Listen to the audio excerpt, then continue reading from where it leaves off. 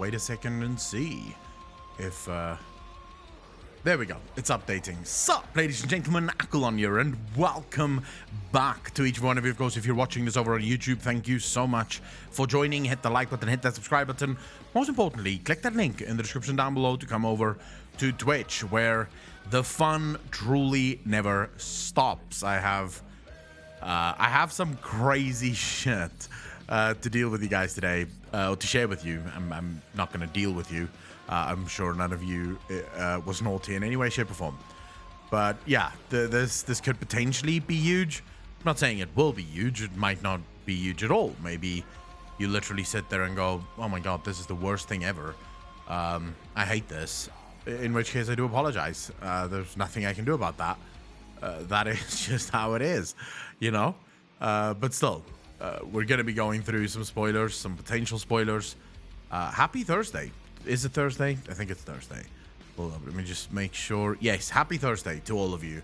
Just waiting for Twitch to finally send notifications so that we can start getting people in here. I'm just looking to make sure that everything is as intended, so that we can yeah, all right, all of this should be as intended. Just quickly switch back.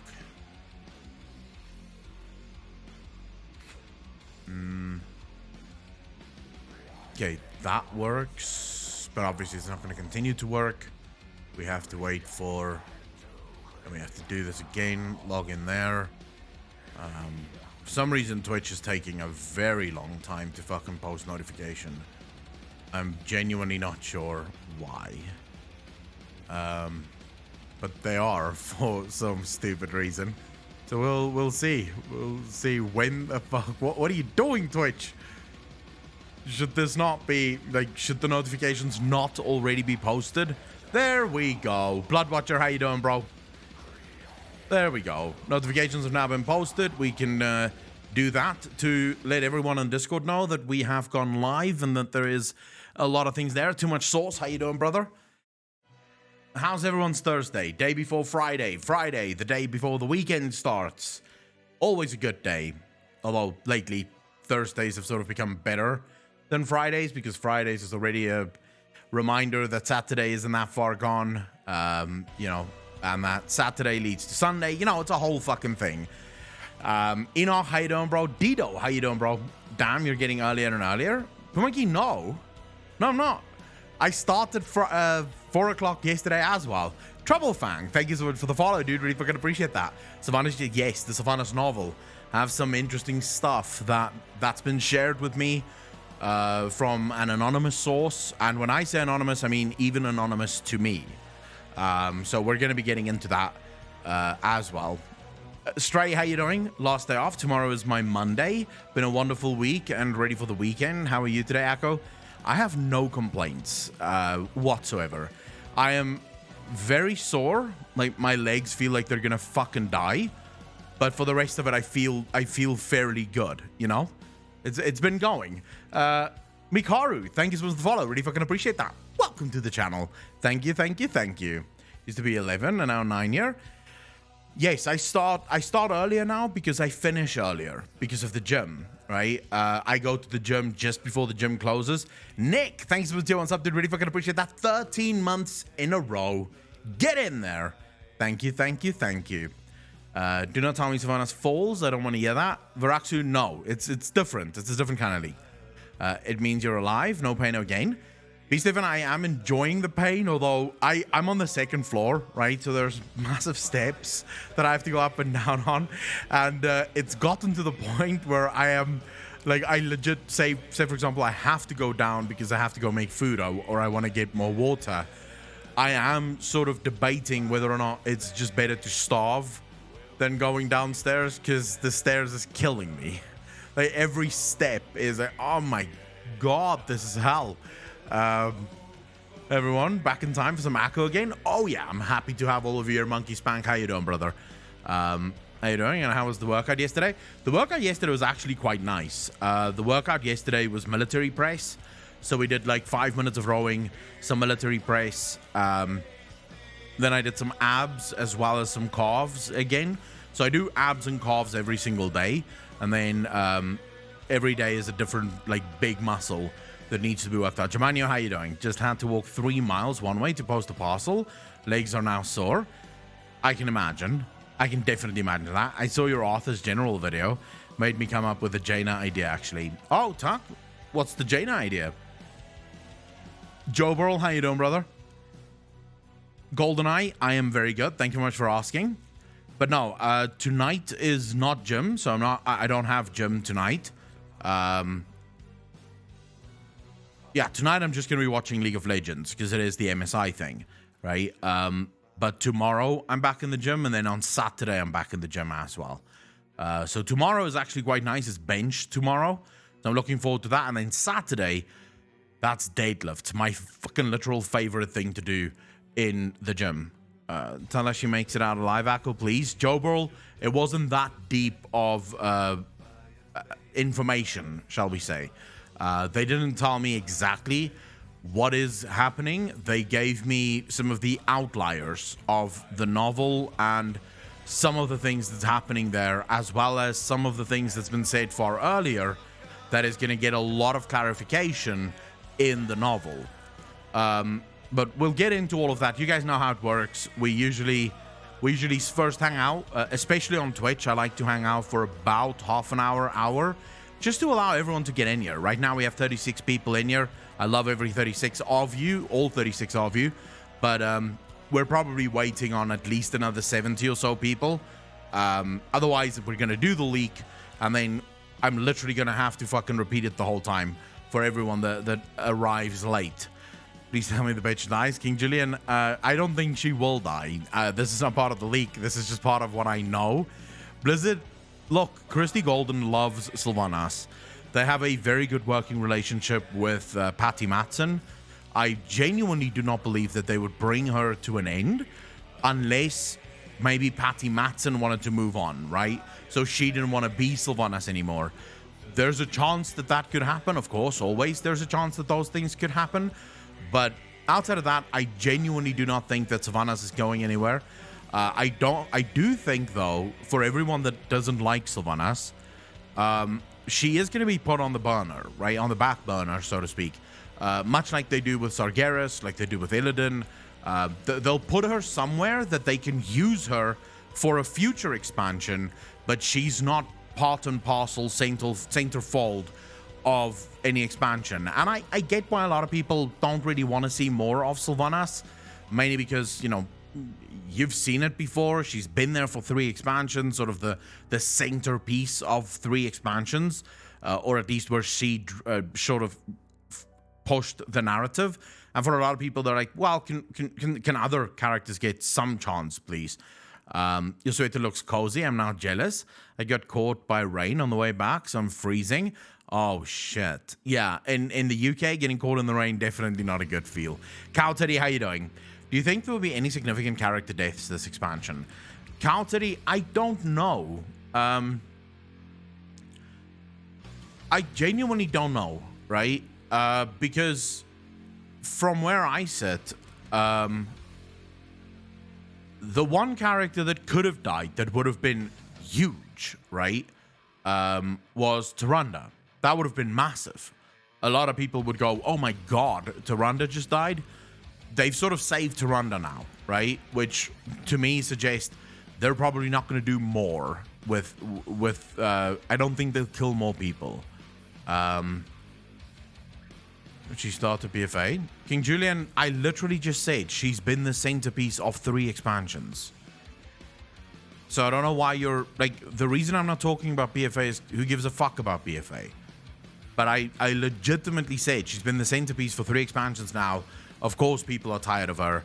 But I don't see why I need to talk about every expansion that she's featured in. I don't mind it, mainly because I got fucked in BFA because of Blizzard's bad writing around what they want to do with Sylvanas, right? So I got fucked by it. So that's really the biggest problem I have with BFA, is that they fucked all the loyalists. What are your thoughts on the brokers, or at least some cartels working for the jailer? No. The brokers work for no one. If there's one thing that's been very clear, up until now at least, the more we learn about the brokers, the more we learn they give not a shit. They will work for everyone and anyone if the price is right. They're very much the goblins of the Shadowlands. And by goblins, I'm not talking about the Bilgewater Cartel, which is obviously the ones that joined the Horde. I'm talking about all of the other goblins. They are always neutral. They work for whoever has the highest price or, has the most money. They will do whatever you ask them. They don't give a shit. There's evidence going very far back that the broker or the goblins work with the Alliance very closely. There's even still some goblin factions that work with the Alliance, that sell them stuff or do stuff on their behalf. But it is always based on price. They don't pick sides based on ideology. The brokers seem very similar. The only difference is they don't seem to care about profits in terms of money. They care about information. So if what you want them to do leads to them gaining more information, they're good, right? They love that. More of that, please. So yeah. So I'm so spoiled. I'm so much Echo lately. What? And hi, buddy. I'm forgiven. How you doing, bro? I am sort of worried that maybe it's too much Echo. Maybe you guys are growing tired of all the Accolon stuff that's going on. Maybe I should take another break from streaming. Another few days off, just to give you guys a break from my fucking face. Been enjoying War Crimes. Can always have more Sylvanas content. Cheeky mate, you and me both. That's a good fucking book, by the way. I love your content, Echo. The lore and speculation is really captivating. Strain, thank you so much. I really appreciate that. How are you? Information is always power. Truth. Vico Loco. How you doing, bro? Thank you much for the follow. Really appreciate that. Welcome to the channel. Thank you, thank you, thank you. There is a Hearthstone card called Frost Lich Jaina. Basically, Jaina might get turned Lich by Arthas and be a significant death potential raid fight versus 2 times end of raid bosses from previous tiers. Tuck Butford, I would 100% say do not look into Hearthstone as any sort of indication for future spoilers or spoilers within World of Warcraft. The creators of Hearthstone and the writers for World of Warcraft have made it clear on several occasions that the lore in Hearthstone and World of Warcraft does not overlap at all. Like they don't even look to they don't even look to Hearthstone for any inspiration when it comes to the lore, and the guys from Hearthstone doesn't look to Blizzard or World of Warcraft, the team World of Warcraft, the team that works in World of Warcraft, for any sort of lead into where they take their lore. They just fucking take it, right? They just run it and they just enjoy it. Gave a Death Knight to every Hearthstone class. Yeah, they'll do things if it makes sense, but for the most part, I genuinely doubt that Jaina would be turned into a Lich. It would piss the Alliance off to no end. It would ruin the story because Jaina still has so much that she could potentially do. I don't see that happening. Gasverse, thank you for the Prime Sub. Really appreciate that. 2 months in a row. Thank you, thank you, thank you. Do you know what happened to Khadgar? Hold on. Someone actually, Natalie Frost actually sent me a message on this. Give me a moment. She actually shared it with me.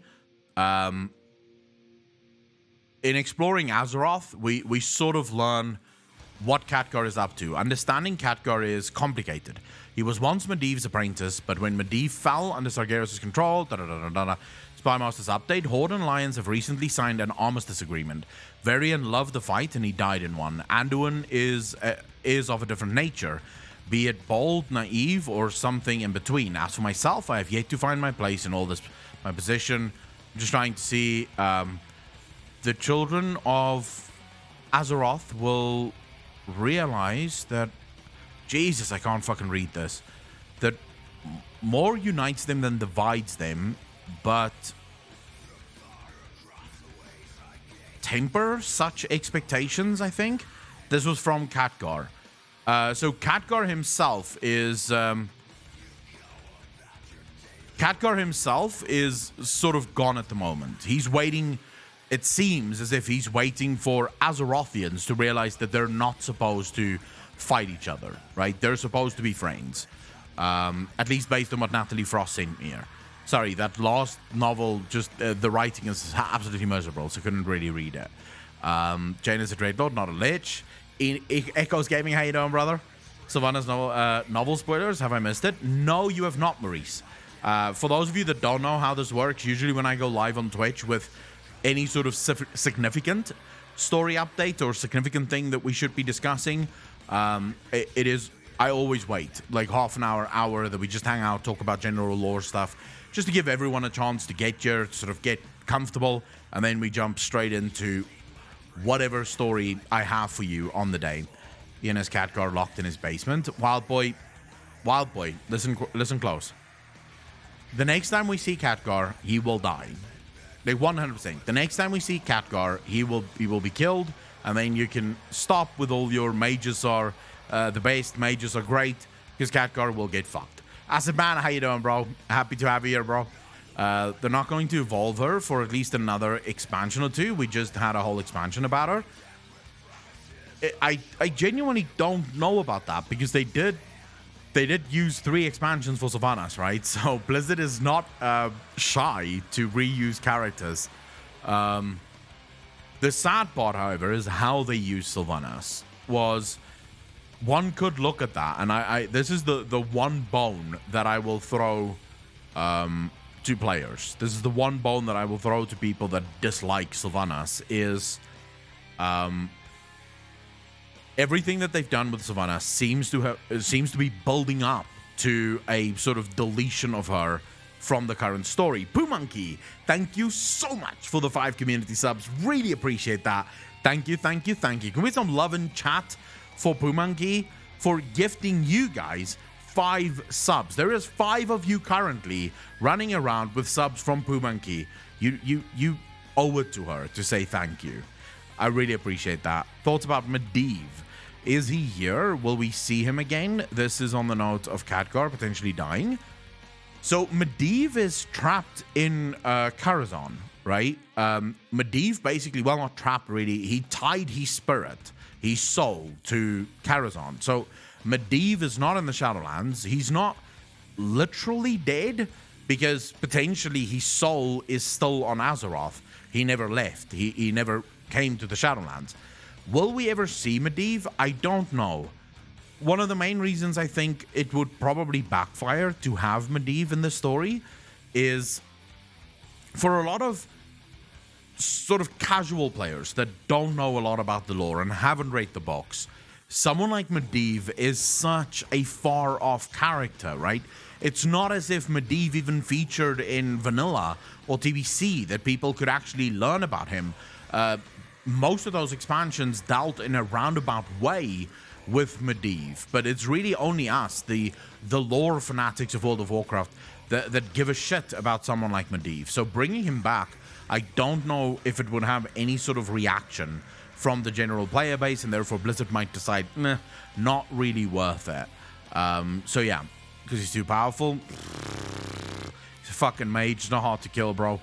Cathy Ash, how you doing? Alien Liath, how you doing? Some of you have some fucking very difficult names to pronounce, by the way. Kildana, how you doing? No, not yet. We will be getting into it. I don't know if you were serious, but if Khadgar dies the next time we see him, maybe Jaina gets the bump to be Guardian. No, I wasn't being serious. I literally just give Wild Boy a lot of shit for his love of Khadgar and mages. So kind of have to. Whenever Wild Boy comes in and there is any conversation about mages or Khadgar, you will hear me say some outrageous shit about mages and Khadgar, just to knock him down a peg or two. Because in his mind, every World of Warcraft expansion should start with Khadgar and end with Khadgar, and should really only deal with the troubles and the hardships that mages face within World of Warcraft. So if it's not a mage problem, then it really shouldn't exist, right? We shouldn't be playing through it. We should only be playing through the real mage-heavy things in World of Warcraft, according to Wild Boy. So, I make the best cinnamon buns. I've never met a cinnamon bun that I've liked, so I'm going to take your word for it. Would come back out if Medivh came back? It's possible, I suppose. Cowtity, thank you for the Prime sub. Really fucking appreciate that. 3 months in a row. Thank you. May just like the fire, another may just put it out. Kind of exhausted of Blizzard killing off so many Horde leaders figures. Yennefer, 100% agree with you. The Horde leadership is the most fucked up game of musical chairs in the history of the world. Because whoever gets the chair dies very soon after, right? Every single time. So at this point, the job security and the insurance on your life whenever you become a sort of shall we say Horde war chief is death, right? That's literally the next thing that fucking waits for you. It's death. So yeah, that is a big issue, I guess, in many ways. Let me just check out. What am I looking for in my Twitter DMs? HD?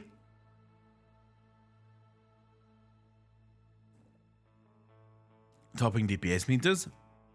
I'm a goal, bro. Exactly, and they stick with one that's already dead. I think Jaina is equal in power level as Khadgar. At Oribos, there are several empty spots around the Flight Master. Do you think that we will find other areas that has been pushed out or hasn't gotten all the souls that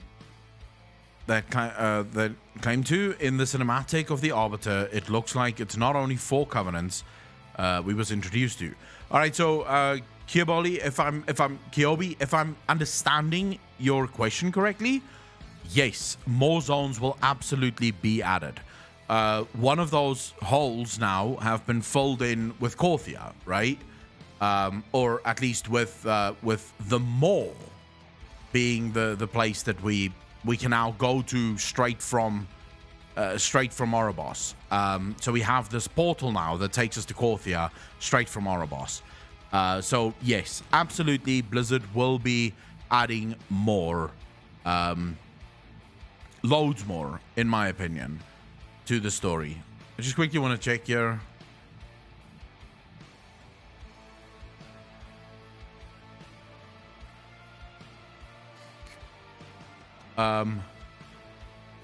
Thanks. Any chance you think they're going to pull their first hub city switch mid-expansion after 9.1 and the events that happen in the raid? Don't you think they're going to pull their first hub city? No. I'd be well surprised if Blizzard came up with a brand new fucking sort of hub, if you will, mid-expansion. I mean, hubs take a lot of effort for Blizzard to design. They have to have a lot of features. They have to feel smooth and workable. And it's unnecessary, right? It's wholly unnecessary. We have the hub. It is working. It feels fine. So, yeah, there is that. We haven't seen you lately. How you doing, bro? Haven't heard anything from Thanos. Last time, him mumbling that he would be reunited with Sylvanas just before the sling. Signs of him in Shadowlands so far. Okay, so there wouldn't be signs of him at the moment, mainly because I think Blizzard is waiting to reintroduce him at an opportune moment. He is almost definitely somewhere on Sylvanas' side, right? He's somewhere close to Sylvanas. As for where he is exactly, that remains to be seen, right? That we genuinely don't know. But I do think we will see Nathanos in this expansion. He's most likely going to make some appearance, but it will be later. 6 inches of snow and 1 week later 3 feet of rain and everything flooded. Jesus. Thrall and Garrosh reunion confirmed in the raid. No, maybe. How would Thrall react if he saw Garrosh now? What do you guys think? What would Thrall's reaction be? Alright, Dido, see you in a bit, bro. What the fuck is Garrosh? He was teased. He is in the new raid, right? We find him being tortured in Torghast. So he is in the new raid. The question is just, how exactly will that happen?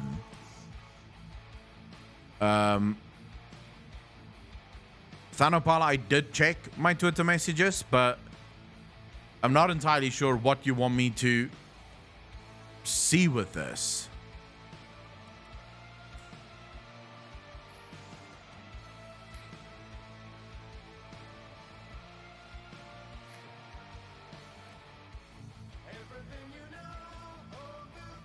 I'm seeing it. I'm literally looking at it. The problem is that this message is coming from a completely different account than the one that actually messaged me, the original one. So I'm not entirely sure how many accounts do you have. A lot bad. T-Stone's Tornadoes down here in Bama. Remorse. You think you would feel remorse? From Ranger Alvira. Yeah, I saw it. I'm just not going to respond to it now, but I did see it. But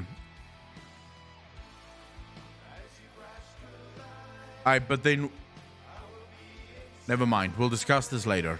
It is an interesting. It's still an interesting thought. It's just the way you phrased it originally is. Yeah,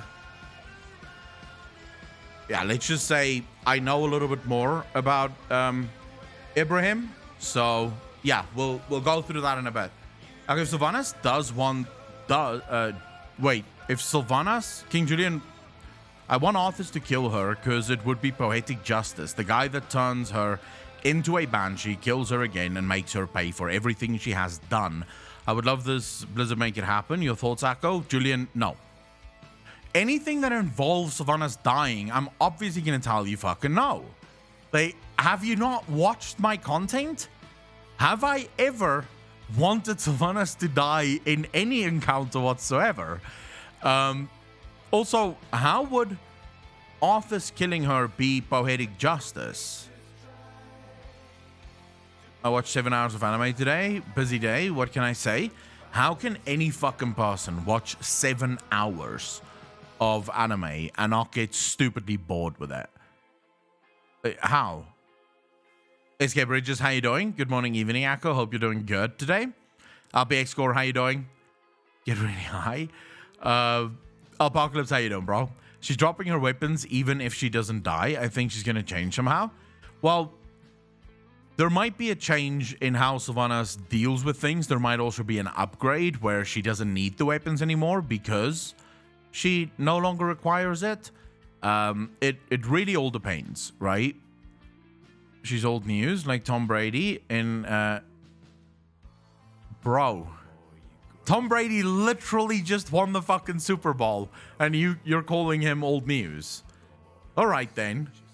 I mean, the dude literally just won the NFL. Without getting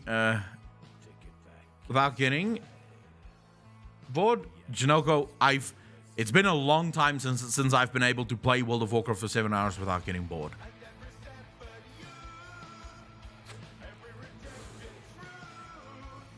I love Tom Brady. It's wrong to view her as I view Uther, not complete, and we need to find the rest of her soul. SK Bridges, I genuinely don't. So, here's the thing. Just because Frostmourne has the ability to split souls does not mean that Frostmourne does it to every single soul it encounters. It simply means that's one of the abilities that Frostmourne has. Also, we still don't have answers as to how exactly Uther's soul got split. So we'll quickly do this. Hold up.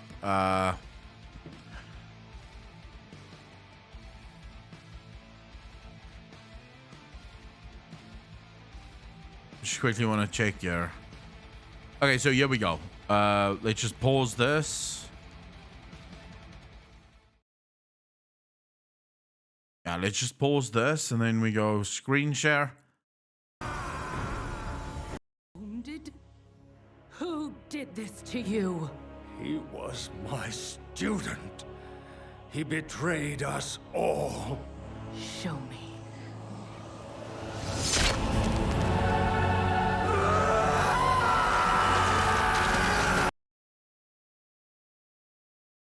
Wait, where does he say it again? Am I missing something? He says just before he dies, he says, "Light, save my soul."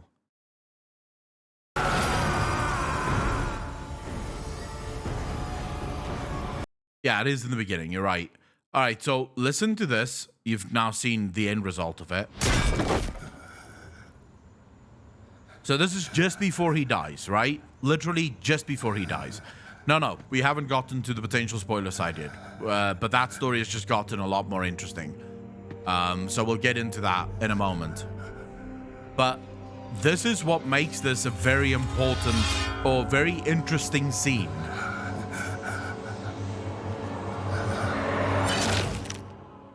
Light, save my soul. Now, I have always argued that that moment where he says, "Light, save my soul," if you go back to the Una quest line in Legion, we know that the light has the ability to intervene, right? If you go back, Steve Denuser did an interview with either, it was, I think it may have been SA Gamer, but it may have been someone else. But Steve Denuser said that the other cosmological forces can, with great effort and a lot of power, interfere in the natural flow of souls. So it is possible for them to interfere. Now, my belief has always been that this moment where we see Uther's soul split, it's the light intervening, but the light didn't have enough power to get the whole soul. So Frostmourne literally clung so hard to that soul that was supposed to be its, that the light could only grab a portion of Uther's soul or save a portion of it to send it into the Shadowlands to ensure that he doesn't end up in the fucking in the Blade for all of eternity. Magister, thank you so much for doing up, dude. Really appreciate that. 2 months in a row. And then Yennefer, thank you so much for the follow. Really appreciate that. Welcome to the channel. Thank you, thank you, thank you.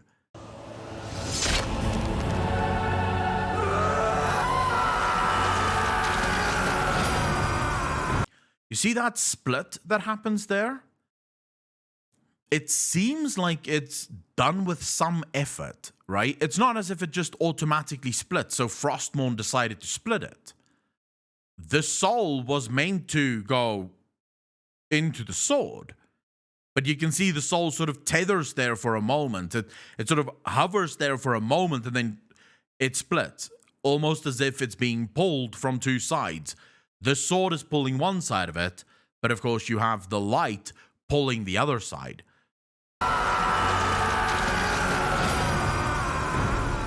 The light takes part of his soul, and the soul takes the other part.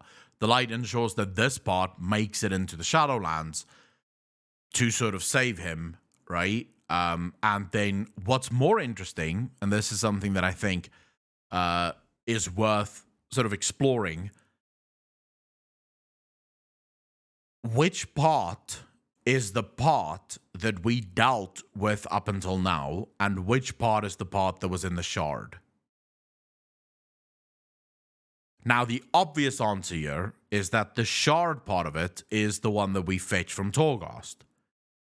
But then that throws a hell of a lot more into what happened to all of the souls in the sword.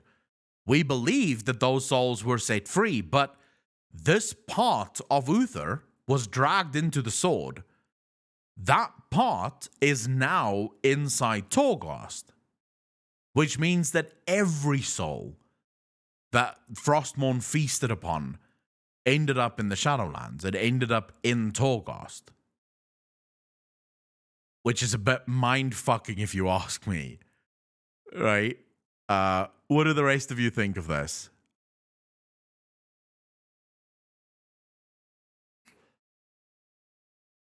That would only make sense, really? It would, but it is sort of massive because it means there's a lot of souls inside Torghast. Half the souls get stuck in the blade, the full souls got released. Jamalman, that's a theory, but most of the theories, however, or most of the evidence points to these souls going into Torghast. So upon the destruction of Frostmourne, it's not a retcon to the end of ICC Apocalypse. It's when these souls got freed from Frostmourne, they were marked for Torghast. So there's every reason to believe that they could have actually, those souls, so at the end of it, for those of you that don't know, right at the end of the Arthur's death cinematic, so if we go Arthur's death, you have all these souls freed, right? Frostmourne lies shattered on the floor.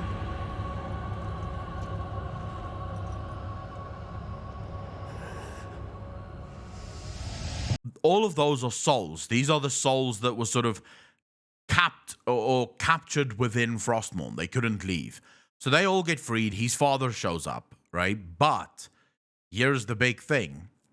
What if all of those souls were marked for Torghast? So upon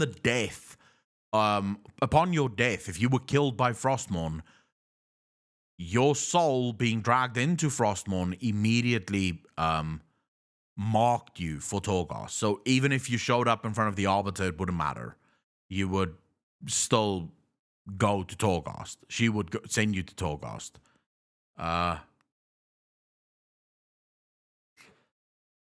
All right, so, I mean, just on a separate note, we'll just look at this again, but on a separate note, the people that keep saying that Arthas was clearly in control, this was all Arthas, Ian said Arthas was in control, explain the following line to me. If you truly believe that, explain the line to me.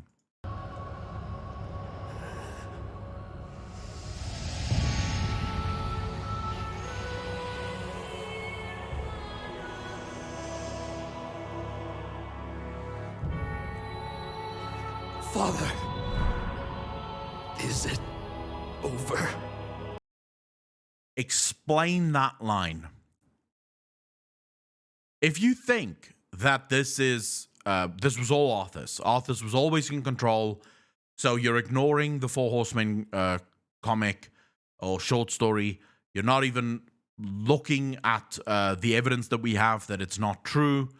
But if you think so, explain that final line. Father, is it over? That is not the words of a man that was in control this whole time. Those are the words of a man who only just escaped that nightmare. The words of a man who could see it all happen while he was in there, but couldn't control it. He could do nothing. He could just sort of sit there and watch it fucking happen. That's what I believe those words are. Look at the eyes changing again. Who does that remind you of? I mean, the eyes changing 100%. It shows the control, so you can see, you can actually see the difference. So this is the end result of this.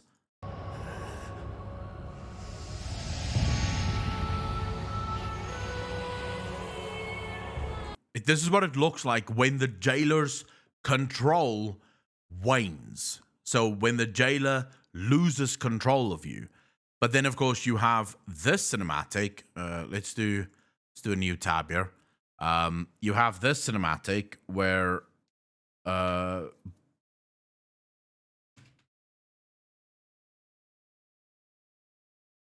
Sylvanas. You have this cinematic where Bolvar accepts the power. Ice Crown. Where you see the sort of reverse of this, giving yourself to the jailer versus the jailer falling away from you. And then we have another example of this happening. So Rules forever.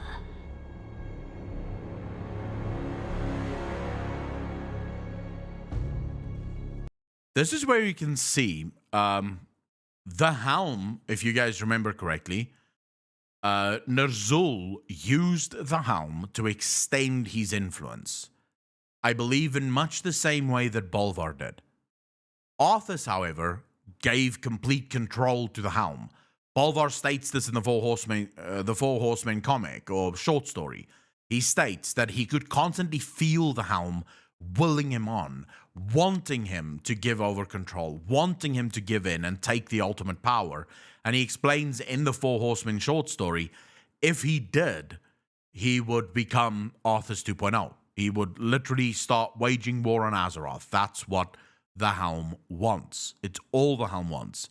And he was fighting it up until the point that Sylvanas showed up, right?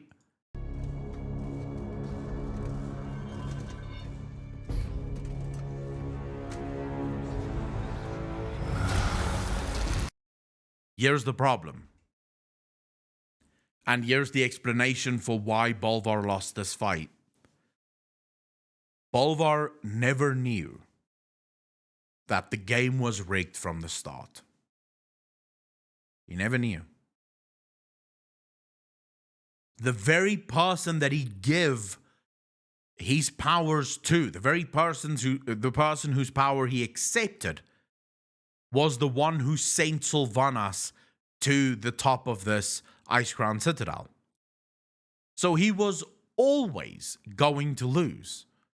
He never stood a chance. The jailer would not give him the ultimate power. Because this literally happened. Can we just watch the whole of this? It's been a while since I've watched this cinematic, and I love this cinematic. So let's just watch it together. For all time's sake.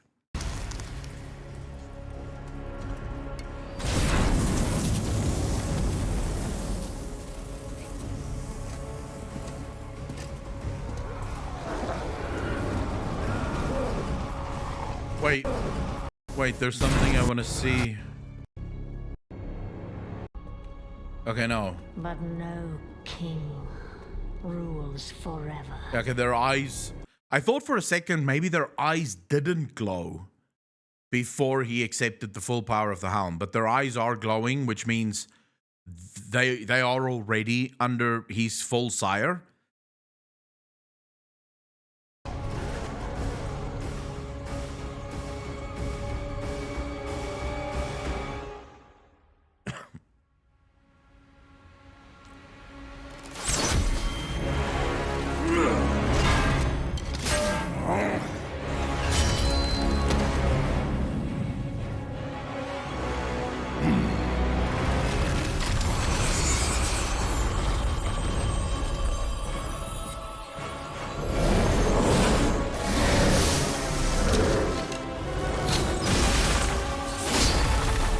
This is such a good cinematic, dude.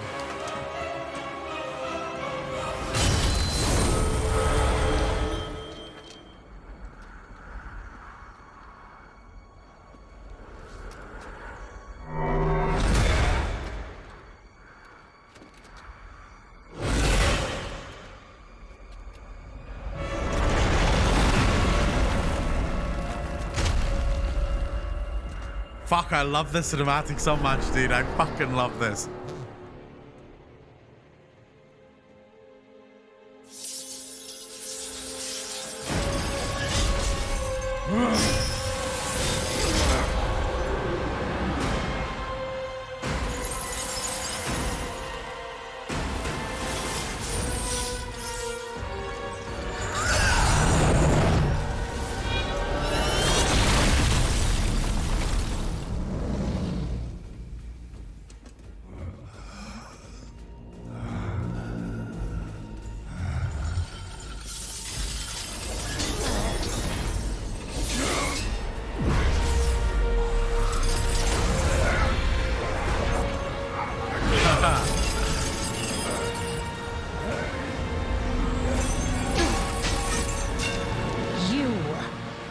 Unfit to wear this crown.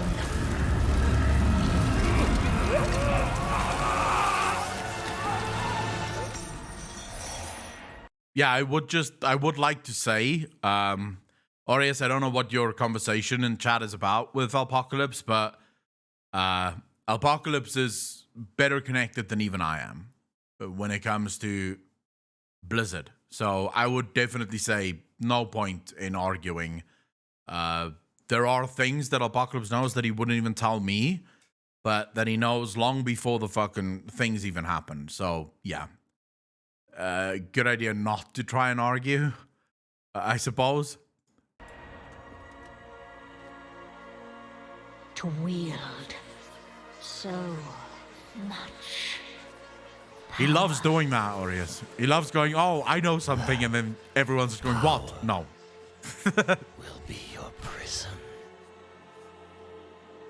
This world is a prison.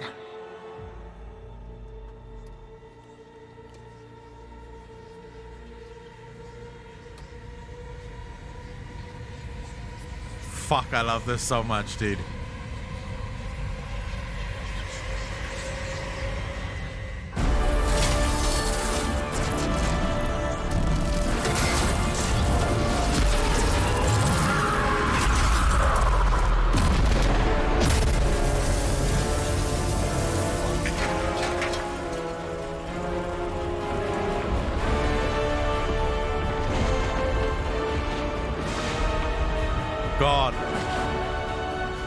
This is amazing. The cinematic is fucking And stupidly I amazing.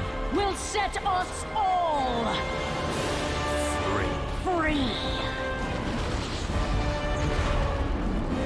But he was always meant to lose. Remember, the very power that he accepted is the power of the jailer. The jailer wanted all of this to fucking happen. So at the end of the day, this is what happened, right? Nothing you can really do about it. It is what it is. All right, so on to the spoiler, because all of you keep asking me about the spoiler. Now, in order to be fully, shall we say, transparent, when I started the stream, I had one message or a string of messages from one person, right, claiming to have spoilers about the book. When I asked the person, right, that's why this stream is titled Potential Spoilers. I believe I fucking titled it correctly. I think I did say potential spoilers. Yeah, major potential spoilers. When I asked this person to provide any sort of, shall we call it, accreditation, any sort of credit, any sort of way for me to know, because usually when I deal with people giving me spoilers right off the bat, I ask them, who do you work for? Credentials, that's the right word. Thank you so much. Yes, credentials, right? I asked them for it. They refused to give it. They said, no, I don't want my name mentioned. I will not show you anything. Don't even talk about who I am. This is what I know. You can use it. You don't have to use it. And I told them, well, I'm gonna treat this then as I do with every other sort of leak that we get for every expansion, right? Just as a fun thing, because that's all it is. They then said no. They don't want to be involved in it. I can use it. I don't have to use it. They just don't want to be involved in it. And I was like, okay, no problem. Then I got a whisper just now from another person saying that they are in fact the one who came up with this, right? And it's just a theory. It's not actually a leak. They were both in the chat earlier on. So I don't know who to believe. I have no idea what's going on because the guy who initially sent me this blocked me after I said, sorry, I will not treat it as a spoiler. So I made it very clear, right, in the DM, if you can't provide credit or at least credentials for who you are, then I'm not treating it as anything official. I'm not going to say these are official spoilers. I refuse to, because that would just be me lying to you about what the fuck I actually have, right? So I'm going to say, right, I am going to say,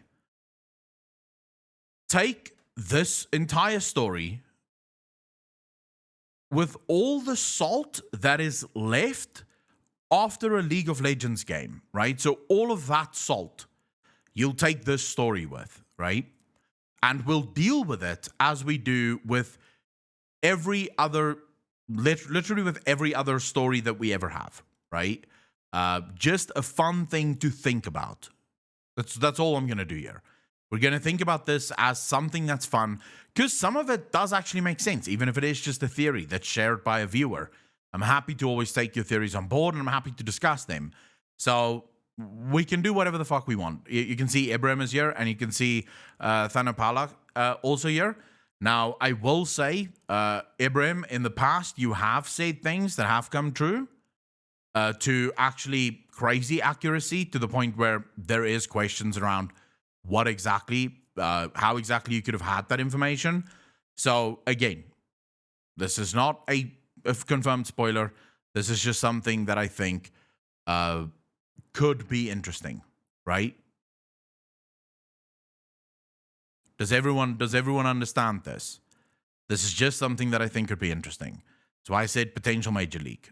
Just want to get your thoughts on that so that we get that out of the way 100%. All right.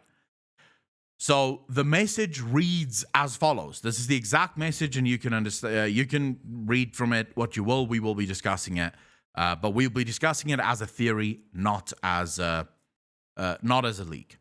FYI, the Sylvanas book is based around a trial, and they go into great detail about all the trauma and betrayals. They will also talk about her brother and how Saurfang compromised the plan, thus leading to the burning. It also goes into detail about how the dark magic of Elune imprisoned the jailer. Now, this is something we have actually speculated on, right? We've actually spoken about this. How... No, this is not your message, Ibrahim. I'm literally reading the original message I got. This is something we speculated in the past, that Elune was directly involved in the jailing of the jailer. Now, just to bring this to more speculation from me, so this is my speculation. This is not speculation that I got from anyone else. This is my speculation on it. I've been thinking a lot about Elune, about her powers, and we've discussed this before, and I think I'm almost ready to make a video on Elune.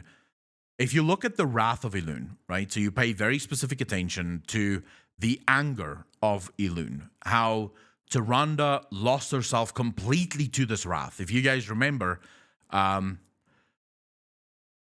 many of you have seen the PTR stuff with Tyrande? Can I just get a show of hands? How many have seen the PTR stuff with Tyrande? How many of you have played up until the point where you saved Tyrande? Because if you haven't seen that cinematic, I sort of have to explain it first, because otherwise you wouldn't know it. Right, so it seems like there is quite a few. You haven't. Okay, so basically, we go around. Tyrande is fucked, right? So we go around and we sort of, shall we say, we sort of collect other Night Warriors, but we are running out of time. Tyrande doesn't have any time left. She is about to die, right? If we do not get these Night Warriors quick enough. So we're only able to gather 3. We gather the horse dude, Thirnax. We gather someone from the House of Eyes. I can't remember her name now. And we gather the Harvester of Wrath. Right? It turns out the Harvester of Wrath in Revendreth is actually a previous Night Warrior who died and obviously ended up in Revendreth for some reason or the other. So we gather those 3, and then of course we have Tyrande right in the center. As they're about to start the ritual to basically split the power of Elune between the 4 of them, so that hopefully it doesn't overpower all of them and they don't all die, Tyrande gets extremely angry. And when I say extremely angry, I mean she goes off her fucking rocker. Right? Tyrande goes apeshit. And I think it's Thirnax that screams out and says, she's gaining too much power. We don't have time. So this also gives us a little bit of insight into how exactly Elune's power works. It's not as if Elune downloads all of her power instantly into you. You, very much the same way as we saw with Bolvar and not wanting to open the helm, not wanting to use the power of the helm, Elune's power works very similarly. If you accept her power, the anger in you grow. Every single time you give in to the anger, more of her power is basically downloaded into you. So it becomes worse and worse and worse the more angry you get. The wrath of Elune. Now, finally, Tyrande loses it. She becomes red, so attackable, and she starts attacking her own daughter. And from there, you have to help subdue her so that they can finish the ritual. They eventually finish the ritual and the power splits, and now all of them have a portion of this power. And finally, Tyrande comes out of this daze. She finally emerges and feels normal. And she actually says, the anger is gone. Now that got me thinking in a lot of different ways. And if this spoiler is correct, right, it wasn't too hard to see, but Ibrahim himself, in what he's claiming to be his theory now, and I'm not saying it isn't, I have no idea, but in the interest of being as honest as humanly possible, if this is Ibrahim's theory, very well fucking done and very well spotted, Ibrahim. But basically, Tyrande, she almost had a backseat position throughout this entire fucking ride. She was sort of in the backseat watching as Elune's wrath drove the car, and she had very little control over it. She felt the anger. She felt the hatred of Elune, right? Now, it goes on to say, it also goes into detail about how the dark magic of Elune imprisoned the jailer, who then used the magic as a weapon. This is also hinted in the new 9.1 patch. Duranda talks about not being able to control herself, but being able to to see it all play out. Death comes for the soul of your world is not a threat, but a warning about Elune. Now, again, if this is an actual piece of information that is actually true, very interesting. If this is just speculation, again, guys, I'm going to keep saying this. Take everything that has to do with potential things with a lot of salt, like copious amounts of salt, because we just don't know. So treat it as just a general theory. And that makes it more fun because that means we can all speculate together and we don't yet know what the story is. I think this is kind of amazing, right? I genuinely think this is sort of amazing from just how the story would play out. As someone who loves speculating about the potential of the story, I don't trust Elune. The same way I don't trust any of the Eternal Ones, right? The same way I don't trust any of the Eternal Ones. I think they all have their own sort of things that they want to achieve. And I think they all have their own sort of ideas about how the universe should be played out. So I can't trust any of them. Now, what made me think quite heavily about Elune and her story is the wrath that Duranda felt. Where does that anger come from? Anyone in chat right now, any one of you can tell me right now, where does that anger come from? Because that's not just normal anger, right? It's called the wrath of Elune.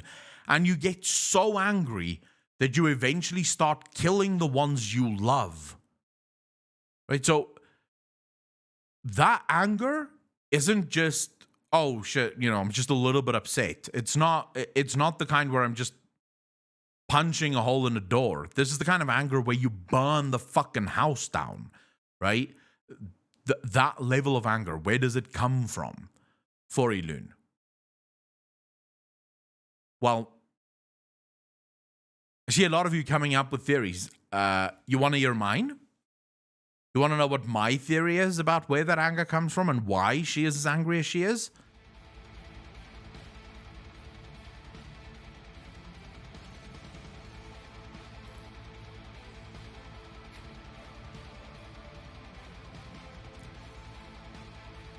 I believe that Elune was once the keeper of secrets. I believe that Korthia was once the realm of Elune. She was the one who held the secrets of the Shadowlands. And when the jailer declared his war on the Eternal Ones, when he declared that he will kill all of them, right, in order to get what was his in the very first place, she was forced to leave her home. She had to escape. The jailer would have killed her. And this makes everything else fit, by the way. Everything else fits 100% if you believe that. Because suddenly, 9.1 or 7.1, excuse me. No, was it 7.1? No, 8.1, excuse me. 8.1 makes sense. The burning of Tildrassil, actually 8.0. The burning of Tildrassil makes 100% sense when you think about what the jailer wants. He needs Elune. Her anger is because she was forced from her homeland. She was forced to abandon her own sister. You can see how the Winter Queen reacts, right? When she finally sees the tear. She's overjoyed by the fact that she's not been abandoned by her sister. That her sister was in fact there all the time. Elune couldn't do anything. Now start thinking about this. The tear of Elune, the wrath of Elune, everything we get that has anything to do with Elune has to do with sadness and anger. Elune is a bitter old bitch and she's coming, right? But the jailer needed her. You see, because when she escaped through the veil and into reality for whatever reason it could be, when she left to basically guard Azeroth, so to speak, It could have been for two reasons, one of two reasons. Option number one, as far as I can tell, is Elune was tasked with keeping Azeroth asleep. If Azeroth wakes up, their entire game is over, right? Everything that they had planned, it's all gone. Because Azeroth is sort of the thing that allows them to feed off all these souls and control where these souls go. The other one is that Elune believes that the only thing that can kill Zuval is Azeroth. And that's why she came to protect it. To ensure that when Azeroth is ready, she'll wake up and she will stop Zuval. But that no one else can actually do it, and therefore she has to defend the one being in the universe that could take on Zuval and actually survive that encounter. So that's the sort of two reasons why Elune would have escaped and why she is now sort of tied to Azeroth in a way. But Zuval needed her. He needs to know where she is because she has the secrets that he needs. Korthia, to my mind, is called the City of Secrets, but only because it belonged to Elune. The true secrets lie within Elune. And that's what he wanted. Problem is she's hiding. She's not there. So what does Zuval get Sylvanas to do? Burn the tree with her people inside it. Draw her out that way. If you kill all her people, if you genocide her people, she will have no other option but to show up. She will have to interfere. She will have to intervene, and we saw it. She did interfere. She came to help.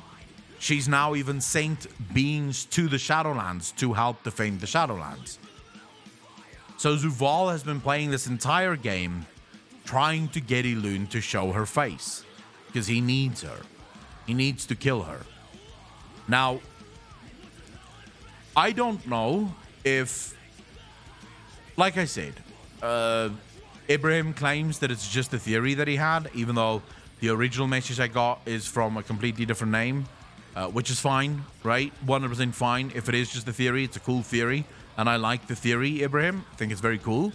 The original message, however, did not claim to just be a theory. It claimed to be an actual piece of the content, which now, of course, since I made it public or clear that I will cover it as a leak, now suddenly it sort of changed and went, oh, no, I just made it up. It's just a lie. So you guys can take it with however much or little salt as you feel is necessary for this story. I'm taking it with all the salt in the world and just looking at it as a normal theory, a normal story. Just something that's really fun. So, yeah, for me, that's all it is. It's just a fun thing. I don't know, Ibrahim, I don't know why you guys keep saying it. You're literally repeating every word I just said, and I'm not entirely sure why you keep doing it. I at no point said this is a leak. At no point said this isn't a leak. But you'll forgive me if I'm not going to take your word for it, considering the fact that I have two messages on my Twitter that literally contradicts each other from two different accounts, one of whom blocked me, most likely trying to stop me from actually seeing the message, as if screenshotting wasn't a fucking thing. The second you send me information, and this goes for everyone, by the way, if you send me any information claiming that it's a leak, you get screenshotted immediately. Right? You get screenshotted immediately. And that way, I always have the evidence. If Blizzard ever comes to me and they really want to fucking force my hand, or they want to claim that I've been lying, I can say, well, I have the screenshot, so what the fuck you want to do? Right? So, yeah. I would never use it to out anyone, but at the same time, it is what it is. I'm not going to put myself at risk. Just for people that want to be funny. Ravy G, thank you for seeing what's up. Did really fucking appreciate that. 33 months in a row. Thank you. Now I want to hear from the rest of you. How do you feel about the theory? What is your theories around Elune?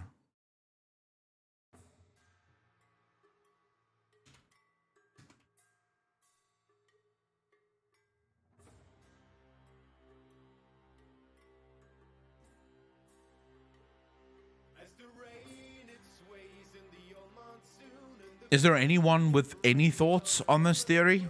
Or with their own theory? No, this is relevant, but Xalatath and Ulthalish quests also mentioned that their holders wanted to kill others.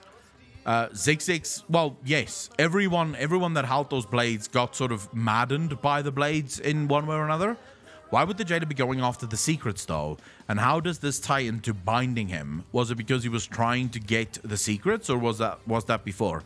For Axu, it depends on how we view the secrets, right? It depends on what those secrets are, but also it depends on what is it that the jailer actively wants. If I am correct, and my speculation is correct, what the jailer is after is the freeing of death. Right? So I actually believe, big brain theory, that it is. And when I say big brain, I'm mocking myself because it's just a theory. But my sort of 5-head theory on this thing is that Zuval isn't death, but of all the Eternal Ones. So the Eternal Ones arrived in the Shadowlands and they sort of put order to the Shadowlands. And they, in order to do this, they kind of jailed death. They bound death to ensure that they could order it so that death wouldn't get too powerful. Zuval went a very similar way or direction as Sargeras did, realizing the folly of what they were doing and decided that no, death was never meant to be chained, and therefore stepped in, right? So he sort of pledged himself to death. By doing so, he's been the enemy of the Covenants for a very long time, right? He's been the enemy of the different Eternal Ones for a very long time. This might actually be why they refer to him as Monster. There may have been more Eternal Ones than just the ones we have now. It may be that Zuval was killing them, right? And that's why they refer to him as Monster. There's another bit of a leak that I won't go into too much detail because this is actually a confirmed leak from a confirmed source that I sort of discussed on Patreon because I don't like doing confirmed source leaks in videos and stuff like that. I'll do it on Twitch. This is where I'll discuss it with you guys, but confirmed source leaks I don't do videos about because, well, it sort of ruins the story for everyone. Even if you don't know that it's ruining the story for you, it is sort of ruining the story for you. But there is evidence, at least, that suggests that there is a new Titan coming and that the Titans shares a name with something we already know. I'm not entirely sure if I'm even allowed to talk about this publicly in as much detail. Well, I say as much detail. I don't even have much detail. Detail? No, not Azeroth. I don't even have much detail. I have a name. I have the name of the Titan. And we have the name of the other thing that's very close to it. And it is a model that the art team is actively working on. But I would need to hear from the person who gave this to me to find out if I'm actually allowed to say it. So if he's watching, can he just quickly confirm on Discord if I'm allowed to just mention it?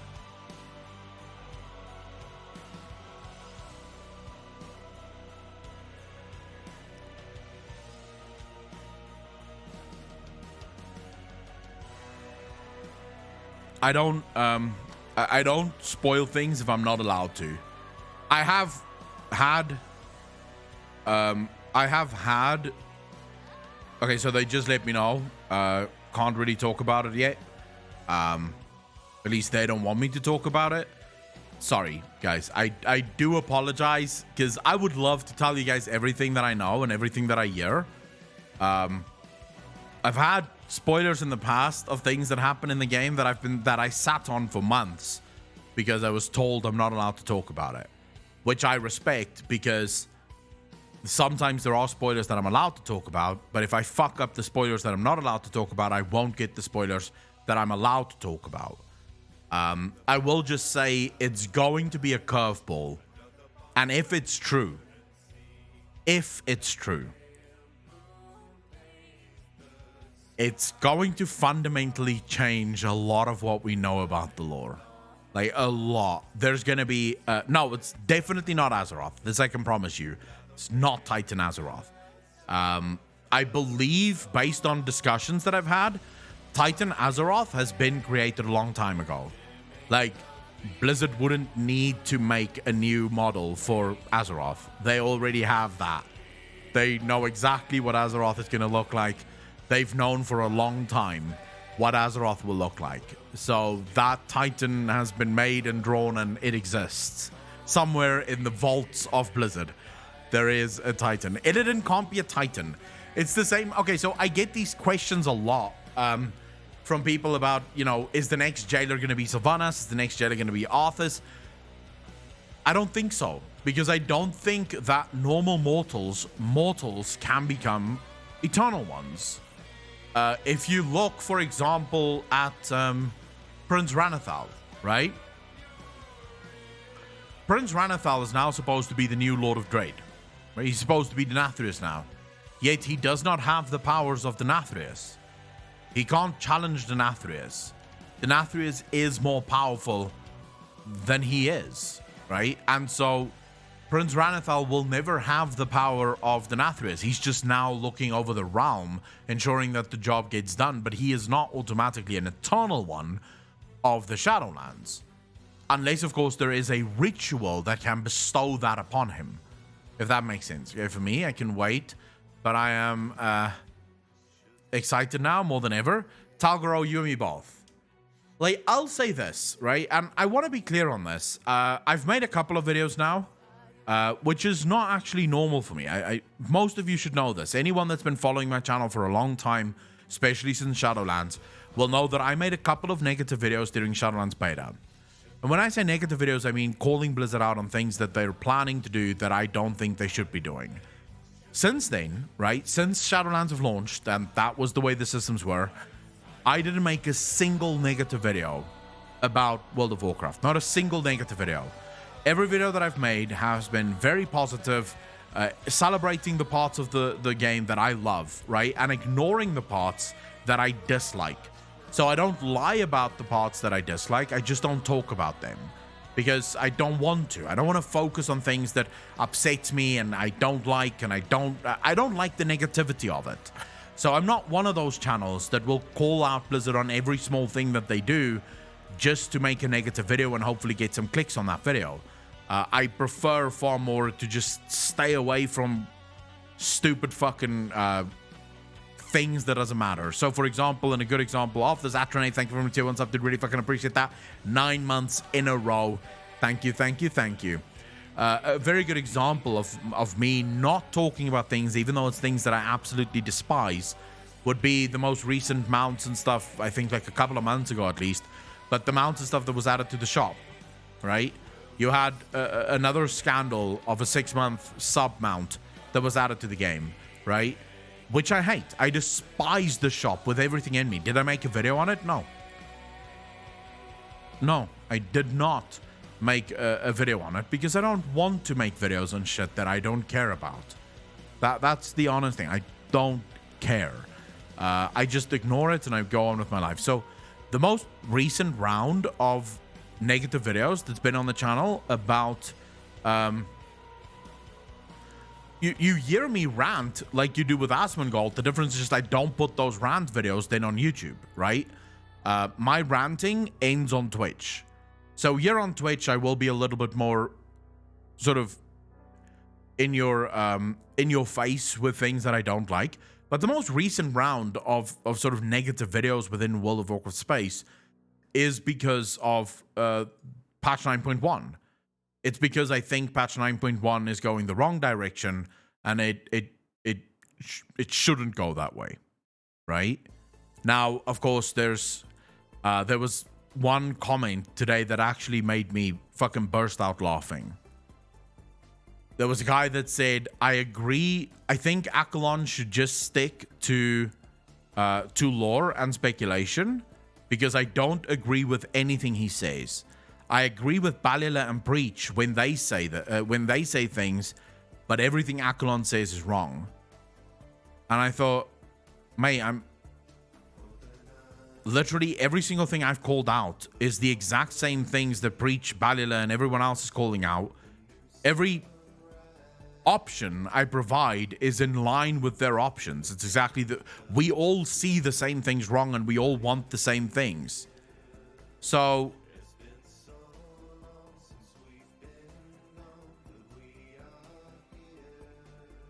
the fuck?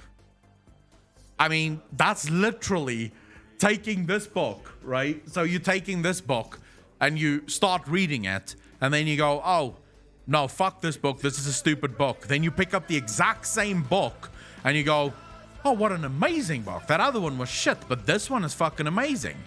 Stupid motherfucker. So I've been having a ton of fun today with blocking people on YouTube. It's been crazy cool. I just, if you come at me with absolute disregard for any respect whatsoever, I'm not asking that you respect me. You don't have to respect me. There's no reason to respect me. What I'm asking for is that you at least have decency, right? Or at least argue in a respectful manner. So if you come into my comment section and you just immediately start off with, you stupid motherfucker, or you don't know what the fuck you're talking about, stay in your lane, that's an instant fucking ban, right? I instantly block you and I just go, it's good, it's all cool. His metaphor of a dick and rice salad is the best thing I've ever had. You can't fix stupid, but you can block them. I'm very liberal with the block button these days. Very. Far less so on Twitch, because I feel like mostly on Twitch, people are at least respectful in how they engage with the argument. And at least here we have the ability to have rapport, right? So I can talk, you can talk, we can discuss the issues. Whereas on YouTube, if people come into the comment section, if they say negative shit that's just for the sake of negativity, that just hurts the channel overall. It doesn't add anything. You're not adding to the conversation that way. You're just being a negative cunt. Stay in your lane. Who says that kind of shit? You'll be surprised. A lot of people think that, and I don't necessarily disagree, right? As a YouTuber, I do work for all of you, right? I do. It's not kid ourselves. Any YouTuber that thinks that they work for themselves is lying. Everyone works for someone, right? It's just fact. I work for my viewers. I put out content for you. Hopefully you enjoy it. And if you enjoy it, you slap the like button, you subscribe. Maybe you come support over on Twitch, you become a sub, or you know, do what Ravy G is doing right now and giving 200 bits. Really fucking appreciate that. Mr. Strummer. All right, I'll be quiet. We'll see how fun this stream is. I've just been told to keep the fuck quiet, so...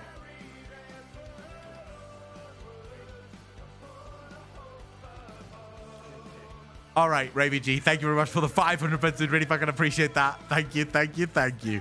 How you doing, Ray? No, I think YouTubers and streamers do work for their audience, but at the same time, I'm not bound by only doing things for the audience. So, for example, when I made the Ashes of Creation video yesterday, that was something for me, right? I wanted to talk about Ashes of Creation. I'm gonna do the Final Fantasy challenge this week, and that's for me, right? I realize many of you are not gonna watch it when I do my first impressions video on Final Fantasy. I realize a lot of you aren't gonna watch it. I realize a lot of you doesn't give a fuck, but I'm still gonna do it for me. You won't get any fucking fewer lore videos from me, believe you me. I will be killing you with lore videos. You're going to get a lot more lore videos. So right now we have lined up, in terms of lore, we have 1, 2, 3 videos that's lined up, and I think another 4 videos that's being edited right now. So you're not gonna be bored with no fucking no lore videos whatsoever. But at the same time, I do want to do other things as well. I don't just want to cover the lore, because sometimes there are games that I really care about. I'm going to play AOC Alpha when it comes out. Escape Regis I will not be, because I'm not paying $400 just to play a fucking alpha. I'm sorry. That's just not happening. There is 0% chance I take out $400 just so that I can play the alpha.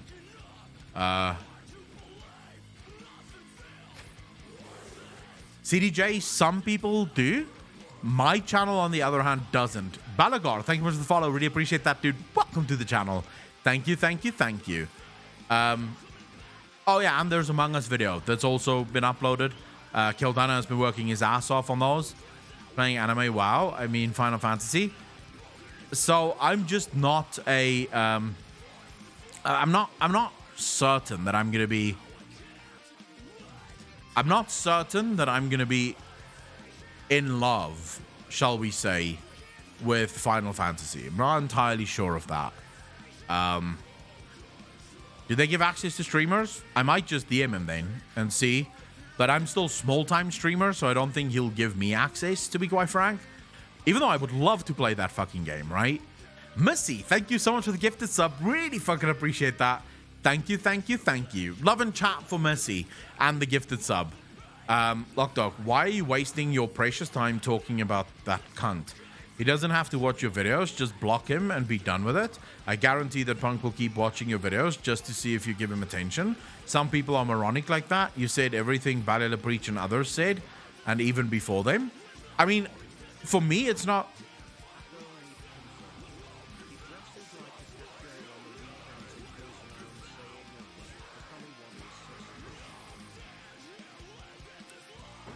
Did you guys hear what Apocalypse just fucking called me?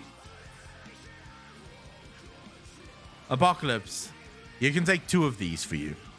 Both of these, they're yours. You can take them, shove them up your fucking ass. I'd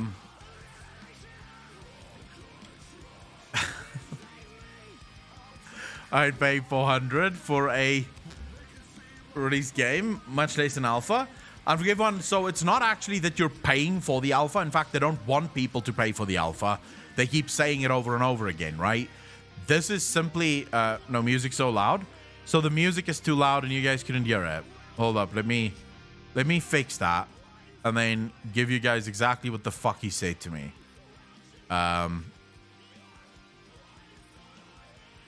hope she reads it again. I hope this bitch reads it again. Tasting this function. Cheer. Zigzags, thank you very much for the 1 bit, dude. Really appreciate that. You look like you've lost some weight. That's terrible. Have a dumpling. Akko, we've Still confirmed. quiet. He dresses like a cat girl on the weekends and goes round saying, oh well, the cummy one is so squishy. Is that too quiet still? Or could you hear that at least? Watch your video and I disagree with you. I think the casual and more intelligent, all they will get all the content quickly, but this is just my opinion. Mr. Rock Me Awesome, how you doing, bro? You mean the video on Ash of Creation? Tell me you guys heard that. If you didn't, we have to fix that now. Quite too quiet? Okay, so it's too fucking quiet. I'm gonna boost it right the way up now. You look like you've lost some weight. That's terrible. Have a dumpling. Akko, we've confirmed. He dresses like a cat girl on the weekends and goes round saying, oh well, the cummy one is so squishy. Fuck, you could not have heard that. There's literally no way that you could not have heard that. All right, as long as you fucking heard that one, we good. I mean, I can't put it any louder. Alex, it's as loud as it will ever fucking go. Maybe lower music a little bit. Is the music too loud? If the music is too loud, you guys can tell me. Because I don't actually hear exactly what you hear. Because of how Twitch sort of remasters things and compresses things before it goes onto the Twitch server. Volume was fine. Okay, cool. So, man, I was joking. Any secret plots to get Akko to watch anime eventually? No. I can barely hear any music. Well, as long as there's a little bit of music and not just too... No, this is just sort of metal. So... You look like you've lost some weight. That's terrible. Have a dumpling. Professional streamer, by the way. Look at this dude. He would be lost without the team running everything in the background. That's what makes me professional. I have a team of people. If someone asks me, dude, can you do this? I'll check with my team. That's what makes me professional. If I was doing everything myself, I'd just be a fucking amateur that knows how to do things.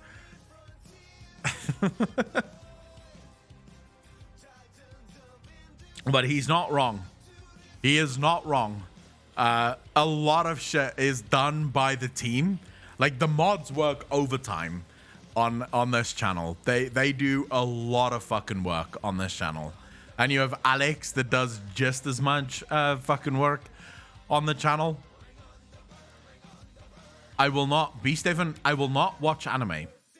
Mate, I can fucking give you a guarantee that I will never watch anime. Could you do a cliff notes of the Elune theory again? I got lost in my thoughts and forgot it already. Troublefang, basically Elune was banished from the Shadowlands or left on her own, of her own accord to try and get away from Zuval, who wanted to kill her, and that's why she is as angry as she is at the moment. Some weight. That's terrible. Have a dumpling. Everybody do yourselves a favor and stretch those legs. Grab a drink, empty your bladder, and unspaghetti that spine. You too, Akko. Alright, fine. Everyone, go take a fucking break. 3 minutes. We're gonna do 5 minutes, just very quickly. Need to go to the bathroom, need to get some more water. So, yeah, we're just gonna quickly take a break, and then we'll be right fucking back.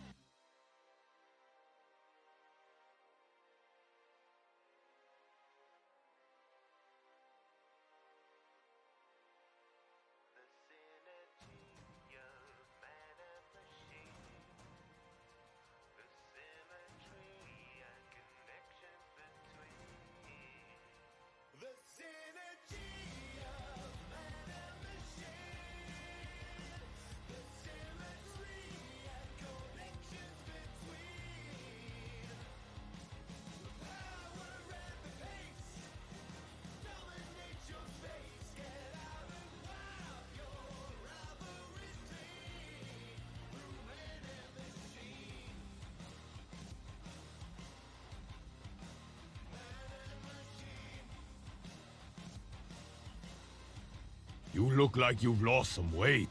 That's terrible. Have a dumpling. Obligatory socials plug. Hit exclamation socials for a link to all platforms including Discord and Patreon, where all the content begins. Alright, fuck it, I'm not getting water.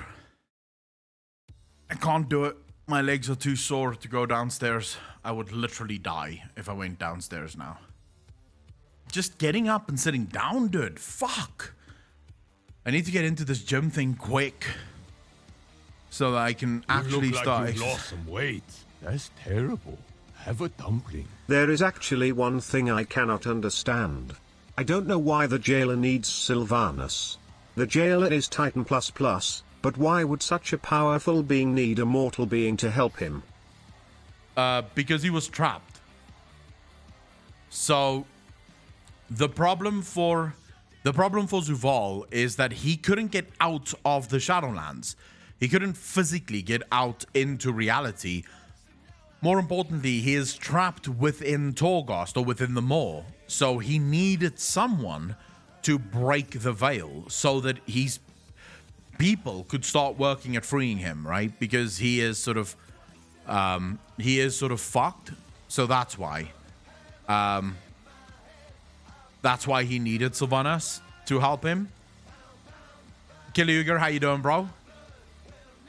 Get wine. I don't drink wine, but I agreed with you of the concept of too many choices. So my problem with Ashes of Creation, and I should have worded it better, but that's usually hindsight is 2020, right? I should have worded it better. Because my initial thought about it isn't that it's sort of that's the end, right? And it's just never going to fucking work, and Ashes of Creation is going to fail miserably no matter what. It really was more a case of warnings, right? So I don't like dealing in absolutes. I don't like to say it's going to fail entirely. That's the same thing I do when I make these videos about World of Warcraft and the things that the developers are doing, right?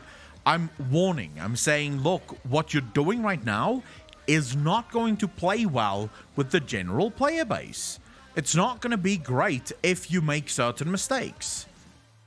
So that really is the only reason I made that video, is to say, if you drop all of these systems on the player at once, the casual player will just go, no, I'm out. This is too much for me.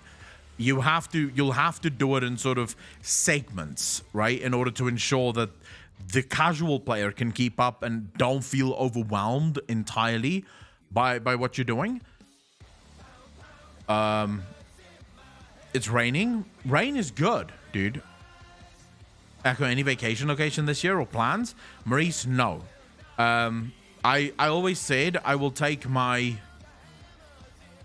I will take my first vacation when we hit 100k subscribers. So if that takes another 3 years, then 3 years before I get a vacation. I don't think if you have less than 100k subscribers on YouTube, you have the right to take holiday or vacation, because, you know, you're still working. You're working your way up. You have to get you have to get to a place where you're stable enough to go on holiday. Not only that, but I don't actually like holidays. I think they're more work than what they're worth, if that makes sense. And Jockey, how you doing, bro? How did Anduin get out of the mall to get to Bastion and get the key? Kirk, you're literally asking a question that I asked about 2 weeks ago on the show. It's the one thing that bothers the living fuck out of me. How? According to what we know, the maw is inescapable. But all of these fucking beings keep walking in and out of the maw as if it never even was inescapable. So it sort of makes it very weird. Maybe the Morsworn did fly him there because it seems as if the Morsworn can actually move around. So there's a chance that they were the ones who moved him there. So there are ways of explaining it, but I genuinely don't know. I don't know how exactly it came to be. I just got an update from my dad regarding all these issues with traveling. That'll be possible anytime soon, it seems. Shit, Joanna, that sucks. Just don't plan the vacation, go spontaneous. For them, so I think that's fine if you're younger, but I've reached the age now where I'm very particular about the planning. Like, I need to know where we're going at least, and do we have a place to stay when we go there? If I'm just going and then I'm gonna plan it there, I'm not gonna have fun, right? That was pointed out. I'm like fucking mind boggled now.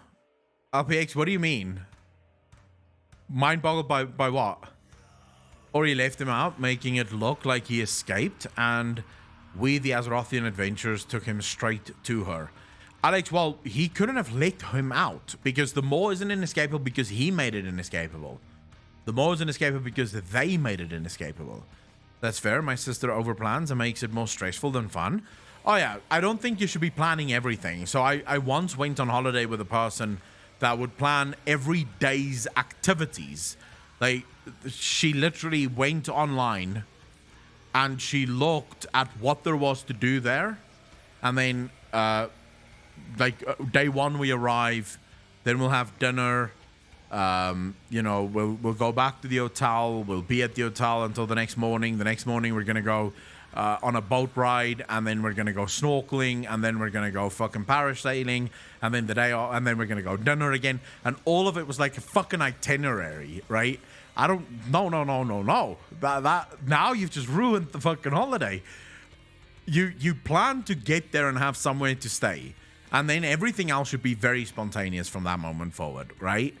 I plan everything down to how long I can take a poop. I can't do that. I like a rough plan of stuff we'd like to do on holiday, but never schedule it in. I don't even care about what we would do, right? So if I go on holiday, I don't care what I'm doing on holiday.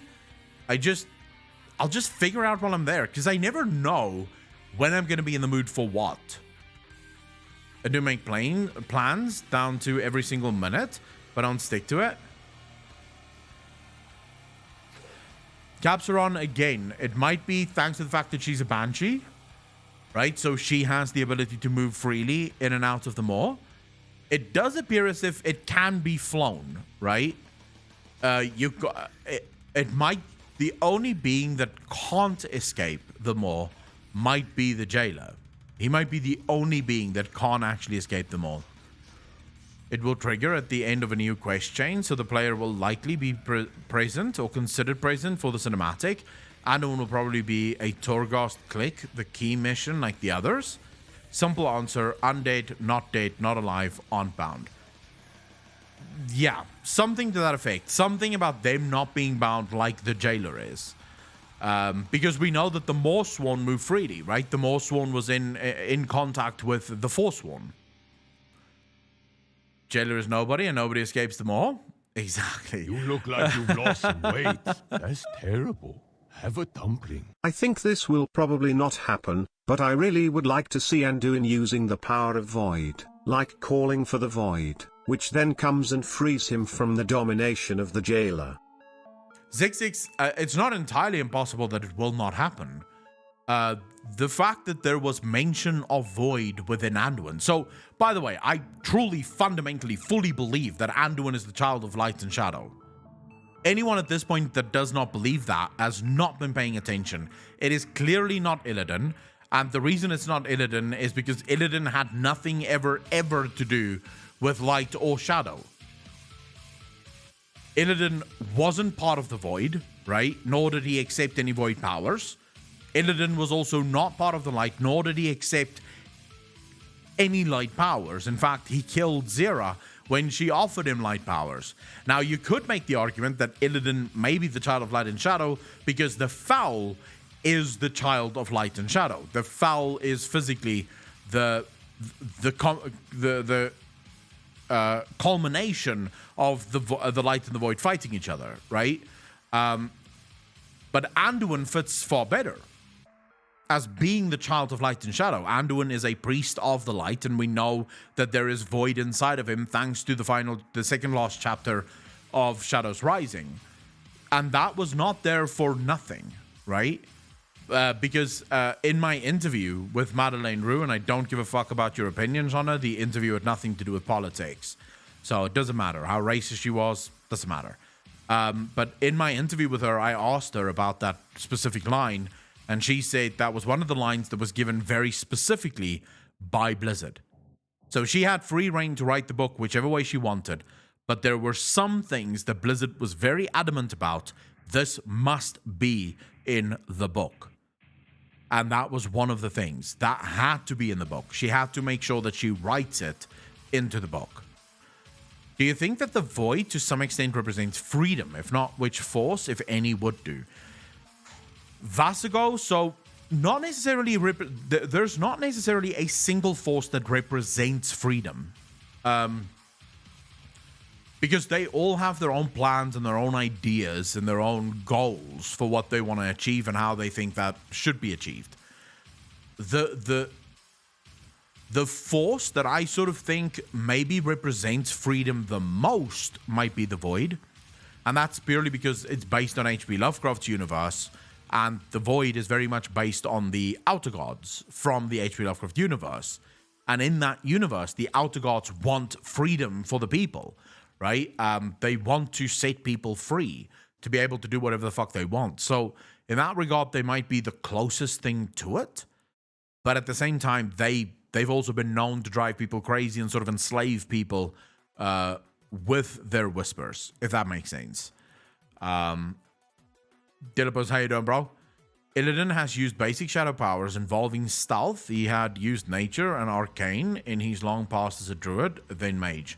Well, to be fair though, as a druid, Illidan never quite excelled. You look like you've lost some weight. That's terrible. Have a dumpling. Speaking of the light and shadow, I also have a theory that the reason why the single-minded light can discover the infiltration of the Dreadlords is because of their ability to turn into void when out of energy, and when they are in the void form or phase, they start to see that the cunning ones kneel before 6 masters but only serve 1.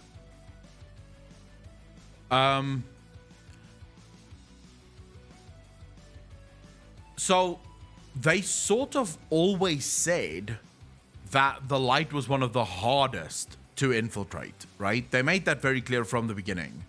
The light is the hardest one to infiltrate, and the reason, actually, no, I think they said the void was the hardest one to infiltrate. The light was simply hard because you had to be part of their plan. If you deviated from their plan in any way, they would catch you. The void was the hardest one because they saw all truths, and it wasn't entirely sure if you were actually sort of fooling them or maybe you weren't fooling them, if that makes sense.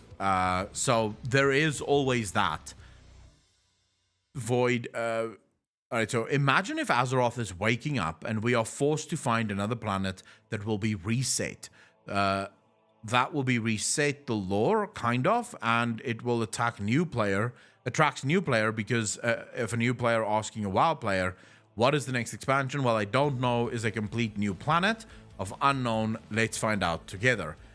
Mr. Rock Me Awesome. So basically what you're describing there is WoW 2.0 without technically calling it WoW 2.0. And you're going to run into the exact same problems that you'll run into with a WoW 2.0.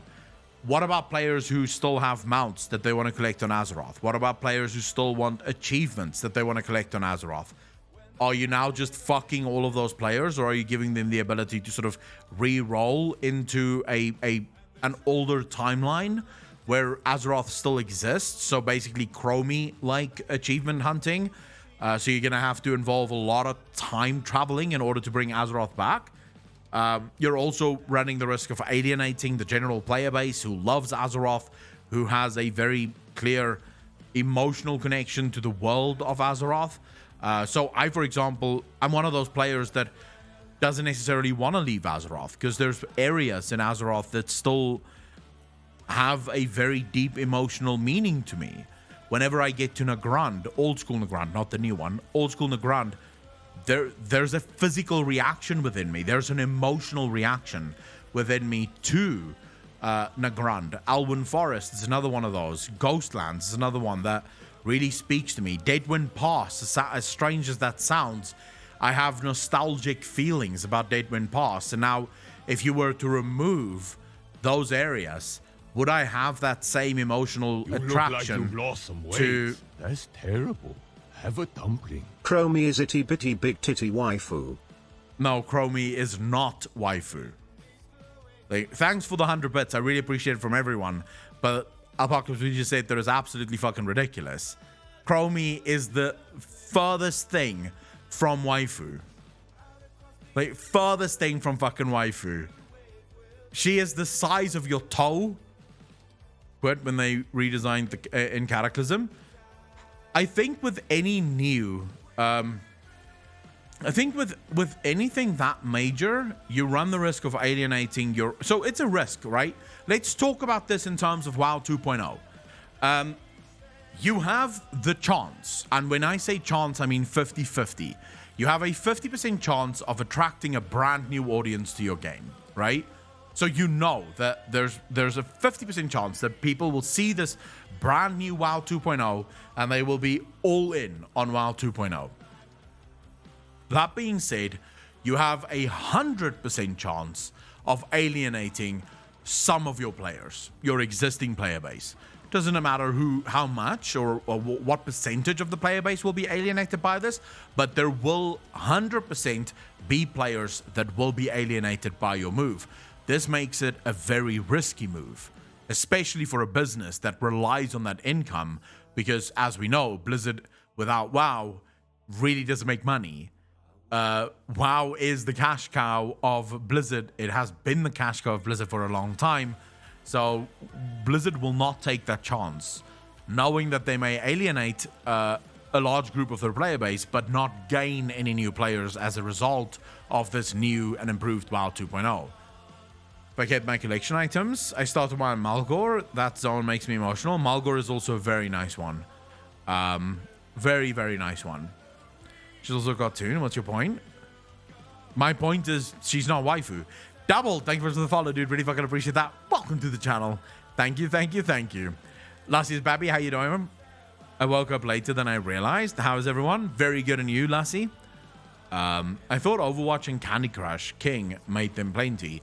James C, so in the last 5 or 6 quarterly earnings, financial earnings calls, the 3 biggest earners for Activision Blizzard has been Call of Duty, World of Warcraft, Candy Crush. Every single earnings call, Blizzard highlight those 3 games as the main reasons for the money that company makes. That's not to say that the other games don't make some money, but they don't make nearly enough to carry the company. And to be fair, Overwatch is dead game, at least in my opinion. I will love Blizzard taking risk for a change. I would love it too. Don't get me wrong, I would love it too. You are wrong, sir, and you can sit there in your wrongness and be wrong. Chromius waifu, short booty for days, massive titties, and knows how to rewind time so you don't ever got to do shit. Dude, she's a the fuck? Demonius, how you doing, bro? I can't think of a single cosmic force within the current cosmology that doesn't want to assert their idea of freedom. Well, yes, but their ideas of freedom is fluctuating levels of slavery, right? So you are correct, Demo. They all think that they will free people with the truth. The problem is that all of them have a different level of slavery. You can be less or more of a slave regardless of, or depending on the cosmic force that takes over, right? I hope there will be a Void expansion. I hate how the Void is always looked at as if they are the bad guys. Capsaron, I don't think we'll ever get a Light or Void expansion. I think we will get Light and Void expansions. How are you? Thank you for the content. Lady, how you doing? I am very well. Thank you much for asking, and you are most welcome. Literally argued him to standstill with his waifu. You got microwave to get up to temperature. It's not that you stumped me, Apocalypse. It's that the pure stupidity of your argument is so mind-numbing that my brain taps out, if that makes sense. Like, as soon as I read your argument, my brain goes, nah, move on. Not worth talking to people of lower IQ. Let's leave it. And then I listen to my brain because I don't want to hurt my brain by listening to stupid arguments that doesn't make any sense. You are telling me that a midget, a fucking midget, whose feet is literally attached to the knee, right? There's literally feet, knees, bum, and then head. That's the midgets of World of Warcraft. You are telling me that midget is hotter than Sylvanas Windrunner, the ultimate waifu that everyone knows is the ultimate waifu. I call bullshit.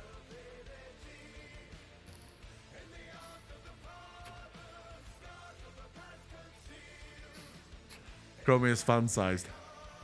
Very hateful and phobic. Varaxu, no, it's not. It doesn't. How? We're talking about an in-game character.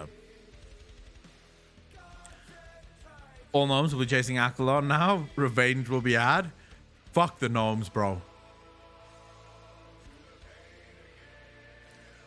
Good for something. Fucking hell. Fucking hell. You degenerate fucks.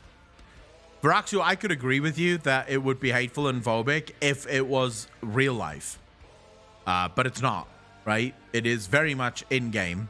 And in-game, I am allowed to say, fuck all other races except for orcs. Because it is the master race. It's literally the one race that should exist in the game. All other races should actually be retired, and everyone should just be an orc.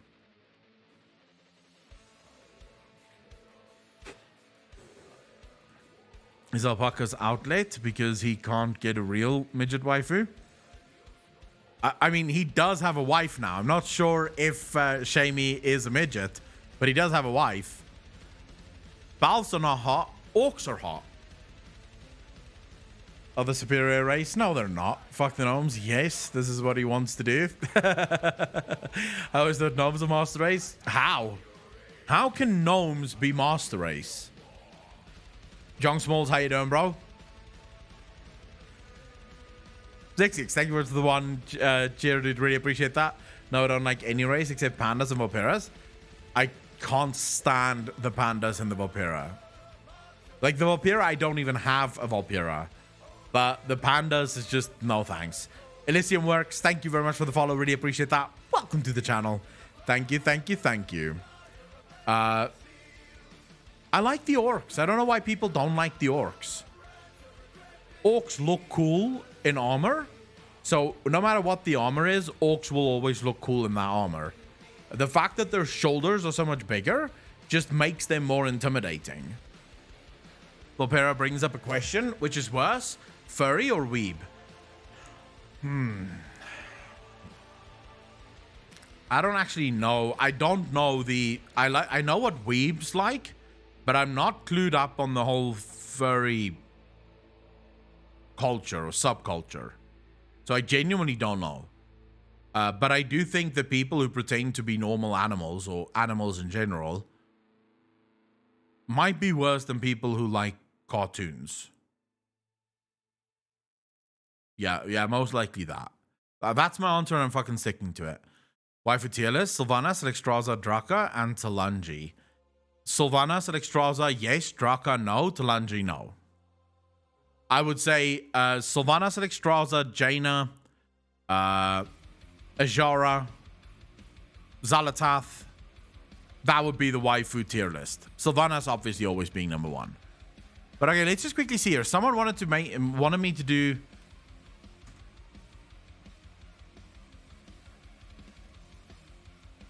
Someone wanted me to do a video game tier list.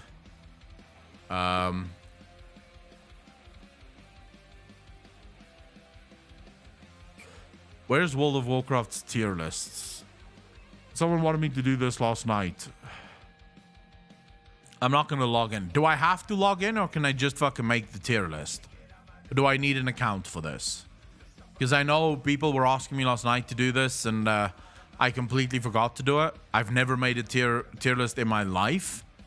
Sylvanas is number one because Blizzard is updating more than the others. Tier list based off the lore within them. Caltity, that's what we want to do. That's what people want me to do. I'm just not sure if I need to have a fucking... do I have to have an account with this, or can I just do it? We have playable races, WoW specs, WoW classes, WoW cinematic, World of Warcraft female characters, World of Warcraft elves, WoW races, WoW villains, specs in Shadowlands, WoW specs, World of Warcraft races, WoW classes, all current World of Warcraft dungeons, World of Warcraft class specializations, based WoW expansion. Here we go. Alright, so as you guys asked me to do a sort of expansion tier list for World of Warcraft and all of its expansions, I think it's only fair that we do that now, right? So we'll start with Classic. And I'm gonna have to say, I don't like the fact that it's one. Why is it not S tier? Why is it 1, 2, 3, 4? It should be S tier. And then A, B, C, D, E, F, G. Or fucking steel tier at the end. Okay, Digit, how you doing, bro? We still don't know who broke the Arbiter. We have no fucking idea who broke the Arbiter. Battle Cookie, thank you for the follow. Really fucking appreciate that. All right, where would you guys put WoW Classic? If you had to put anything on this tier list, where would you put it? Put it at 2. I don't know if I could justify putting it at 2. Definitely not justifying putting it at 5 or 3. So, to my mind, it has to go there. There's a reason. I have an actual reason why World of Warcraft Classic needs to be tier 1. My reason is because I said so. But if you needed more of a reason, without World of Warcraft Vanilla, we would not have had all of the other perfect expansions that we've had. This really set up the story just fundamentally from... It was just perfect, right? In every single way, shape, and form, it was perfect. So I would put it 1, but I am going to downvote it for a couple of things, right? So I am going to downvote World of Warcraft Vanilla for a couple of reasons. The class design was absolutely miserable, especially now that we have a little bit more insight into what the classes were, right? So it definitely needs to be downvoted for that.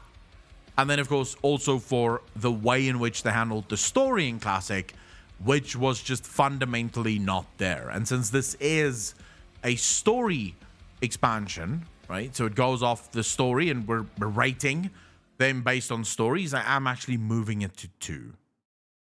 Because I think the story, at least from a meta perspective, so a macro story view, the story was still there. Sadly, not great, but it was there. So, you know, take from that what you will. TBC is next. And for TBC, from a lore perspective, if I'm going to give this a 2, I have to move World of Warcraft down 1.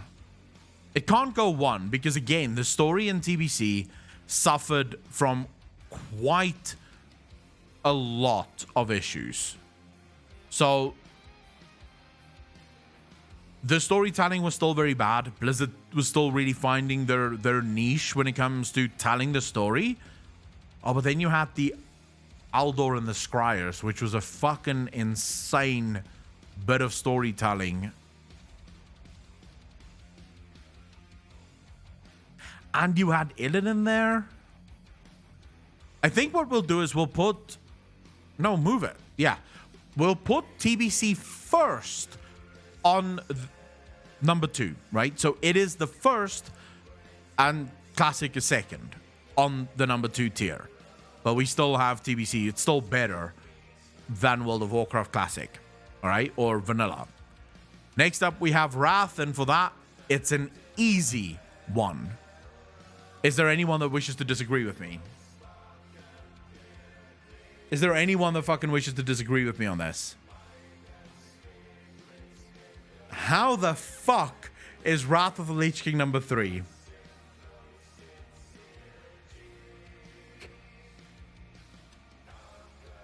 This is fun to be obese now. 3 Mori, have you ever considered not coming into someone's channel if you don't like what they look like? I mean, it's literally that fucking easy, right? I think I saw you the other day in the shops. I thought you're the ugliest fucker I've ever seen. I literally just went the other way. Yeah, I didn't want to deal with your face, so I just went the other way. It's as easy as that. First was complete copy pasta. TOC suck deck. But the story. Remember, we're looking at this from a story perspective. Right? So don't think about this as a... don't think of this as a gameplay thing. Think about this from a story perspective. All right? That's really all that matters here. We need to look at this from a story perspective. And the story for World of Warcraft Wrath of the Lich King was amazing. So biased against the early expansion. How the fuck is that biased? Penny, how is that biased?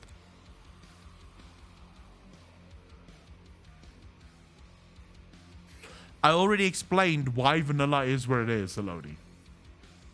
Vanilla is tier 2, and my reasoning for it is it set all of the other expansions in motion. Without Vanilla and without the macro story. So, yes, Vanilla had terrible individual storytelling. Let's be real. Individual storytelling, it was dog shit. But that's not what we're gauging here, right? We're gauging the macro story. And from a macro story perspective, Vanilla's story was actually pretty good, especially for someone who played, if you played Warcraft 2 and 3, you would have loved the story for Vanilla because it gave you exactly what you wanted. The very reason World of Warcraft was as big as it was because when we played Warcraft 3, we all wanted to be a grunt in the world of Azeroth, and vanilla made that possible. So I don't think we can we can't put it number one, because sadly it just didn't have the great storytelling that it is required for number one. But I think a number two is still warranted and justified. Azeroth, from perspective, Warcraft games, exactly, Norman, exactly. I like vanilla because the story wasn't locked to one zone and actually promoted exploration. I'm not going to argue vanilla anymore. It goes on to, it stays on to. All right, so next up we have Cataclysm. This is a hard one because I loved Cataclysm as an expansion. I enjoyed playing Cataclysm as an expansion. Was the storytelling amazing? Not necessarily. The way they dealt with the whole Deathwing thing, I genuinely did not feel as if Deathwing came to fruition the way that he was supposed to come to fruition. And I'm gonna give it a 3. I'm gonna put it on 3. I think you guys are right. 3 makes the most sense for me when it comes to Cataclysm. Next up, we have Mist of Pandaria, and sadness, I never played Mist of Pandaria. I didn't play it. I stopped playing Mist of Pandaria very, very early on. So I can't really give it a high score. Then again, I have played through MoP again, right? Just to level it. And I must say, in that regard, Mist of Pandaria was amazing. The story for Mist of Pandaria is absolutely insane. I think they hit the nail on the head. They did what was required for MoP to really work. So I'm going to put Mist of Pandaria in a comfortable number 3, and I'm actually going to move it up to number 1 in the number 2 spot. So I'm actually putting it as the number 1 of all the number 2s. Because I do think Mist of Pandaria is better than vanilla, and TVC is better than classic or vanilla, and vanilla is of course last on this list, as far as I'm concerned, when it comes to the story of Mist of Pandaria. And I realize Pandaland, a lot of people didn't like Pandaland. That's fine, you don't have to like it, but it wasn't as bad. Warlords of Draenor. Let's hear, what do you guys think? Warlords of Draenor.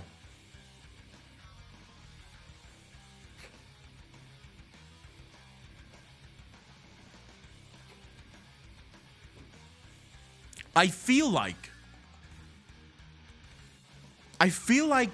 WoD would have been an easy tier 1, right? Easy S tier, if it wasn't as cut as it was. Experience was great in WoD. In hindsight, it wasn't complete garbage. WoD was my first X-Pack, so I can't say much. Everything was uphill from there. I joined to Global and Panda, but it was cool at the end, ending where Panda fell from bike. Rushing the Dark Portal with Khadgar was amazing. Time Walking is so bad. Should be 8. WoD had a great story beginning and a great ending continuation. I think I'm going to put WoD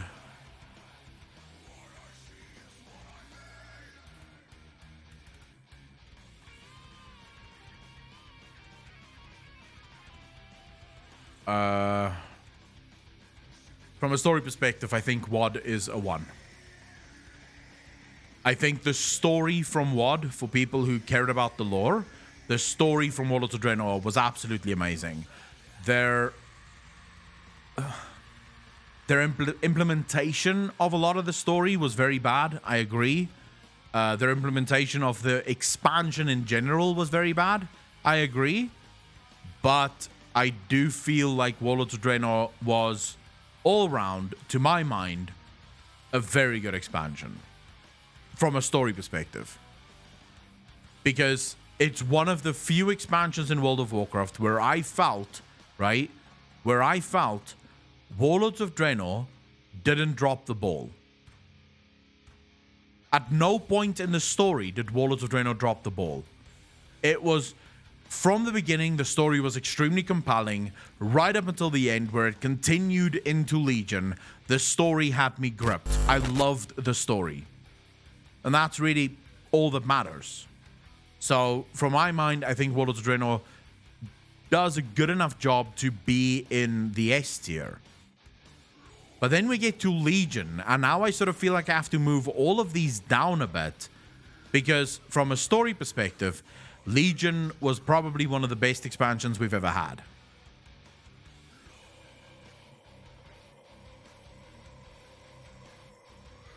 I'm sorry, from a story perspective, Legion most likely one of the best expansions we've ever had.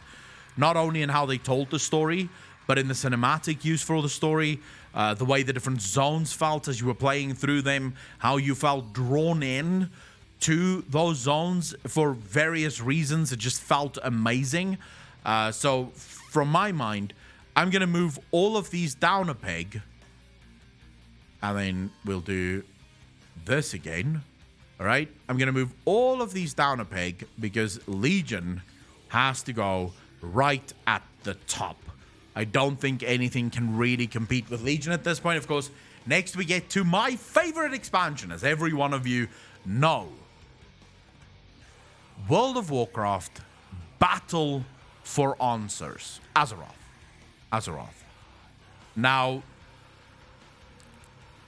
it's a strong 8, you say. I don't think that's quite fair. But let's run through the dead fucking last for both story and gameplay. So, I don't think 8 is necessarily fair, because Battle for Answers Azeroth had a lot of potential. The problem with all that potential, it was squandered to fuck. Right? It was 100% squandered. I was going to give it a 6.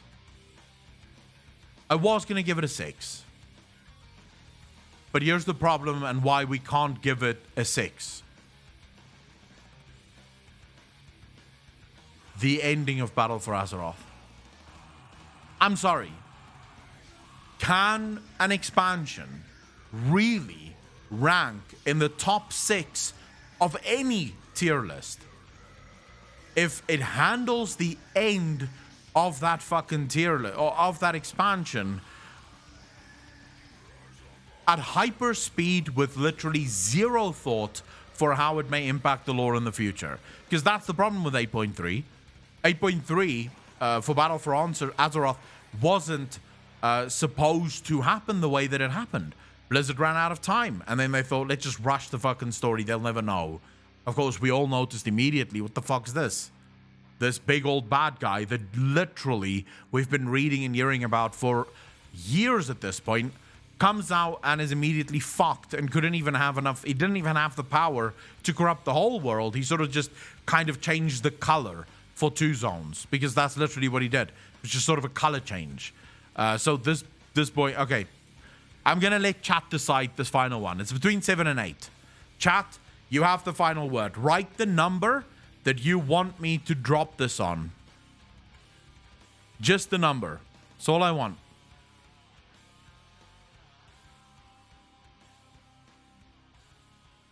Some 7's coming through. If some 7.6 is coming through. If some 7's coming through. And he just wants me to not have it on the list at all.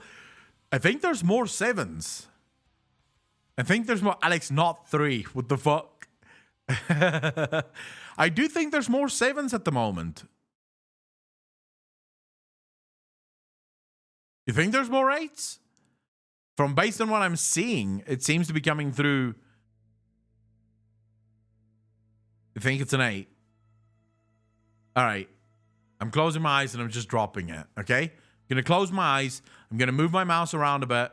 And then I'm just going to drop it. Wherever it drops, that's the answer. All right? Fate has decided this. This has been decided by Fate. I genuinely didn't know. I thought it was on the 8. It wasn't on the 8. It's on the 7. So, it's a 7. Scripted, yeah. The purpose have decided that Battle for Answers will be a 7. From here on forward, known as the worst World of Warcraft expansion of all time.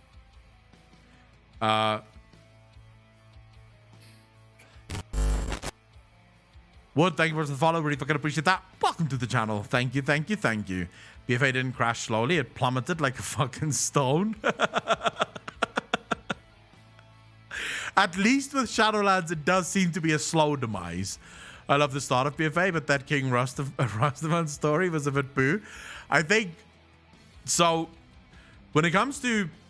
BFA was just a mess. And I think this was because of time constraints.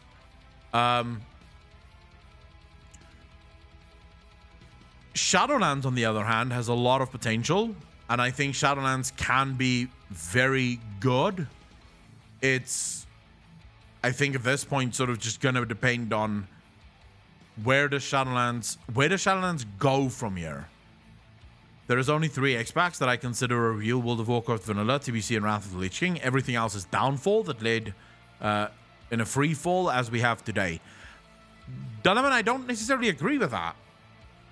Because I actually could make the argument that every expansion all the way up until Mist of Pandaria was actually very good. Blizzard's real turnaround came in Warlords of Draenor. In Warlords of Draenor, Blizzard for the first time decided, you know what, everything that's been working for us up until now, fuck it. Just fuck it. We're not going to do that shit. We'll take everything that's been working for us and we'll just forget about it as if it's never fucking existed. And instead, what we're going to do is start focusing on all these other things that we can't fucking do. And we're just going to keep pretending as if those things are good and as if players just don't get the reasons why they're not good. Right? But I genuinely believe that Blizzard's downfall started with Warlords of Draenor. Now, Legion had a couple of things that actually saved its life. And the main thing that saved Legion's life is that artifacts actually worked. Right? For all of its blunder, and there were a couple of specs that were really upset about their artifact weapons, but for the most part, artifact weapons worked. Artifact weapons made everything else in the game feel better. Yes, you still had boring world quests. Of course you did. But the boring world quests allowed you to upgrade the thing that you loved, which was your artifact weapon, and therefore it made it worthwhile. Dungeons, sort of boring, not necessarily the greatest dungeons in the world. Some of them were really good, some of them were really shit. But for the most part, an average experience for dungeons. That being said, though, the dungeons allowed you to upgrade your artifact weapon. And again, your artifact weapon was fun. And therefore, the dungeons was made fun because of the reward that they were given. Raiding, the same thing. PvP, the same thing. Then, of course, you get to Battle for Azeroth. And here's the truth. Except for the artifact weapon, Battle for Azeroth and Legion is exactly the same expansion.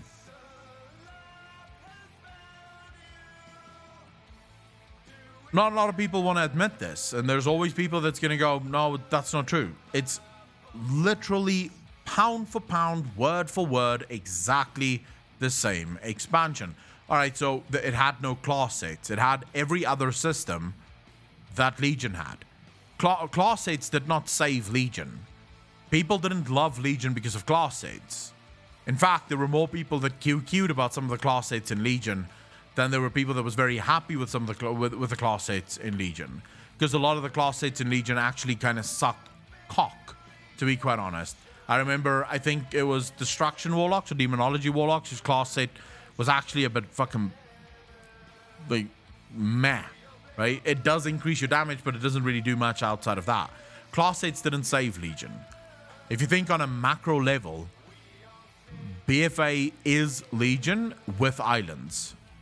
That's it. BFA just had islands added to it.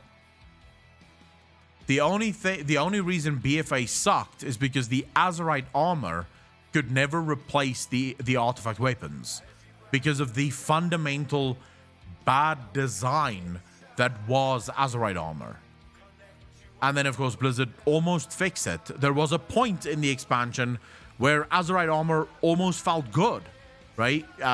Round about, I think it was sort of 8.2. In 8.2, Azerite armor didn't feel horrible. It was sort of okay. You had your Azerite powers. Some of the Azerite powers was sort of okay. It was sort of fun. It wasn't the worst. And then, of course, Blizzard comes in 8.3, introduces corruptions and essences, and suddenly the entire system is once again absolutely royally fucked.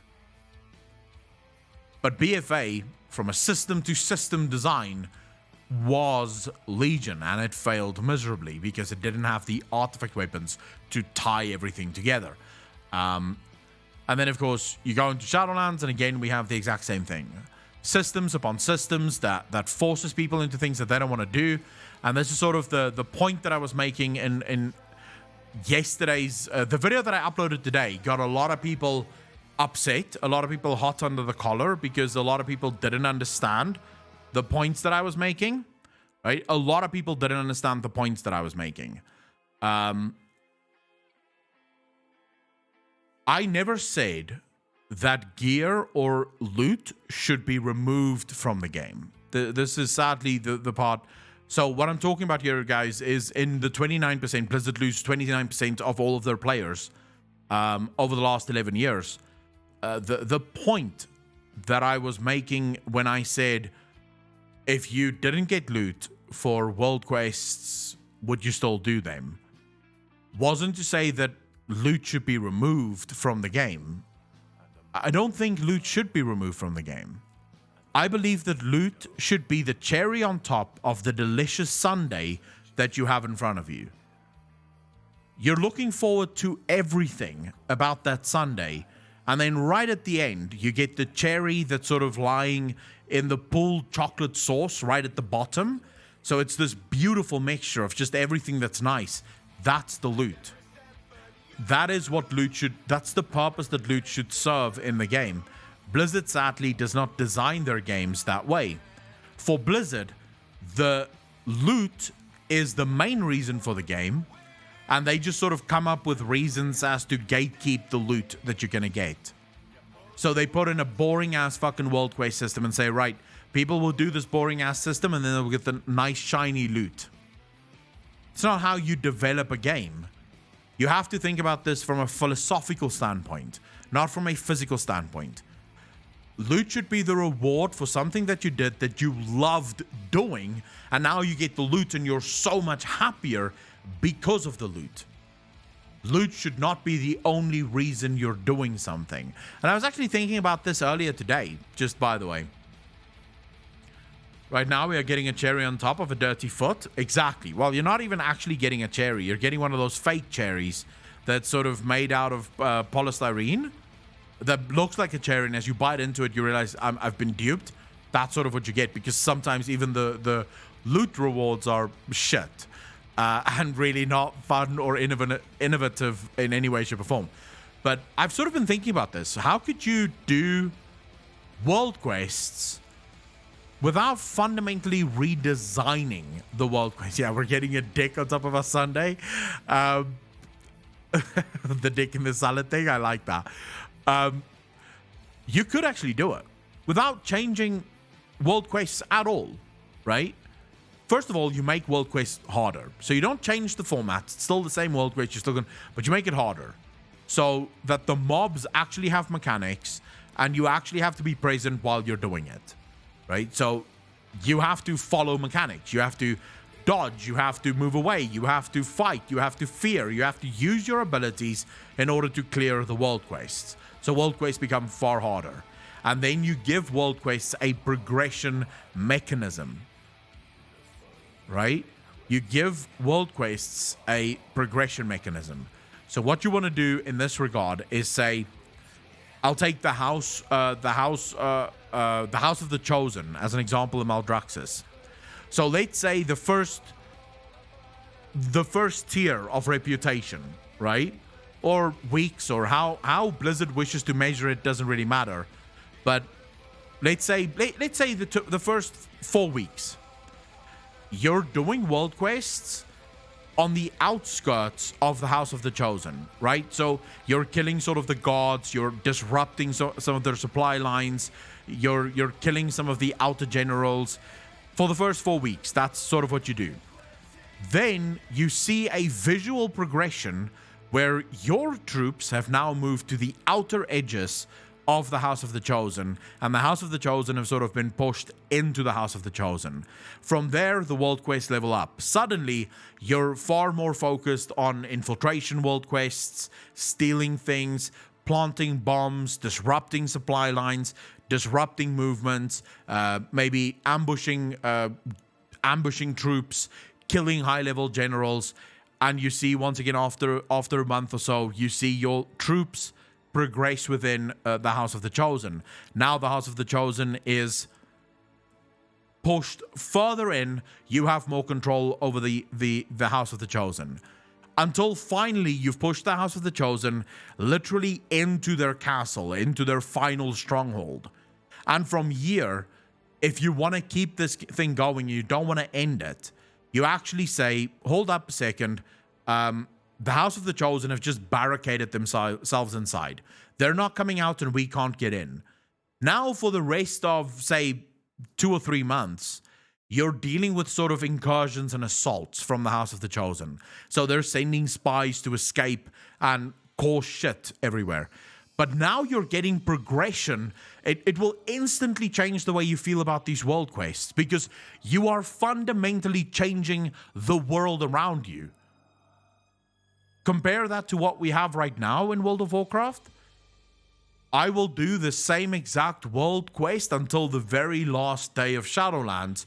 And for some reason, don't ask me fucking why, but for some reason, the cunts still haven't fixed the problem that I have to fix every day for them. Every day they ask me to kill these things and collect 12 pieces of salvage for them. After 2 years, I'm still collecting 12 pieces of salvage and killing 12 mobs. The mobs have never decreased. The salvage is always there for some reason. It just never fucking stops. So like a system of conquest? Yes, Talgro, exactly that. You have a system that is literally based on sort of progression and conquest of the map. And the map changes as you progress through this. This will give casuals a mind-blowing time just playing through the story, seeing how the map and the world changes around them, unlocking harder and more experienced world quests, things that take a little bit more to do, things that is a little bit more difficult to grasp, and you can add more puzzles to it the later on they get into the game or get into the zone. So you can make very interesting stuff for people that absolutely love that progression system without really making any fundamental changes to the system as a whole. The system is still a system. There's still a lot of world quests in that system. You've now just sort of given players more to do than just fucking do the same world quest every single goddamn day. That's sort of my opinion on it. Sounds way more interesting and fun. Legion Artifact Weapon, Class Mounts, Mage Tower, Class Halls, the Light and Void feature. Whatever it was again, Broken Shore, Broken Isles, Argus. If you enjoy Burning Legion, fellas, then Legion was the one to go with. Canal Cube. They did this back in Molten Core. Not sure why they stopped doing it. Elodie, to my mind, time. Because Blizzard used to do a lot of these things, actually, back in the day. There used to be in Cataclysm, I think it was, where you went to Mount Hyjal, right? In Mount Hyjal, it was a similar sort of system where you were sort of pushing back right up until you got to Firelands, and that's where the majority of your dailies would take you, is in Firelands. It still had a sort of a progression system. You felt as if you were kind of progressing through things, right? Yeah, the Molten Front stuff for Cataclysm, and I'm thinking about I think Mists of Pandaria had something similar to this. Just can't remember. Mists of Pandaria definitely had something like this. It was the final zone that almost no one ever quested through because you hit max level as soon as you got there. Like within the first 5 quests, you would hit max level and you would just never go there again. You had the Karasang Woods that also had just crazy fucking progression stuff there. I think it's is it the Dread Waste? I don't quite know. I eventually went, it's where the Craxi is. Like all of the Craxi hang out there. That was sort of their zone. I did it for the lore, but I never did it again. So I didn't have to do it again for leveling, because I did it once and then that was it. And that was only because I was moving on to World of Draenor. As I said, I didn't play Mr. Pandaria. Now, I think the reason Blizzard can't do this is because of time. They no longer have the time necessary to create things like this. So for them, they have to rush everything that they do. Everything has to be rushed, and then it becomes easier to just copy-paste things than it is to actually design something, right? If you want to design something, it's nearly impossible to do it within 2 years. If you really want to design every feature from the ground up, I don't think 2 years is enough time. I think with 2 years, you're gonna run out of time. Blizzard tries to do, and it's not even that 2 years is too little, by the way. It's because of all of the time that Blizzard spends on the wrong things. So, Elodie, basically what you just said there. If Blizzard stopped with all of their fucked up systems, they would have more than enough time to actually make the game good again.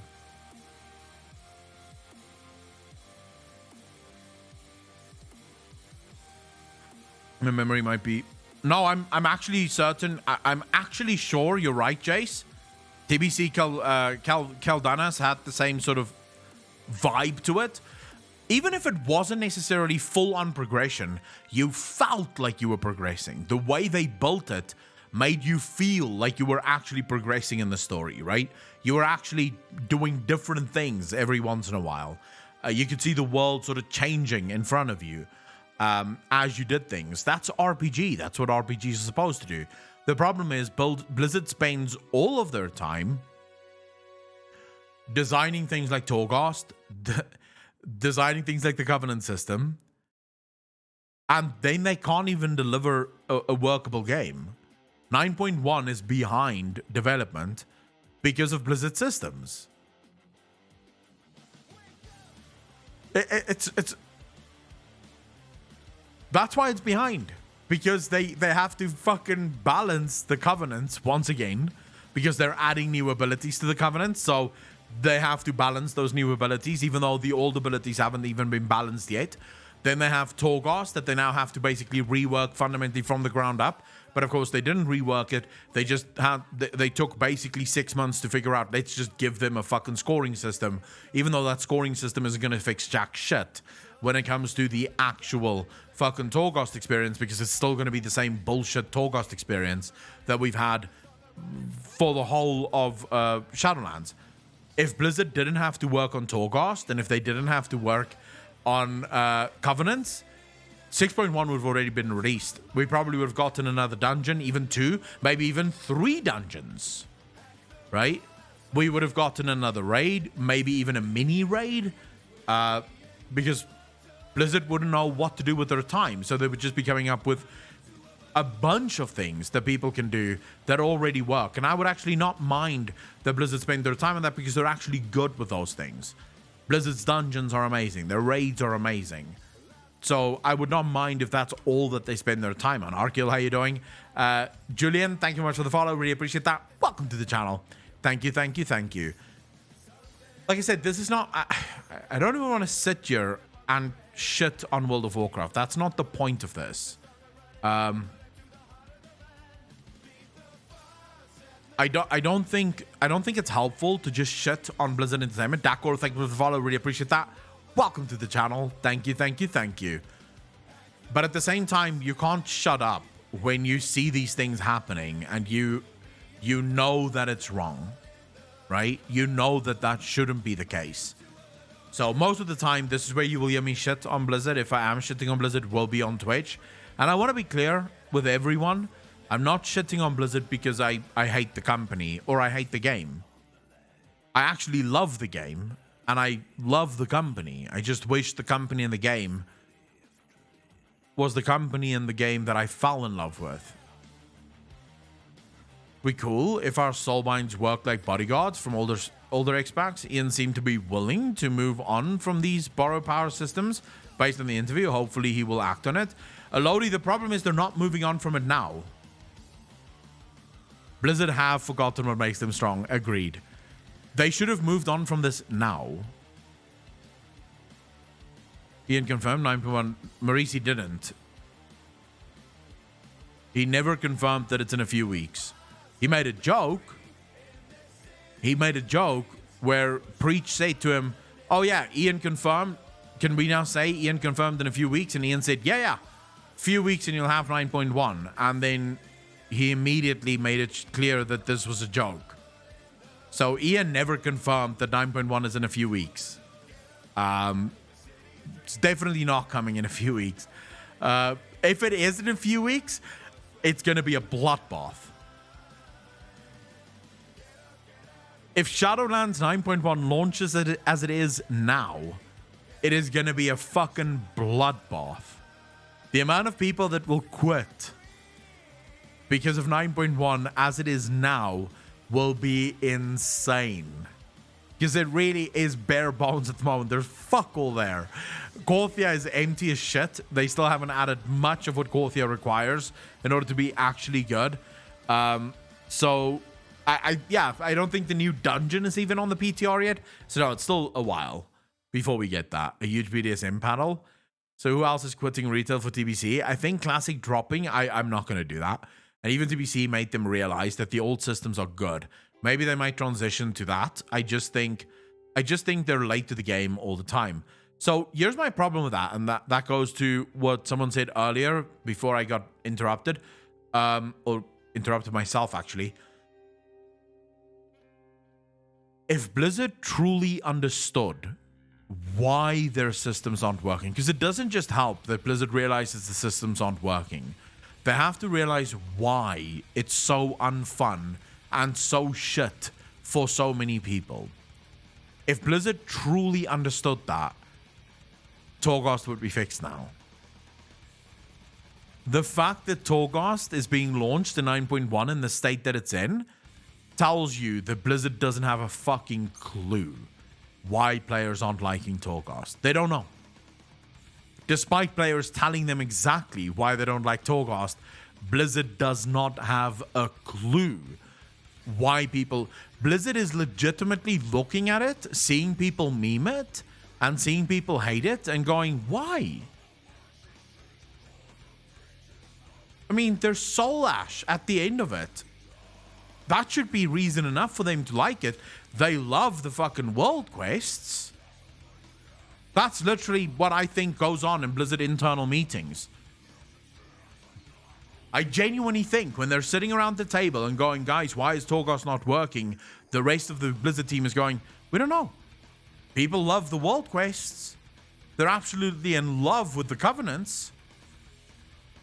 We don't know. There is a reward at the end of Torghast. Why aren't they playing this?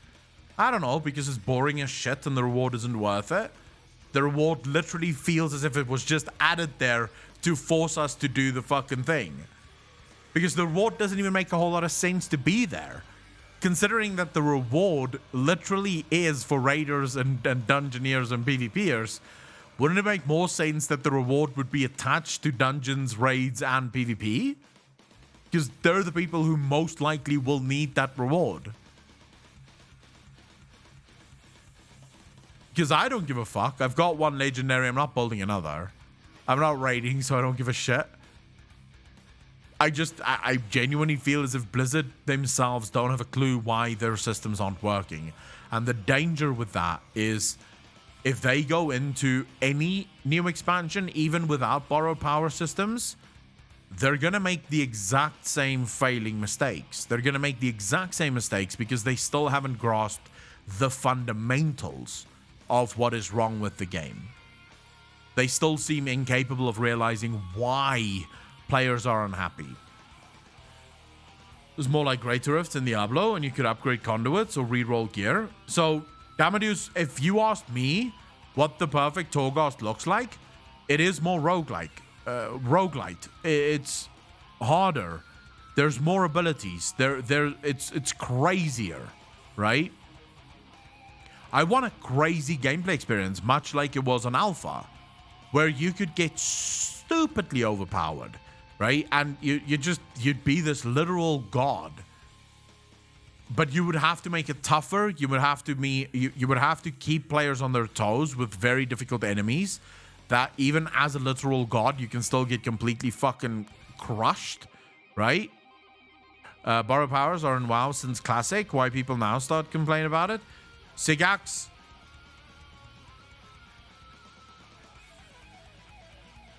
I'm not entirely sure if you're being honest in your request there or if you're being fallacious. Because if you mean that argument as 100% an argument that you would stick to, then that you are being extremely fallacious in your argument right now. Like, you're literally starting the argument from,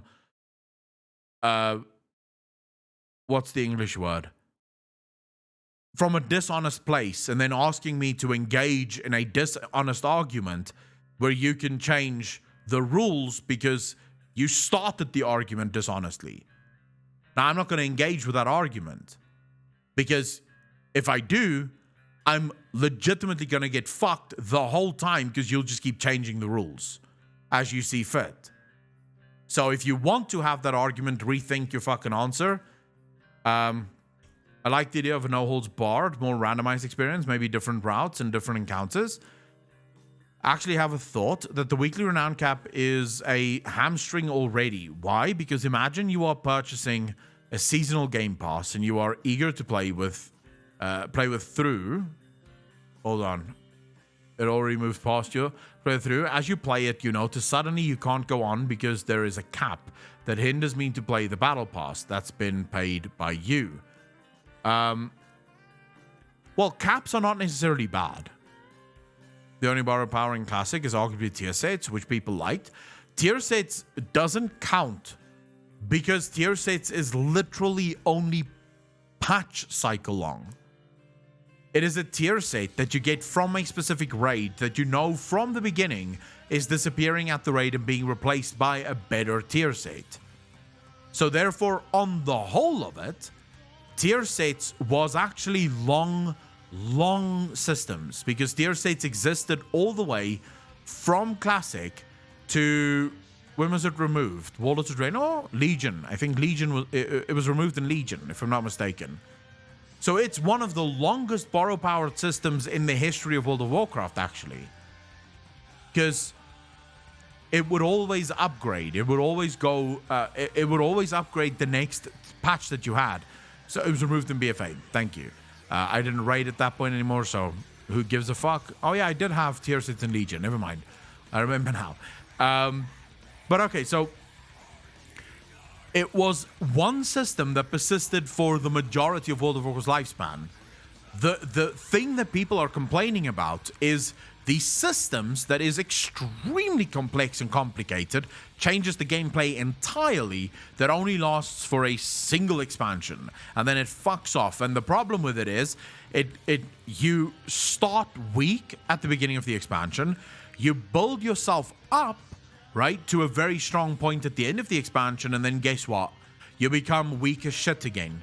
Oh, look, I'm literally hitting like a fucking wet noodle again. This is fun. I just killed a fucking Titan. One would expect I would get a little bit more powerful from that. Yet, I'm not. Apparently, after I killed Argus, I lost power. I don't know how. Doesn't make fucking sense to me, but it is what happened. Fuck is the greatest word ever. It can be used in almost every word in a sentence. What other word can do that? Cunt can do that too. What are your thoughts on replacing these borrow power systems and throwaway systems, covenants, etc., with something evergreen that lasts throughout all Xbox, player housing, etc.? Tav Ragnar, I've been a staunch supporter of longevity for a very long time. I do not mind something like artifact weapons. I think artifact weapons are amazing.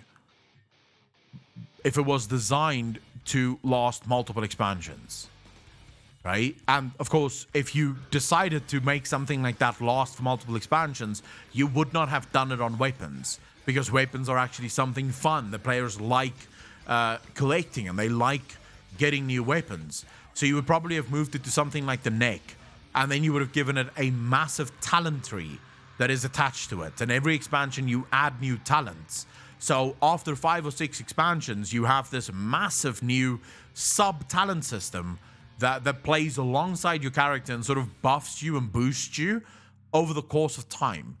The same argument can be made for something like Torghast. If Torghast was introduced into the game as a system that will last forever, right? So it will be implemented and we will always do Torghast and it will be fun.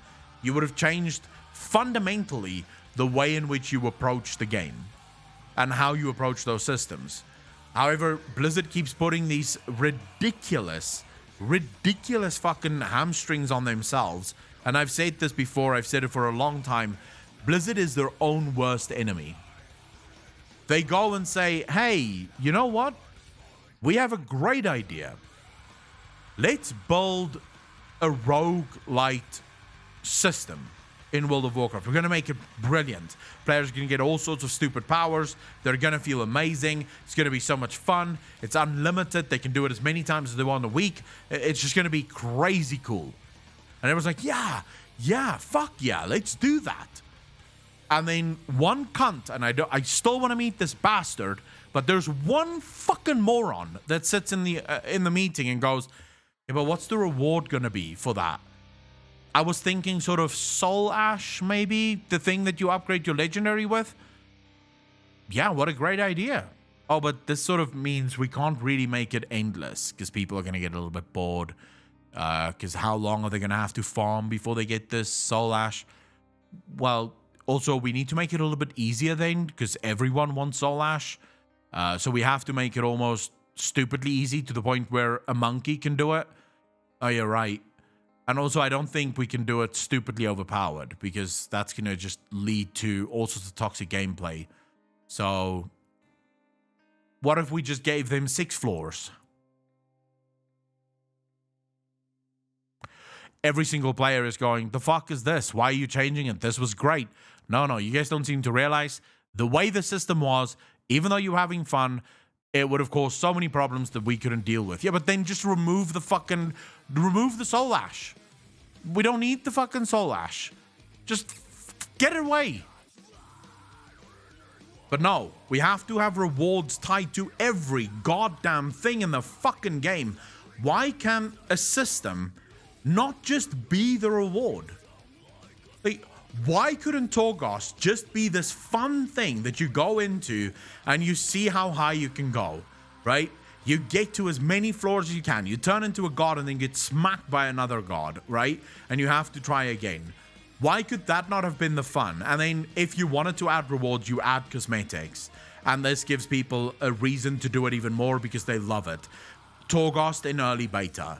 Torghast in alpha was an absolute godsend. It was one of the most amazing systems in the world because it allowed you so much freedom and you got so stupidly overpowered and you felt so good while you were that overpowered. But then Blizzard steps in and hamstrings themselves. It's not even as if the player is hamstringing them. They can't blame the player here. There was no player feedback that said this is stupid. This was literally Blizzard coming up with a problem and fixing the problem when players go, what are you doing? We don't see the problem. And Ian and the team goes, no, there's clearly a problem. Can you not see it? And we're going, where? It's right there. It's right in front of you. Bro, all I'm seeing is a really fun piece of content. No. Look deeper.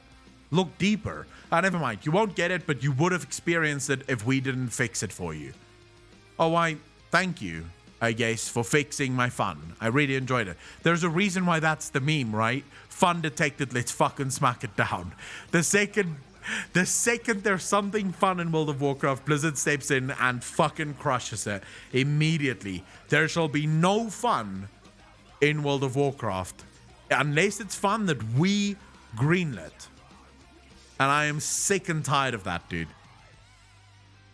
PvP overpowered God versus overpowered God. That would be crazy fun.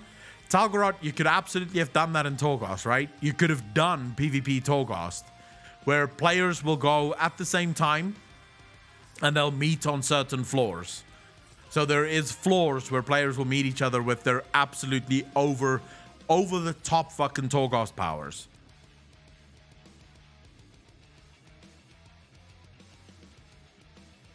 All I see is the nerd police charging in, put down the fun, and take 2 steps back.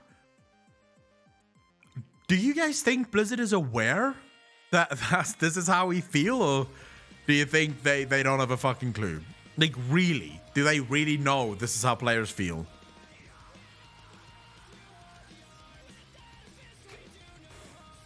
Yeah, it would be fucking mayhem, Aureus, if Blizzard listened to their player base. But the main problem is the people in that company don't understand that, and if you don't understand, you cannot make it right. I 100% agree with that. Yanis Costas walks in and goes, "What is going on here?" And all the devs lose their smiles. I don't think this is Ian. Am I wrong, or is Blizz just relying on a bunch of people who are in their forums as testers or opinion givers? I don't think they're relying on the people that's actually playing the game. That's my opinion. I think Blizzard have stopped listening to player feedback a long time ago. Blizzard listens enough to know when players are having a problem, but not enough to know what the actual fixes for those problems would be. And I think that's the biggest issue. Plus, Demodius just said what I said yesterday, and I 100% agree with you, Damo. Ego. I genuinely believe Blizzard's biggest issue is ego. Blizzard can't admit that they've done something wrong. Nilo, I'm going to make it very easy for you. Can we get a ban on Nilo? That way he never has to come back. Love our opinion, even if it's wrong. If they want to make something new every expansion, whether it's system or content, thank you very much, Andy. With system or content, make that content have longevity, for fuck's sake. Stop giving us content that was only usable for its expansion's time. I bet you 100% Covenant abilities are going to disappear next expansion. Of course it is. So you mean like when you run Torghast and say you reach floor 10, and all of a sudden there is another player staring at you across the chasm, and you have no choice but to slap them down with your newly found powers. Hell, I'd play that game. Diesel, that's exactly what I mean. That's something that you could have done, right? You could have built a PvP Torghast where players sort of progress through the floors as quickly as possible, and you have certain floors where they will meet in the middle and have to sort of fight it out inside Torghast. And I think that could be fucking fun. Juxie, thank you for the prime sub. Really fucking appreciate that. Welcome to the Fat Fuckers Club. Thank you, thank you, thank you. Torghast Mortal Kombat, exactly. Lewis Vows, how you doing, bro? You only keep the mounts, collect mounts. I mean, personally, so I'll say this, right? I think Shadowlands is good. I don't think it's the worst expansion ever. Not by a long shot. But I'm glad that I'm a lore player. I'm very glad that I'm a lore player. Because if I wasn't a lore player, I may not have been feeling this way. I would definitely not have felt this way. The only reason I play the game is for the lore, and the lore is insane. I love the lore. I think they have corporate data analysts tell them what makes a successful game, and they do their best to implement it. They hear almost all negative feedback, and they can't tell us, but the data says you like it. It's Big Tiger, I have been thinking about that as well, as a possible reason for where we are now. I'd love for them to reassess the legacy content. I hate having to wait 2 expansions for Farm Transmog. Want to make 20 dungeons in 9.1, more content, maybe more invasions, Drust invasions, 10 new PvP war zones, etc. I mean, if they did that, I think they would have more people happier. By the way, looking forward to return to Azeroth after Shadowlands. As for me, I'll be honest, not really. I have my Covenant gear that I like to stay in, and I got more freedom in my Covenant than in my own Azeroth homeland. I'm looking forward to the next expansion, yes. Aldi Boo, thank you for the follow. Really appreciate that. Welcome to the channel. Thank you, thank you, thank you. I am 100% looking forward to returning to Azeroth or whatever the next expansion holds. I'm not married to this expansion. I'm genuinely looking forward to seeing how the story ends because I think there's a lot of curveballs still on the way. I have a video actually, I think it's next week that video is going to launch. Trafnagar, Ragnar, thank you for the follow. Really appreciate that. Welcome to the channel. Thank you, thank you, thank you.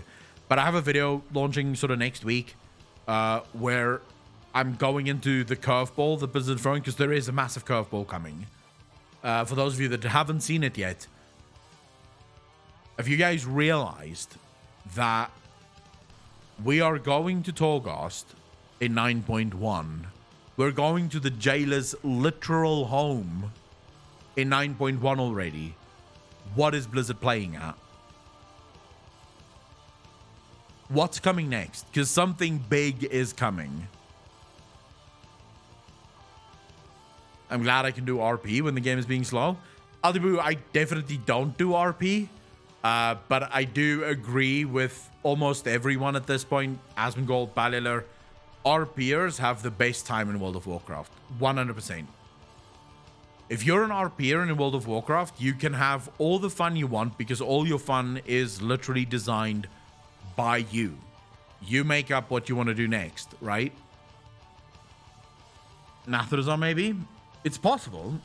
Now feels like an old marriage when the couple is in their grumpy phase. The Jailer going to be free in 9.1 for sure.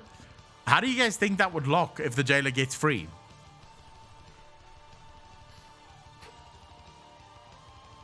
D&D for WoW? Yep, they seem like they're trying to rush the game out of suddenly as they are behind the schedule again, way behind. They're almost definitely behind the schedule. I'd be well surprised if the next expansion is very deep into production. Then again, since Blizzard is sort of Ian that tease us and say that there's not going to be as many systems in the next expansion, which I think is actually amazing. I think that's great. So maybe the next expansion is awesome because it's quick. They're not going to waste all their time fucking developing systems that no one gives a shit about, right? What's his face from Kata, his last boss? Oh, there is power. Destroying all covenants, and maybe we will open a refugee camp on Azeroth for them. They can't come to Azeroth. They're dead. There's an animal called Dice Master that lets you do that. Let you do what? Do you think Shadowlands will be what 2.0 and end with X.1 or X.2? Then we will get Legion style 10.0 with massive stuff. I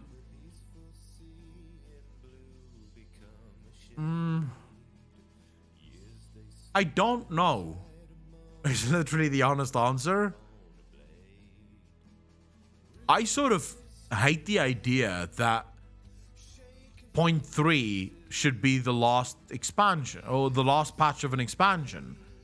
I think the last patch of an expansion should be whenever the last patch of the expansion is. So if the story requires you to go up till 0.6, then you go up to 0.6. And if that means another year in Shadowlands with an expansion that works, don't get me wrong, not a mess, then that's what you do. You keep going until the story requires you to move on. You don't rush the story in 8.3 with N'Zoth basically changing the color scheme of 2 zones. You keep going, and you keep going, and you keep going until the story is fucking done. I know that doesn't answer your question, Alibu, but that's... who asked that question? I can't remember who asked it. I do apologize. My memory sucks dick. I kind of think Jailer will take over Oribos, and then we will use Tassavesh as the new player hub. It's possible. I want the Jailer to destroy Oribos. Can I ask, who's team Arbiter and who's team Jailer in this chat? Just write Arbiter, Jailer.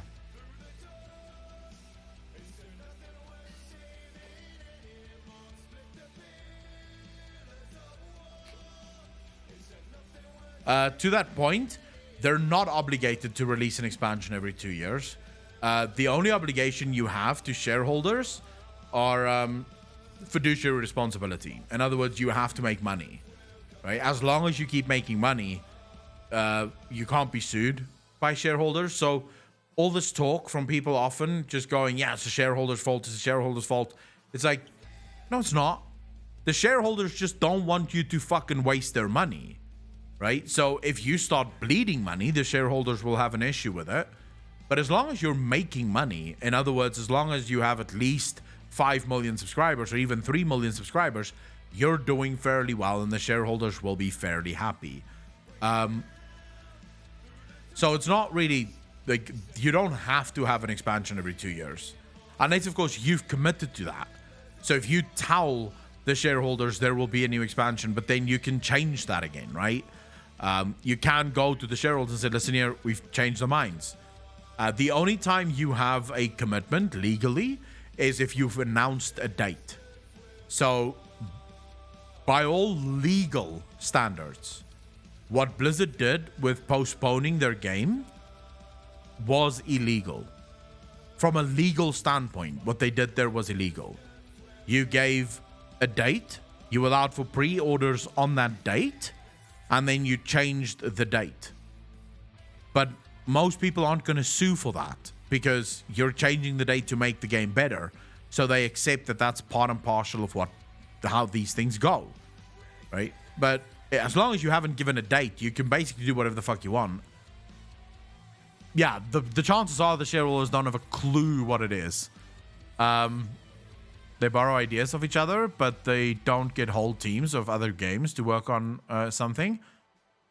I thought they did commit to it, but it was a few years ago. Maybe it has changed. Diesel, it's definitely not changed because they keep pushing expansions every 2 years. But like I said, even if that is a commitment, nothing stops you from going to shareholders and saying, listen, we're changing our commitment from every 2 years to every 3 years or every 4 years or to whenever the next expansion is ready. Nothing stops you from doing that. You can be honest with the shareholders and say, listen here, in order for long-term success, we do have to slow down the release schedule of our expansions.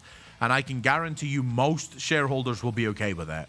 Most shareholders will be like, yeah, all right. I mean, it's fine. Bobby Kotick is taking a pay cut since he's looking really bad with too little content while laying people off still. Hyper, I do not believe that's why Bobby Kotick is taking a pay cut. And I wouldn't mind if Shadowlands would have a 2-part expansion like with Infinity War and Endgame. I've been wanting that for such a long fucking time though, dude. Like, I have been aching for an expansion that lasts longer than just a normal expansion cycle. Like, you're in the Shadowlands, you sort of stop the jailer, but then suddenly there's this bigger story in the Shadowlands that's even more, like, crazy than the one that you just fucking stopped. I wanted that for Legion. Like, I genuinely thought that Legion would be, we kill Argus, and then Sargeras becomes the new problem. And now with Sargeras on Azeroth, we have his demons running rampant, and we are losing Azeroth to the demons, and we're sort of fighting back to try and stop Sargeras. That would have been amazing. Macmillan, Big Mac, how you doing, bro?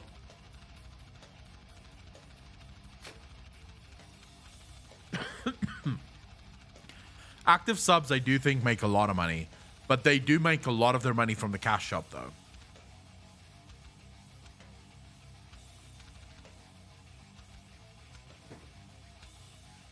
I'm happy to hear that, Mac.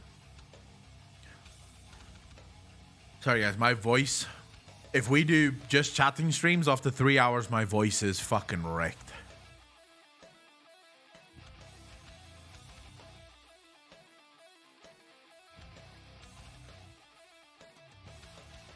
I say too many words when we do just chatting streams. I don't stay quiet enough. Houseman, how you doing, bro? Alright, so I fucking hold up, I need to see. A lot of you, I actually saw a lot of you coming out with the whole Jailer Arbiter discussion not wanting either. What's that about? Like, why do you not care whether it's the jailer or the arbiter? I think it could have been fun to see N'Zoth become a hero of circumstance in that he couldn't let the Legion get their hands on Azeroth.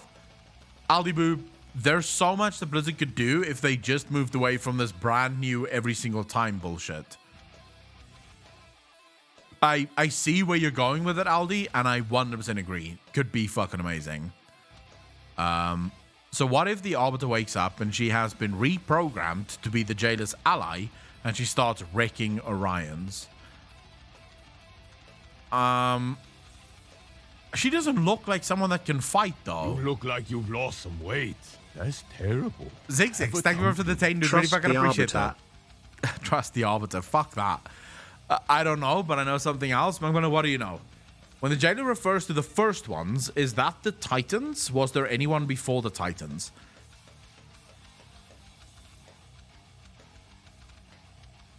Ladies and gentlemen, can we get some love in chat for Macmillan for 5 community subs? Thank you, thank you, thank you, Macmillan. Really appreciate that. Some love in chat. Macmillan is leading the charge with gifted subs this month. So I really appreciate that, Macmillan. Change it to Orion. No, it's fine. I understood what you meant. But she definitely doesn't look like someone that can fight. At least not for me. I've forgiven. Thank you for the 1 bit, dude. Really appreciate that. Thank you, thank you, thank you. And I appreciate the love for Macmillan. I appreciate that. Thank you so much, guys. Wanted to ask you guys a different question, but now I can't fucking remember. What was it that I wanted to ask you? How do you want Sylvanas' story to end? That's an interesting question. I'll ask you as soon as I remember later. How do I want Sylvanas' story to end?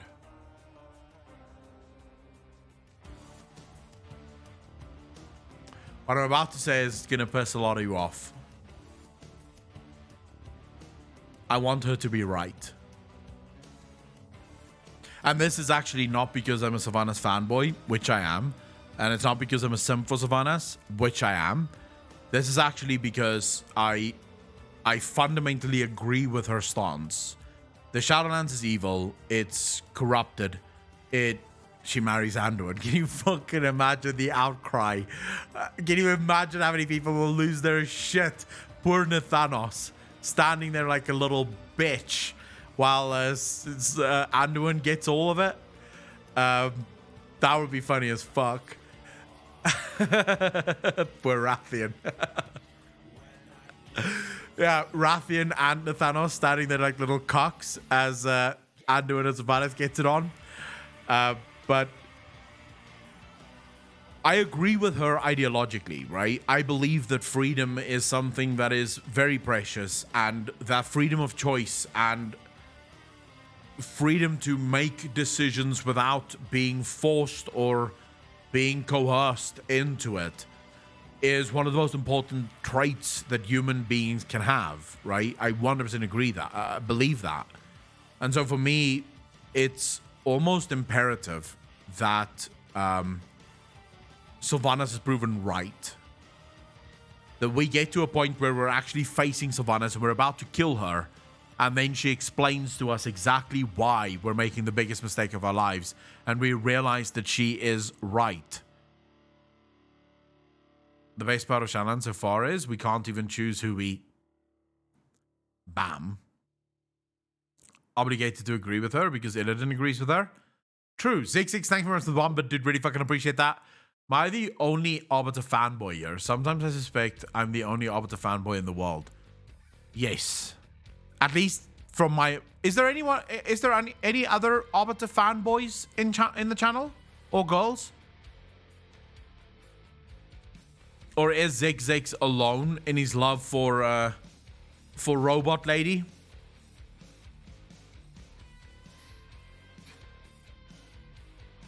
Jada will take that round orb from the Arbiter and put it in his own hole.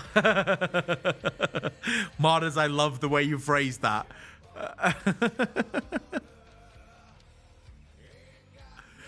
Oh my god. I honestly considered not to raid in the entire WoW's raiding history against Sylvanas, as I don't feel it's right way. As a loyalist since DVC, even I changed to Alliance in MOP, I still remained noble. Can't connect with the Arbiter because she's been asleep the whole time. It's literally like Thrall. How can I care about Thrall when all he's been doing, the whole fucking expansion, is sitting on his ass in Oribos? Same with fucking, with Cowboy. Bane has not been any better.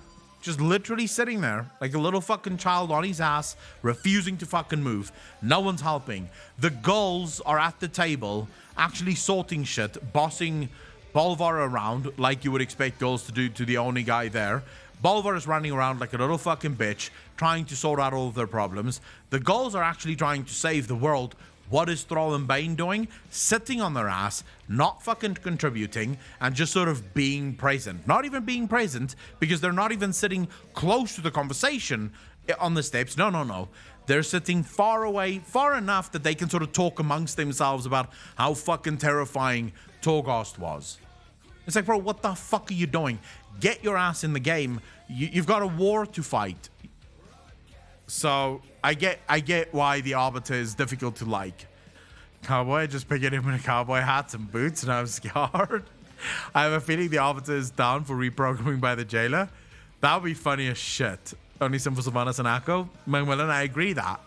Or I appreciate that. And I agree with you on the Sylvanas thing. Throws around with Draka and helps with Modraxi with that traitor Margrave from the House of the Chosen. Modest, I know, but that's only a 9.1 for the whole of 9.0. He's done nothing.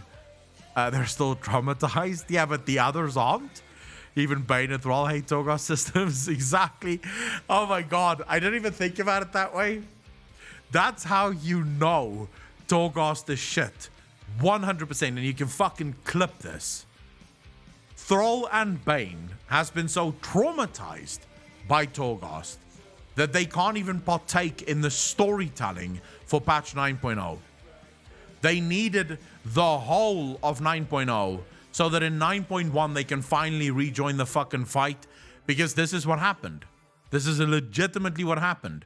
As soon as they came out of Torghast, they unsubbed from the game. And that's why they were sat on the fucking stairs, logged out. Just sort of, the player was no longer at the keyboard. Now in 9.1, the player is finally resubbing and we can get more fucking... of course, Bane's character isn't even back yet, so Bane must have gotten a particularly horrible fucking floor. If they want to clean up, sit and have a few beers with you, mate. Guys, I feel like you can get slapped by a few girls here. Whenever I go to Oribos, I build them a campfire so they can make s'mores while sitting on their asses. Bane is assless chaps in a cowboy hat. Thrall and Bane making circles around Oribos. I hope that there comes a quest where you must help Bane become Steak. I would do that quest. Garrus Cinematic in Torghast. They've been tortured, Akko. There's still a little reek in them. I mean, they can go fuck themselves. Anduin. So, Bane was rescued first. We took longer to save Jaina than we did to save Bane.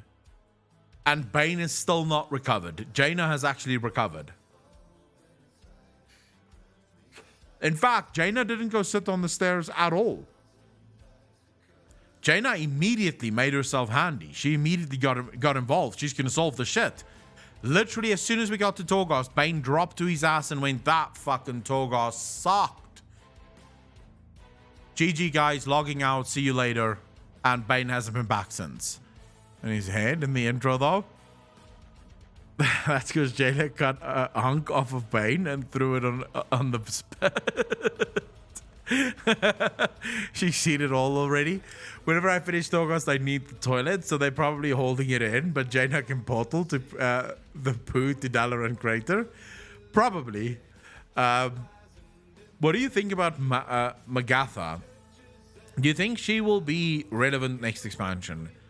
Magatha. Why is that not ringing a bell now?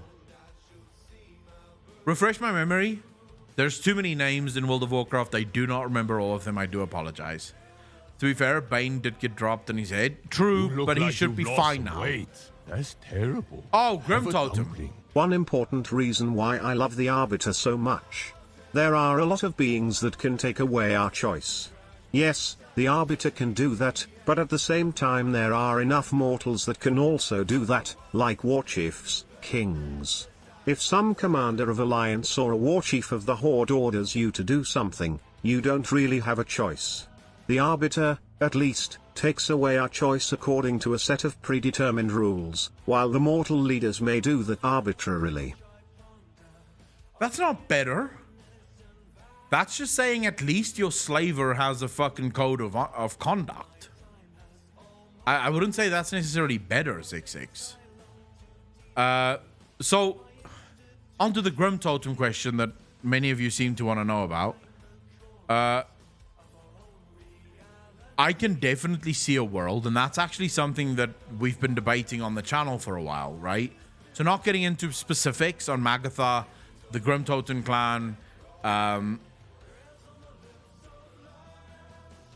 next expansion has one of two ways, right? We can either go even bigger, so we can go god level and go into more cosmic stuff, or we take it down a bit, right? So we go back to the more basic fundamentals of World of Warcraft.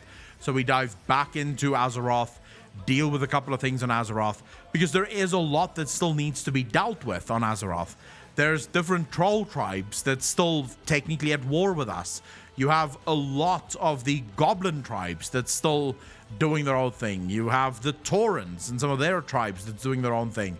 You have so much story that's still technically left on Azeroth that it's entirely possible that Blizzard could decide to tell that story first, right? Us dealing with sort of dwarven clans that still need to be dealt with. Even on the Alliance side, there's so much that can be dealt with that I genuinely think Blizzard could take us back to that, in a manner of speaking. Warlords of Draenor Classic. Instead of talking to a person when you call your ISP, the Arbiter is like one of those robots that tells you to press random numbers, then hangs up on you. I fucking hate those. I despise those. It is so annoying whenever you phone and there's a robot on the other end going press 3. You press 3, it doesn't press 3. Like, it didn't register, so it just repeats the same fucking menu. And like, oh my god. I just want to talk to someone and explain something. Odin successfully returning to Ulduar opens up potential expansions about fighting Titanforged, All Gods, exploration of Azeroth, and Titan's entrance. Kamikins agreed. Very much agreed. I'm just tired of this Disco Space war shit. Althus, how you doing, bro? Reigniting the War of Three Hammers. That would actually be a stupidly cool fucking story to play through. If you got the War of the Three Hammers sort of playing out and players had to choose sides and basically put an end to the fighting, that could be incredible as a story arc. Would it be enough to sort of carry an expansion? Probably not. But definitely a story arc within an expansion could be fun.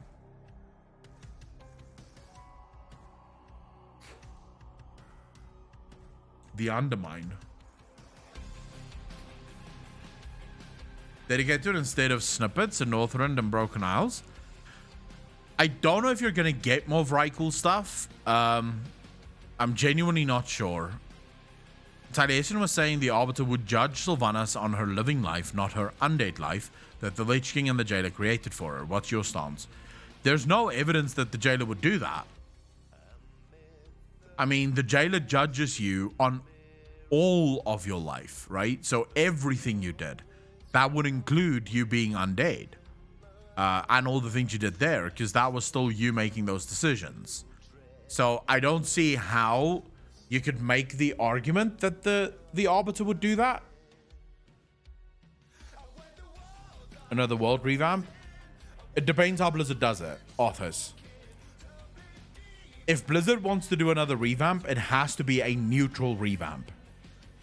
Another revamp can't be the same as they did with Cataclysm, where the revamp ties directly to the expansion. And so once that expansion is over, that revamp is also old and sort of no longer relevant. If Blizzard wants to do a revamp, it has to be a revamp that is neutral, that can stand the test of time, that can always be relevant regardless of the expansion that we're going into. And I don't necessarily think they would do that, because it would mean coming up with stories for every single one of the zones that is sort of unrelated to the major story of WoW.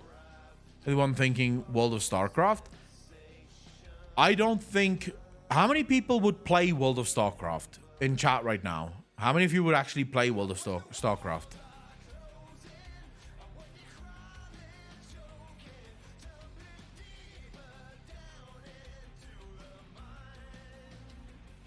The Warcraft games in WoW?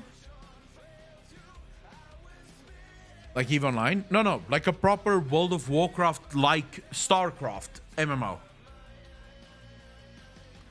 So I would actually enjoy playing it. Here's where I think Blizzard wouldn't do it. Running an MMO is a big deal. It costs a lot of money. There's a lot of server work that has to go into it. There's a lot of staff that goes into an MMO. The biggest, by far, the biggest team in the entirety of Blizzard and most likely Activision is World of Warcraft's team. That team is insanely big. So I think the last time we heard, they were at something like 600 or 700 people in the dev team, and they're looking to hire even more people in the World of Warcraft dev team to sort of push out even more content quicker. So you have to think about that in terms of now you have two games that you're running side by side. That has to come up with brand new content, brand new stories, brand new features that doesn't just feel like it's a carbon copy of the other. So I think, personally, I think World of StarCraft could have been possible if Mike Morhaime was still part of Blizzard Entertainment, because he loved StarCraft. I don't think Bobby Kotick feels the same. Oh, I'm forgiven, yeah. Ian did say that we will deal with that, though. I'm sick of waiting for 9.1, seriously. You are not alone, Maurice. The rest of us wanted to. So I genuinely don't think we'll ever see World of StarCraft. I don't think Blizzard will ever do another MMO. MMOs are dangerous. And while there's a lot of money in MMOs, there's also a lot of failure. Like, most MMOs fail. I don't think Blizzard would take the chance, because you have to be very good if you're going to make a brand new MMO right now to try and see if you can get people into it. And the problem is you're probably not going to convert a lot of the hardcore StarCraft players. I mean, the people that's doing the PvP in StarCraft. They're most likely not going to be converted to your MMO. There also won't ever be a Warcraft 4. Mike told me so when I met him. Really, Natalie? Are you breaking my heart now? Only hope is Dreamhaven. Everything else are just wishes and dreams. How would the rest of you feel? Natalie, I hate you for that, but also thank you for telling us. How would you guys feel? And I want your best use of emojis here, right? So you're not allowed to answer with words, only emojis. So only emotes. How would you feel if it was announced tomorrow that Dreamhaven has acquired the World of Warcraft IP?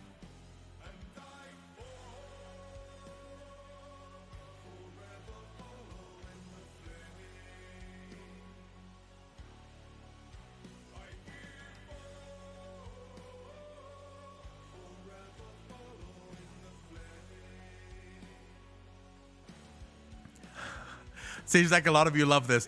Dominius, thank you for the Prime sub, dude. Really fucking appreciate that. Welcome to the Fat Fuckers Club. Thank you, thank you, thank you. It is okay, to be honest. Why would you be scared? I'd be as happy as all of the emotes there. I would be fucking buzzing if I learned that Dreamhaven is picking up World of Warcraft. Plantypen, how you doing? Nobody fucks up WoW like Blizzard does. Be nervous, excited. I think Dreamhaven is, how do I put this? I think Dreamhaven is setting themselves up to be a massive competitor to Blizzard. Because I do think that Mike Morhaime wants to prove that he is the reason behind Blizzard's success. That Bobby Kotick and the boys over at Activision didn't know what the fuck they were talking about. Because I think it's now clear to everyone why Mike Morhaime left. He started to lose control. Activision kept taking more and more control, kept sort of infringing more and more on the company, kept wanting more and more from the company, and that sort of just ruined it, right? And I think he wants to prove. What's Balila's new video? Honestly, a smaller company might actually put for the effort to make the game good again. I agree with that. Like was mentioned of AOC, let's not hope we're not just fanboying over Dreamhaven or that they'll overhype us. Right now, when it comes to Mike Morhaime, at least I know his heart is in the right place. Like to at least see a product of them before wanting them to buy WoW. Don't forget Jeff might join Dreamhaven as well. He is most likely going to. WoW needs to get harder by Balila Clips. Do you guys want to watch that? WoW just needs to be tougher. Oh, it's an hour ago. Alright, fine. Let's watch this Balila clip here.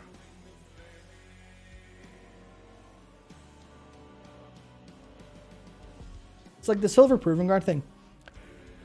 They didn't belabor it. They didn't say, no guys, no. Try it. I love how animated this guy is. Like Matt is, I love how animated he is. The way he explains things, it's just, it's incredibly endearing to me to watch him explain things. It's funny as fuck. People went, no, we can't do this. We struggle.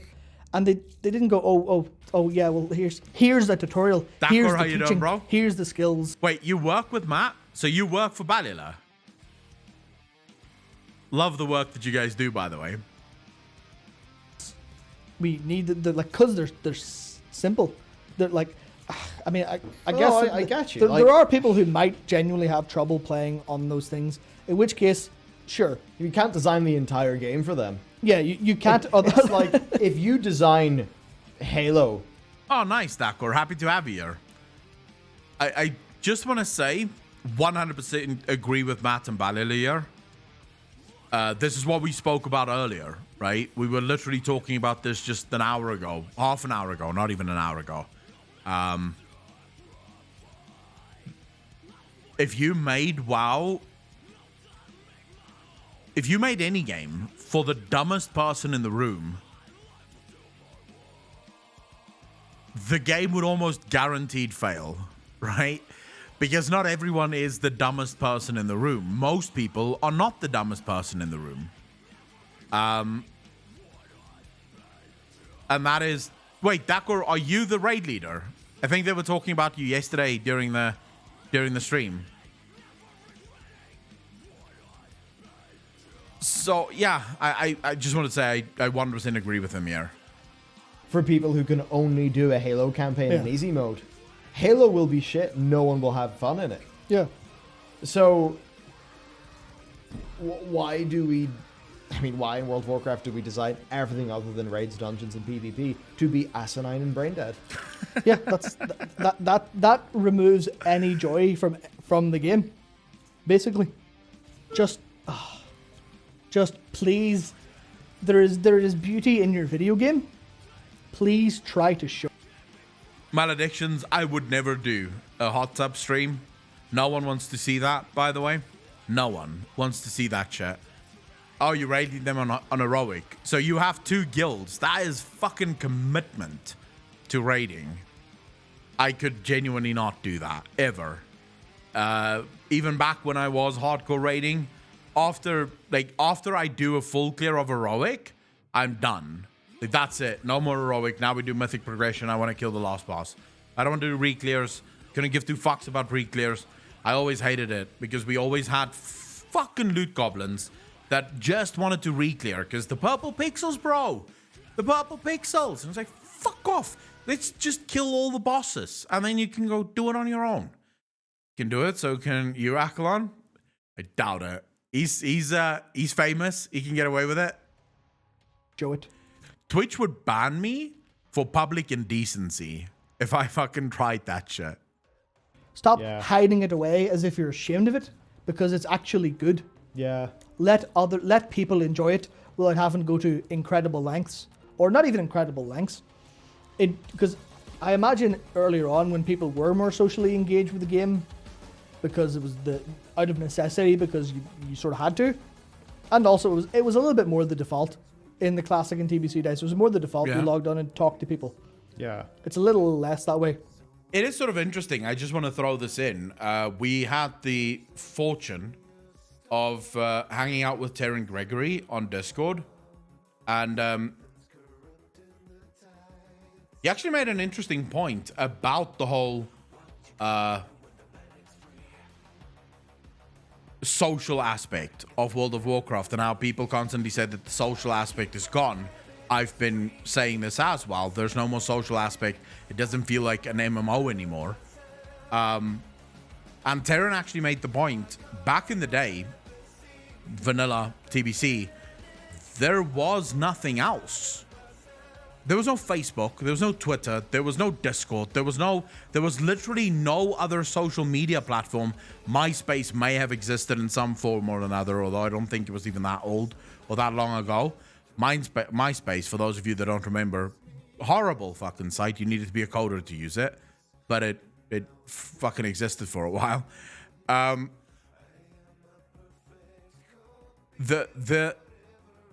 The only way for people to really communicate and interact with their friends was World of Warcraft. It was sort of the first real social media site in the world. It was the first real social media site, was World of Warcraft, and that sort of pushed this sort of social aspect of the game. Now, I'm not saying that you can't get that back. There are ways to make people interact more, but I do think it becomes far harder. Anyways, let's listen to what Matt says. To people. Yeah. It's a little less that way. So adapt for it properly. Adapt for it by putting things in place of that community, or in place of that need for community. Solve that problem yourself with the correct gameplay. It's like, in video games, a boss at its finest is designed to be the final test of a level.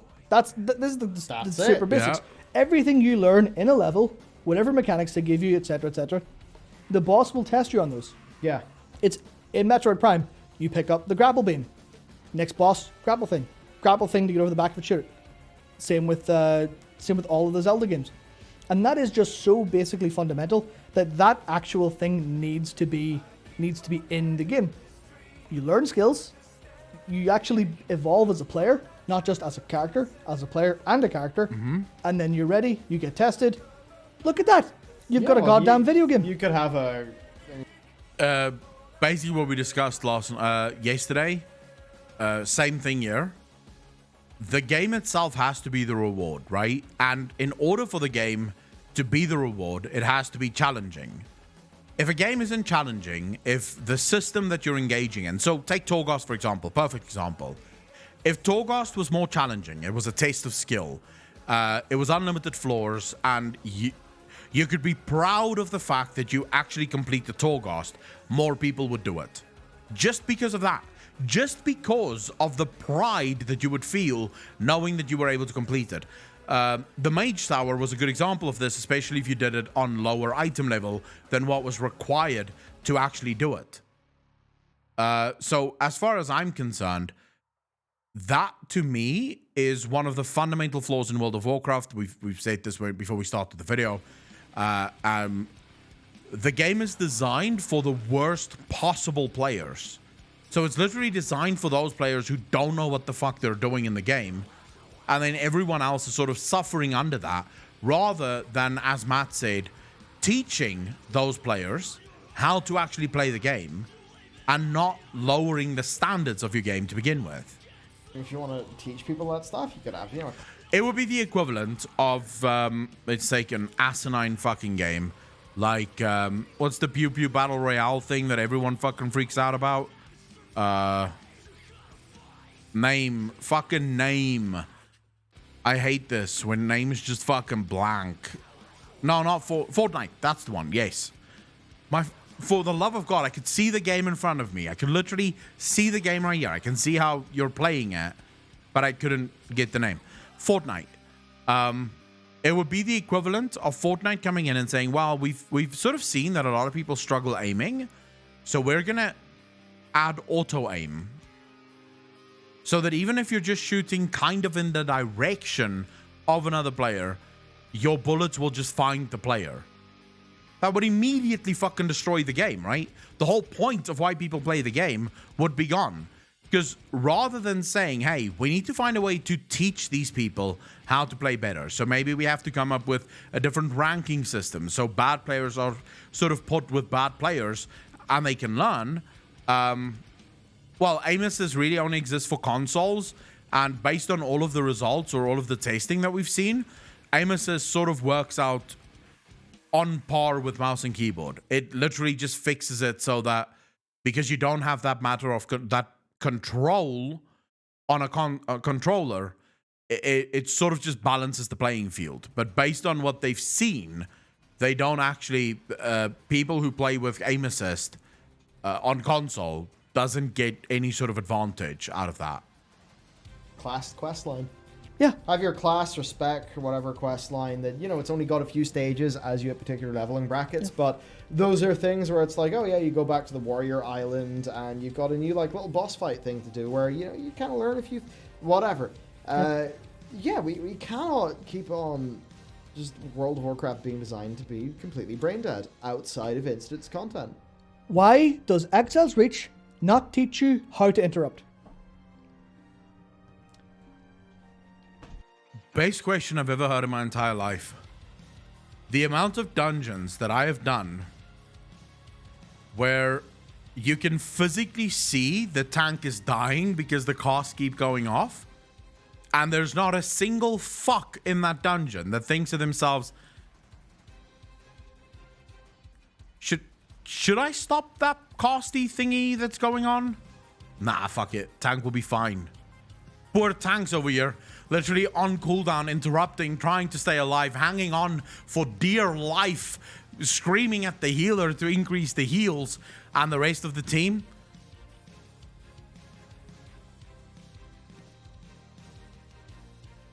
It's like, bro.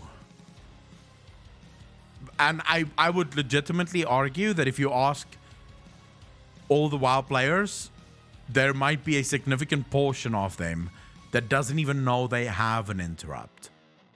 That doesn't even know it fucking exists. Well, why? There's no excuse. There is no excuse. Not all classes have an interrupt they can use regularly. Okay, fair. That's one excuse. And I saw someone on Reddit with the perfect thing. You can combine it, interrupt or dispel. There you go. Look, you've covered. Outside of I think that. Rizanami, thank you for the follow. Really fucking appreciate that. Welcome to the channel. Thank you. And also thank you for the sub. Really appreciate that. Welcome to the Fat Fuckers Club. Thank you. Long time to find out I have interrupt Shaman, by the way. Duba, how you doing, bro? At least you figured it out. Thank you for the follow. Really appreciate that. Welcome to the channel. Thank you. At least you figured it out. I'm pretty sure there's still players who don't know this. That's everyone. Right. Everyone can either interrupt or dispel. So you go interrupt this. If it goes through, dispel it immediately or you're dead. Maledictions, thank you much for the follow. Really fucking appreciate that. Welcome to the channel. Thank you. Have fun. Look at that. People have learned the mechanic. And you know, Yeah. you remember because it killed you if you didn't do it right. Yeah, and they've learned in Exile's Reach when they're new. Yeah. They're provided a form of challenge. Yeah, and look, this is a game where, because in Warlords of Draenor people complained about the silver proving ground, which is piss easy. Yeah. Some people complained about the Silver Proving Ground, and it's as if because of that, they have just decided that their game could no longer have gameplay outside of... The Proving Grounds should have been extended throughout every single expansion to teach people how to play better. The Proving Grounds should have been a staple for almost every newly dinged character. Just a little thing that you have to go through to prove that you actually know what the fuck you're doing in your class. Something that is catered to your class, to your spec, for you to learn the ins and outs of your actual spec. And then you tie, obviously, achievements, maybe some cosmetics to it. And Bob's your uncle, you have a nice system that does gatekeep. Because I've never been one of those people that says no gatekeeping. If you want to stop people from being able to enter mythics, right, or even heroics, although I think you probably have tiers like they did in World of Dreno with the Proving Grounds, but there's nothing wrong with that. Telling people, hey, if you want to be able to do harder content, you have to prove yourself in the Proving Grounds. And we are going to make it significantly harder as you move up in the content so that you know what you're doing. And then even have Proving Grounds for raids, where a player has to learn what it is to position, what it is to dodge, what it is to follow instruction, what it is to work on a plan. Gatekeeping happens regardless. That's the whole point of IO score. Exactly. At least if you do that, you have more people that know how to play the game. Dungeons and raids. And, maybe it's the sort of thing where the developers of this game, are people focused on dungeons and raids. I mean, certainly a bunch of the top brass are from, like, the Elitist Jerks forum and stuff. So we know they love their mythic raids and their high keys and stuff. But, like, what about the rest of the game? And it's that thing where I think it's very depressing to say that they should stay in their lane and stop doing these. You see, this boils down to something that I spoke about all the way back in Legion. In Legion already, I made arguments around this. This was back in the day when I did Warlock content. Before I switched to lore content, I used to be a Warlock guide maker, right? That was literally how I started my channel. I built all the way up to 8,000 subscribers just making Warlock content. And then I sort of became very interested in the lore, and I wanted to talk more about the lore, and I started doing the lore content instead. And since I stopped raiding, the Warlock content just sort of disappeared alongside it, because I'm no longer raiding Mythic level, and I don't think you're allowed to make guides if you're not killing the final boss on Mythic in an expansion. Then you should not be the one guiding other players how to play the game. It's as simple as that. Sipa, thank you for the follow. Really fucking appreciate that. Welcome to the channel. Thank you, thank you, thank you. But even back then, I made the argument, and this was because I was the guild master, and also at one point the raid leader of my guild. And this is the point I always made. The problem in World of Warcraft right now is you have morons that can finish heroic, because let's be honest, a blind monkey with one hand can finish heroic. Heroic is LFR for slightly less stupid people. Heroic's not hard. If you're wiping on heroic, there is a good chance that you're in the wrong guild. They 100%, I believe this to the bottom, because with my guild, we used to one-shot heroic in a single night. Like, the first time we're on a heroic, we clear all the bosses. One night, boom, done. We're going on to Mythic next week. Heroic is piss easy. Now comes the problem. Agreed. Every latent and ability earned by leveling should have an optional mini quest to show you how to use your new ability or talent. Drew Mac, thank you for the 250. I agree with that. You should be tested on every new thing that you get. You should learn how to do things. League for 9.1 may be true. Natalie, let me... I'm gonna open that. Hold up, I'll open that in a second. Let me just finish this thought. Just do that so I can fucking see what's going on here. So where was I again? I completely fucking lost my train of thought now. All right. The problem is now you have every Tom, Dick, and Harry, right, believing that because they cleared Heroic, they are now ready to go into Mythic. Then on Mythic, the first boss is usually a piss take, right? It's easy. The second boss, usually a piss take, quite easy. Third boss, a little bit tougher, but still relatively easy, not that bad. Then you hit the fourth boss and you hit an absolute fucking wall, where all of the morons that couldn't do Mythic because they weren't prepared suddenly realize they're holding their guild back. Of course, they're too stupid to realize that they're the reason they're not killing it, and their guild doesn't want to kick them because the guild doesn't have enough raiders, and now everyone is suffering on the fourth boss because you have a bunch of morons that literally don't know how to raid on Mythic because they don't have the skill yet. And I'm not trying to shit on these people. It's literally just the facts. Heroic is too easy. The jump in difficulty between Aleph or normal and Heroic is too small. Heroic should be a challenge that really only organized guilds can actually complete. And Mythic should be the hardest possible thing you can ever fucking do in your life. Normal should become the new LFR that is still as difficult as normal, that people can just auto queue up for and sort of do because it's fun. That's what I believe the game should work as. That's the system that I believe we should fucking lose LFR, because LFR doesn't prepare anyone for raiding. It doesn't do anyone any good. It's literally just it's a thing that's placed there for people to get loot that they don't deserve in the first place. Unless, of course, what we're giving loot for is patience, in which case they deserve more. So if we're going on what is deserved, LFR people should actually get the highest item level loot in the game, because you have to be extremely patient in order to go through an entire fucking LFR without losing your shit once. There needs to be more challenges moving up in difficulty to the point where once you get to the highest level, you know that you deserve it. If you can kill the boss on Heroic, you can absolutely do Mythic, because that boss was hard. It took a lot of guilds a long time to fucking do it. That's what I believe, and that's what I think should be the right way. But okay, let's just quickly see here what Huawei just released. Blizzard has officially announced that Burning Crusade Classic will release on June 1st, 2021, with the pre-patch coming on May 18th. So the leak was correct. Well, we can know one thing. There's some Chinese guy that lost his job over that leak, and has most likely now been relegated to the countryside, where he has become a farmer because he's no longer working for the companies, for the government. So one guy lost his job, but TBC is June 1st. This means we now seriously have to start talking about when we can expect anywhere near.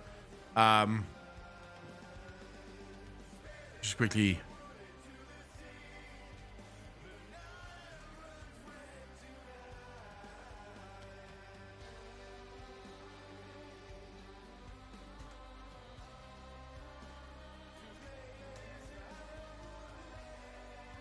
All right. Let's get back to Ballet's video here. But we do have to start talking about when is Shadowlands patch 9.1 actually going to fucking happen. These big, lofty experiments. Because there's a few comments in chat of people saying, well, I'd be bored if they didn't do experiments with every expansion. And I entirely agree with those people. But for me, it's just like, yeah, but those experiments have basically failed every time they've done them for the last multiple years. Right now, should we not focus on the basics, on the health of the game, and more dungeons, more raids, more content? Yes. You know, questing narrative. Yes. I would actually say if Blizzard really wanted to create content right now, while maybe they figure out why all of their systems have failed so much, because apparently us telling them isn't enough, they need to figure out for themselves why the systems have failed so much. I would love to see an expansion. And I realize this goes against some of the things I've been saying, but I would love to see an expansion with double the amount of dungeons, double the amount of raids. And by double, I don't mean all massive raids. I mean, you have one big raid and then one smaller raid with just 3 or 4 bosses, like we used to have back in the day, where you'd have these sort of off patches that introduces a very small raid, 3 bosses, and it's just something fun. just a quick thing that keeps you busy until the next big raid, right?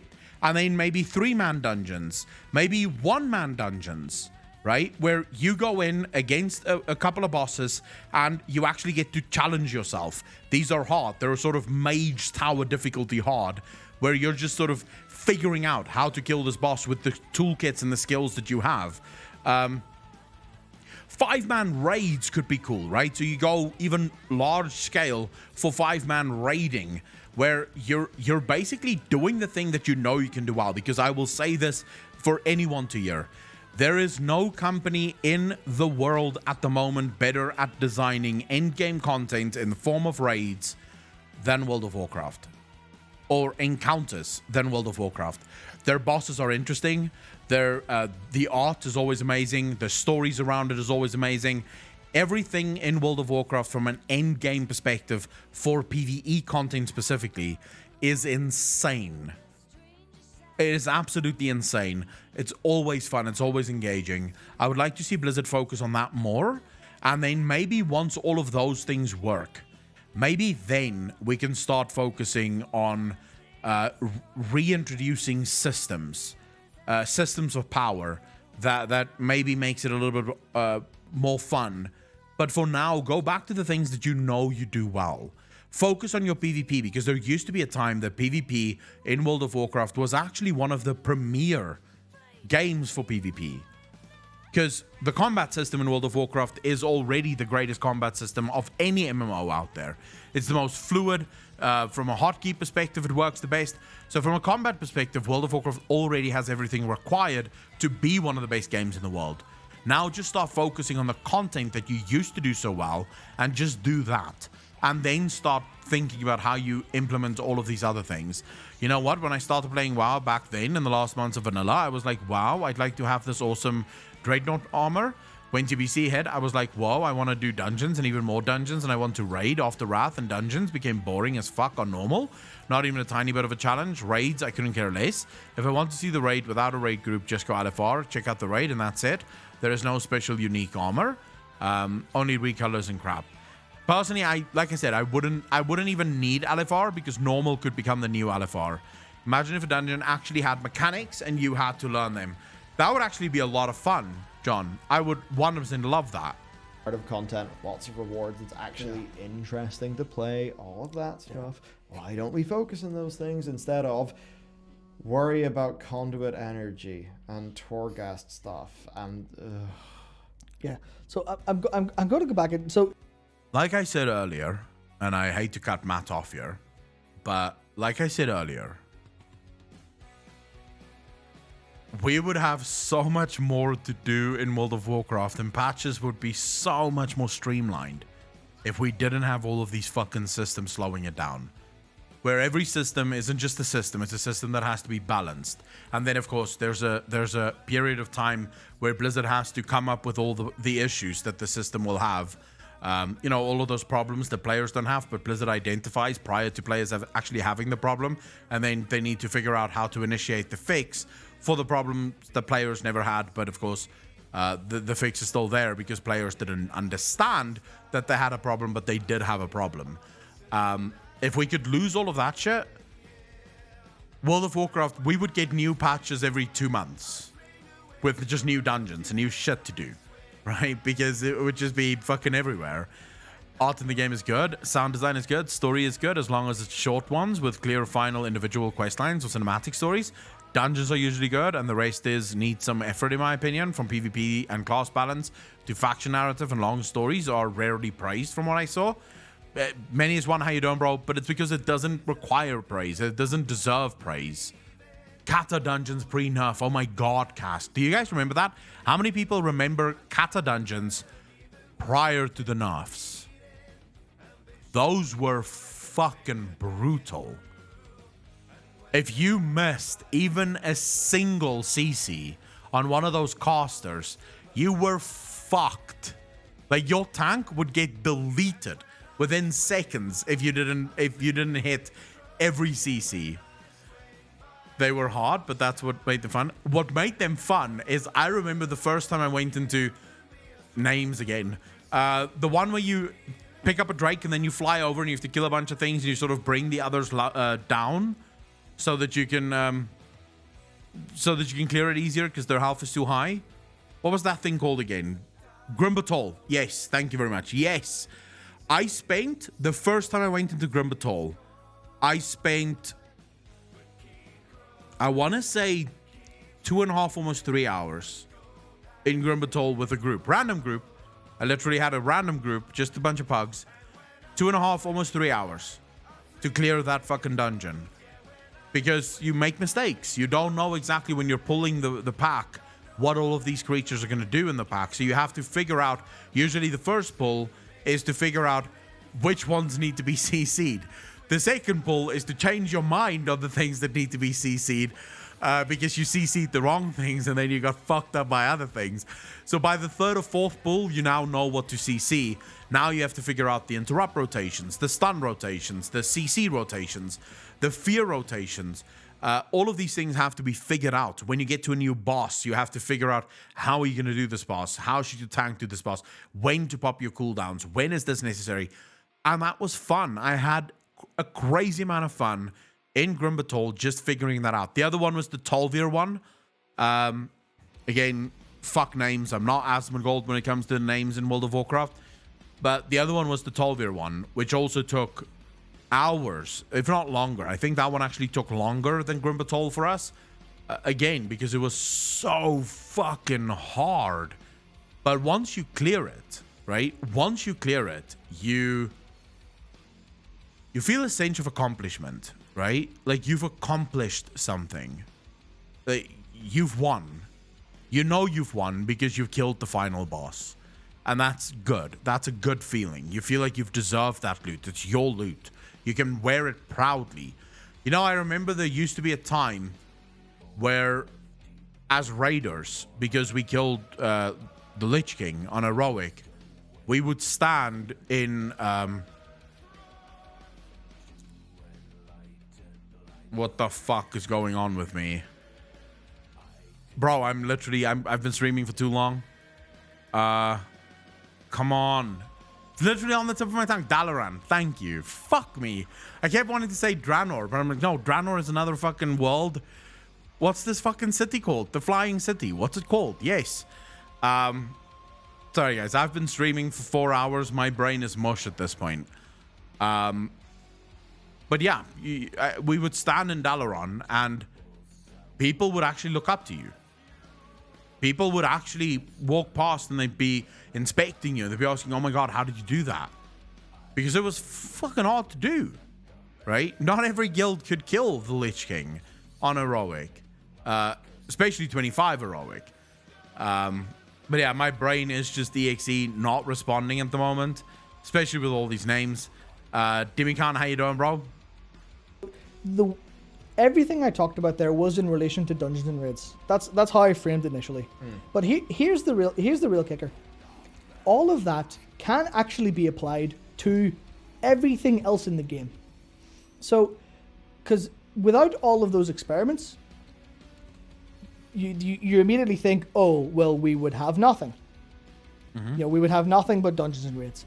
But without spending all that energy on all of the other experiments, all that content, they can put that into what the actual base. It's a case of they don't need to put on a big show for you if what you're going for is good. Yeah.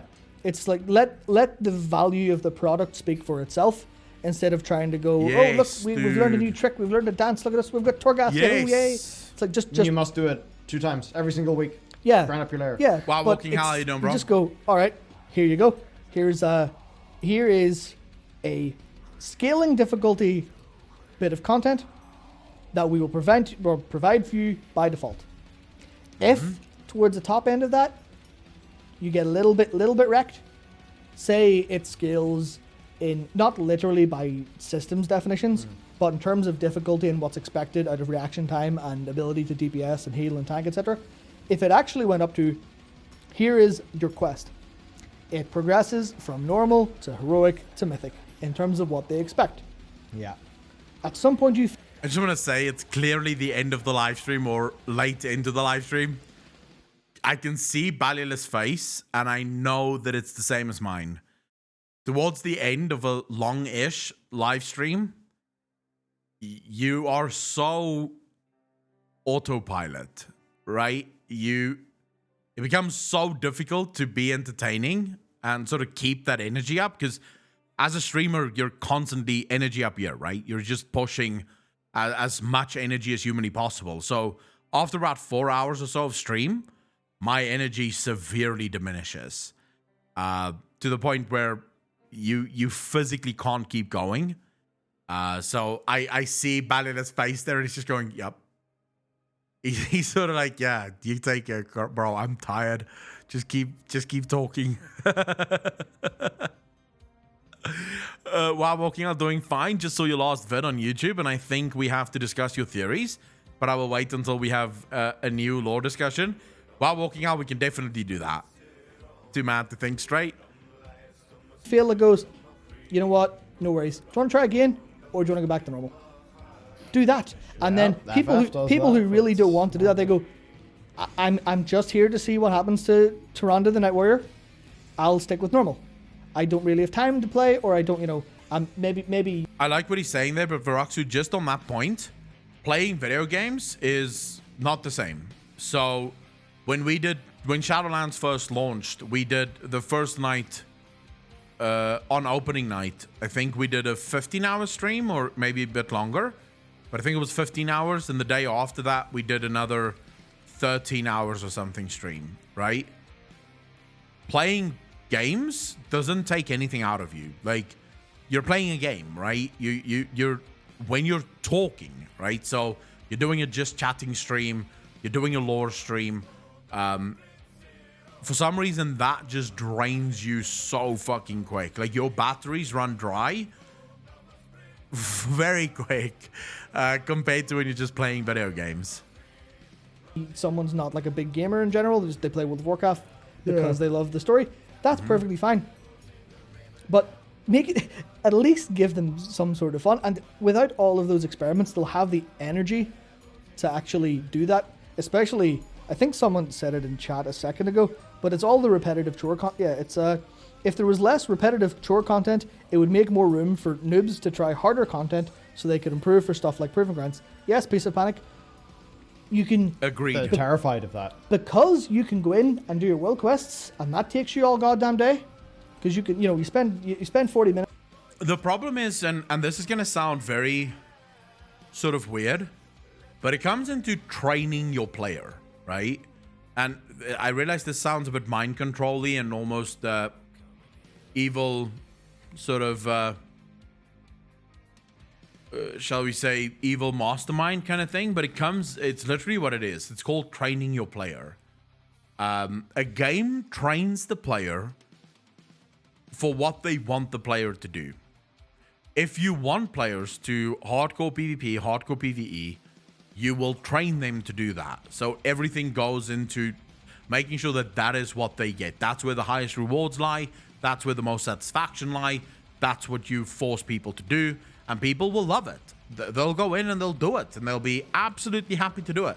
For the longest time, casuals were happy to do dungeons and dailies in Wrath, and then try their hand at normal raiding, right? 10 man, maybe sometimes dabbling a little bit in 25 man. However, if you train your player that all they have to do for the little loot to start popping up is do world quests and mindless repetitive shit, then your average casual player will be trained to enjoy that. That's all they'll do, because that's what there is to do. That's the thing that takes up all of their time, and it's easy. The amount of time you now hear people going, I don't have time to raid, is insane to me. Yet you have 5 hours a day to fucking do world quests. What's the diff? If you didn't have time to raid, you can also not have time to play. Because you are playing the game. I see these people. I see people telling me, because a lot of you have added me on Battle.net. I remember people writing in fucking chat going, I don't have time to raid. And then I see them online every night for fucking 6 hours plus. What are you talking about? You don't have time to raid. You half that time could have been spent raiding, and the other half could have been spent doing whatever other mindless shit you're doing. It's not a time issue. It's an issue of what is the path of least resistance, right? And that's what players will always follow. It's not their fault. It's not their fault.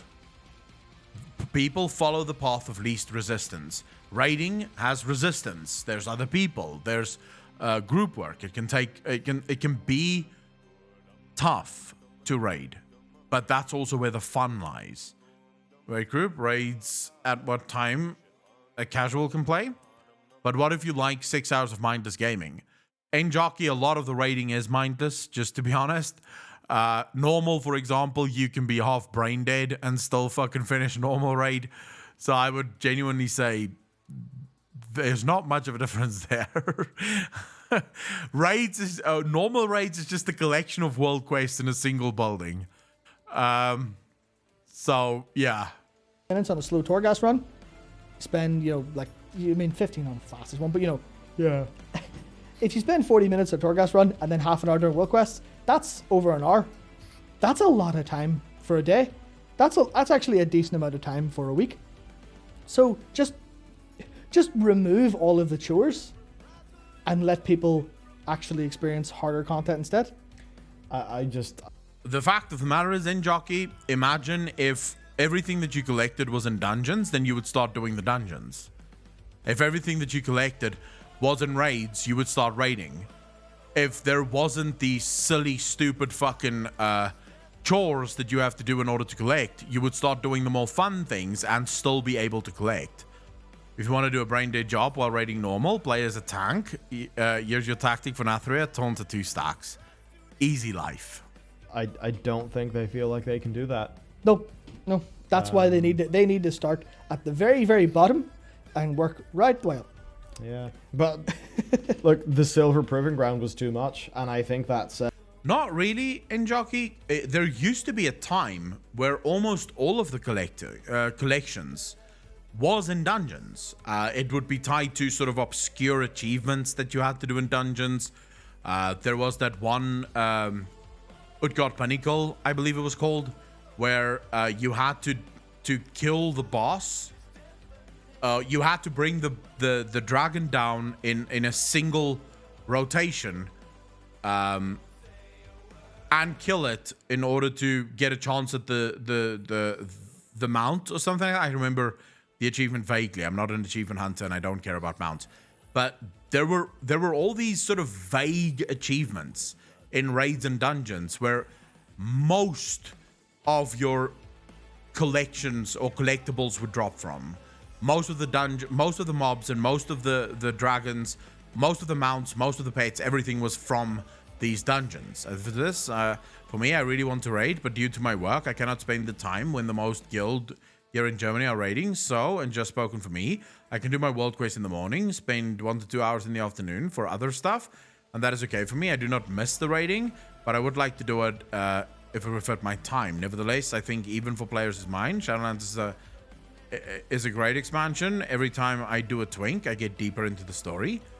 I personally think my girl likes Skara, that's the one. I personally think you could even find things for casuals to do.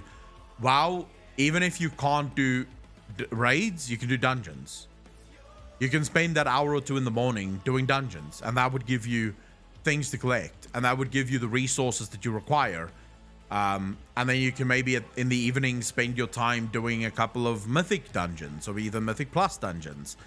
It's going to be more fun, and it's going in the long run. I think it's going to make your WoW experience far greater. And I'm speaking as a player here who came from a time where all you really could do in World of Warcraft was dungeons and raids. Wrath of the Lich King had very few things outside of dungeons and raids to keep yourself busy with. You had the dailies, but really the dailies only mattered until you hit Exalted, and then those dailies no longer mattered, and you would do that within a month or 2 of the expansion launch. So your dailies would be done as soon as it's done. And the fact of the matter is, there's ways to find things for all players to do in harder, more group-oriented content. There's so much of what you need to know. Unfortunately. Yeah. I mean, that blows my mind. I don't know how you could fail a silver proving ground. But Apparently you can. You have to try yeah, really no, hard. I can imagine it. Yeah. And I can imagine the cases where it's justified, where, you know, someone is physically or mentally less capable.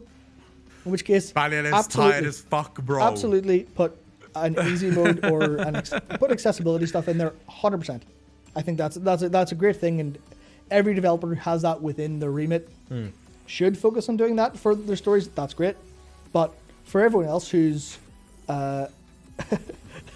let me try to remember exactly what Ian said. Something along the lines of it's a skill issue. Yes. It's a skill issue. If you don't like it, get fucked. I mean, Ian did say that in the interview, Yeah, so yeah, and should be on the table. Yeah, and I will defend my. I don't think there's enough content that you could make rather hard, whilst also including almost everyone in the player base, even the people that aren't as skilled. And then I just need to say this. Skill is not something you're fucking born with. How do I know that? Because when you evolved as a human being, your ancestors did not have computers, mouse and keyboard. So you were almost guaranteed, not evolutionarily chosen by natural selection, to be good at a mouse and a keyboard.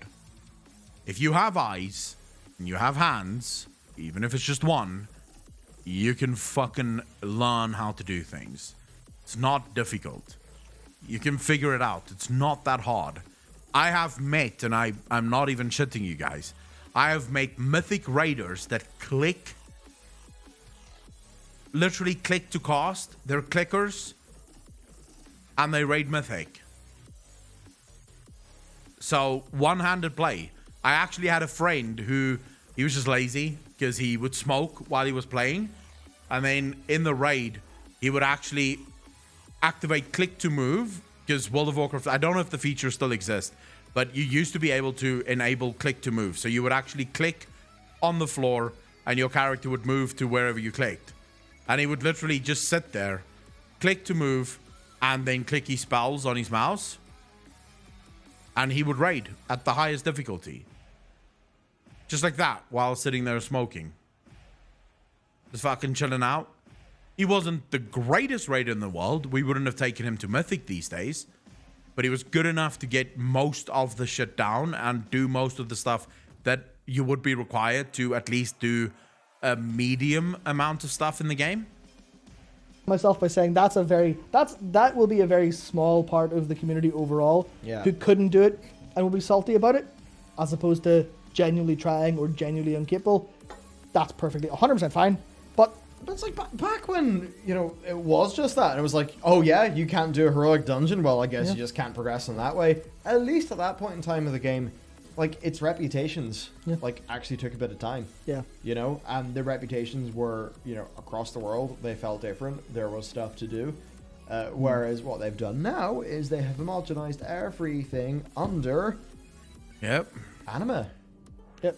Which means it all feels the same. All reputations feel the same. You know? It's like, oh, this quest gives me rep with this faction, this world quest. But I've not.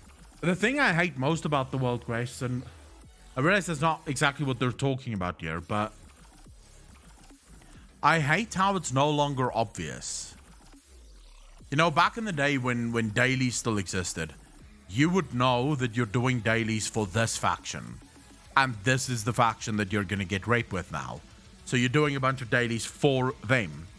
Whereas nowadays it feels as if I'm just doing world quests. I don't have a fucking clue. Because in my UI, for those of you that haven't seen me play WoW before, I have different chat boxes, and the box, all other boxes, the output of stuff, so loot as well as gold, all of that output experience is disabled, so it can't go into any other box. I have a specific box that is only that, right? It's only that, and it doesn't exist for anything else. So I don't even know who I'm gaining rape with, what I'm gaining rape with. And Bruno, I wasn't necessarily talking about Shadowlands here. I was talking about dailies or world quests since their inception. You would have these different world quests that really wouldn't mean anything to one faction but to the other, but you don't know the difference. They're basically the same thing. And in Shadowlands, if we want to talk about Shadowlands, it's the same dailies or same world quests, just in a different zone. So there's not even really a difference in the things that you're fighting or really a difference in how you're doing it. It's just in a different zone. Now you have a different thing. Which, I don't know, it just steals from the flavor of playing an MMO and actually feeling as if you're making a difference. I've not spent time with a character of that faction. I've not seen their unique story in this zone. Yeah, so that's mostly that. All right, that's the end of the Balula incursion on the channel. I like this video. I agree with almost everything that they said. Well, I actually agree with everything that they said. I think there's few people as knowledgeable on these things as Balula. Balula obviously is a game designer himself. I doubt that many other content creators know as much about game design as Balula would. Look at the Island Adventure. Burgash, nice. Good for you. I do not play that, by the way. I do not play that. But yeah, my personal opinion on just is just I wish Blizzard would go back to the things that they do really well, instead of just constantly trying to focus on doing all of these things, right? Because it feels like they're trying to focus on mega brain systems rather than focusing on the things that they know they do really fucking well, right? Because yes, there are things that Blizzard do better than almost anyone else, and I wish that they would focus on those things instead. With that said though, ladies and gentlemen, I am gonna hand you guys off to Jedith. For those of you that don't know who Jedith is, he's a friend of the channel. He loves doing Mythic Plus with viewers, so if you haven't done your Mythic Plus yet, you can absolutely ask him if he'd be willing to boost you. I don't know what he's going to be doing tonight. I do want to thank you all for coming out, for hanging out with me, for taking the time out of your Thursday. I will see you all tomorrow once again for the final stream of the week. Of course, it is Saturday Madness. Even if you don't want to stay, just at least go say hello to him. I thank all of you for hanging out with me, for playing and listening to me rant and just enjoying your Thursday with me. I love you all. Be kind to each other, be good to each other, and most importantly, cut yourself and others some slack. Ladies and gentlemen, peace out, fam.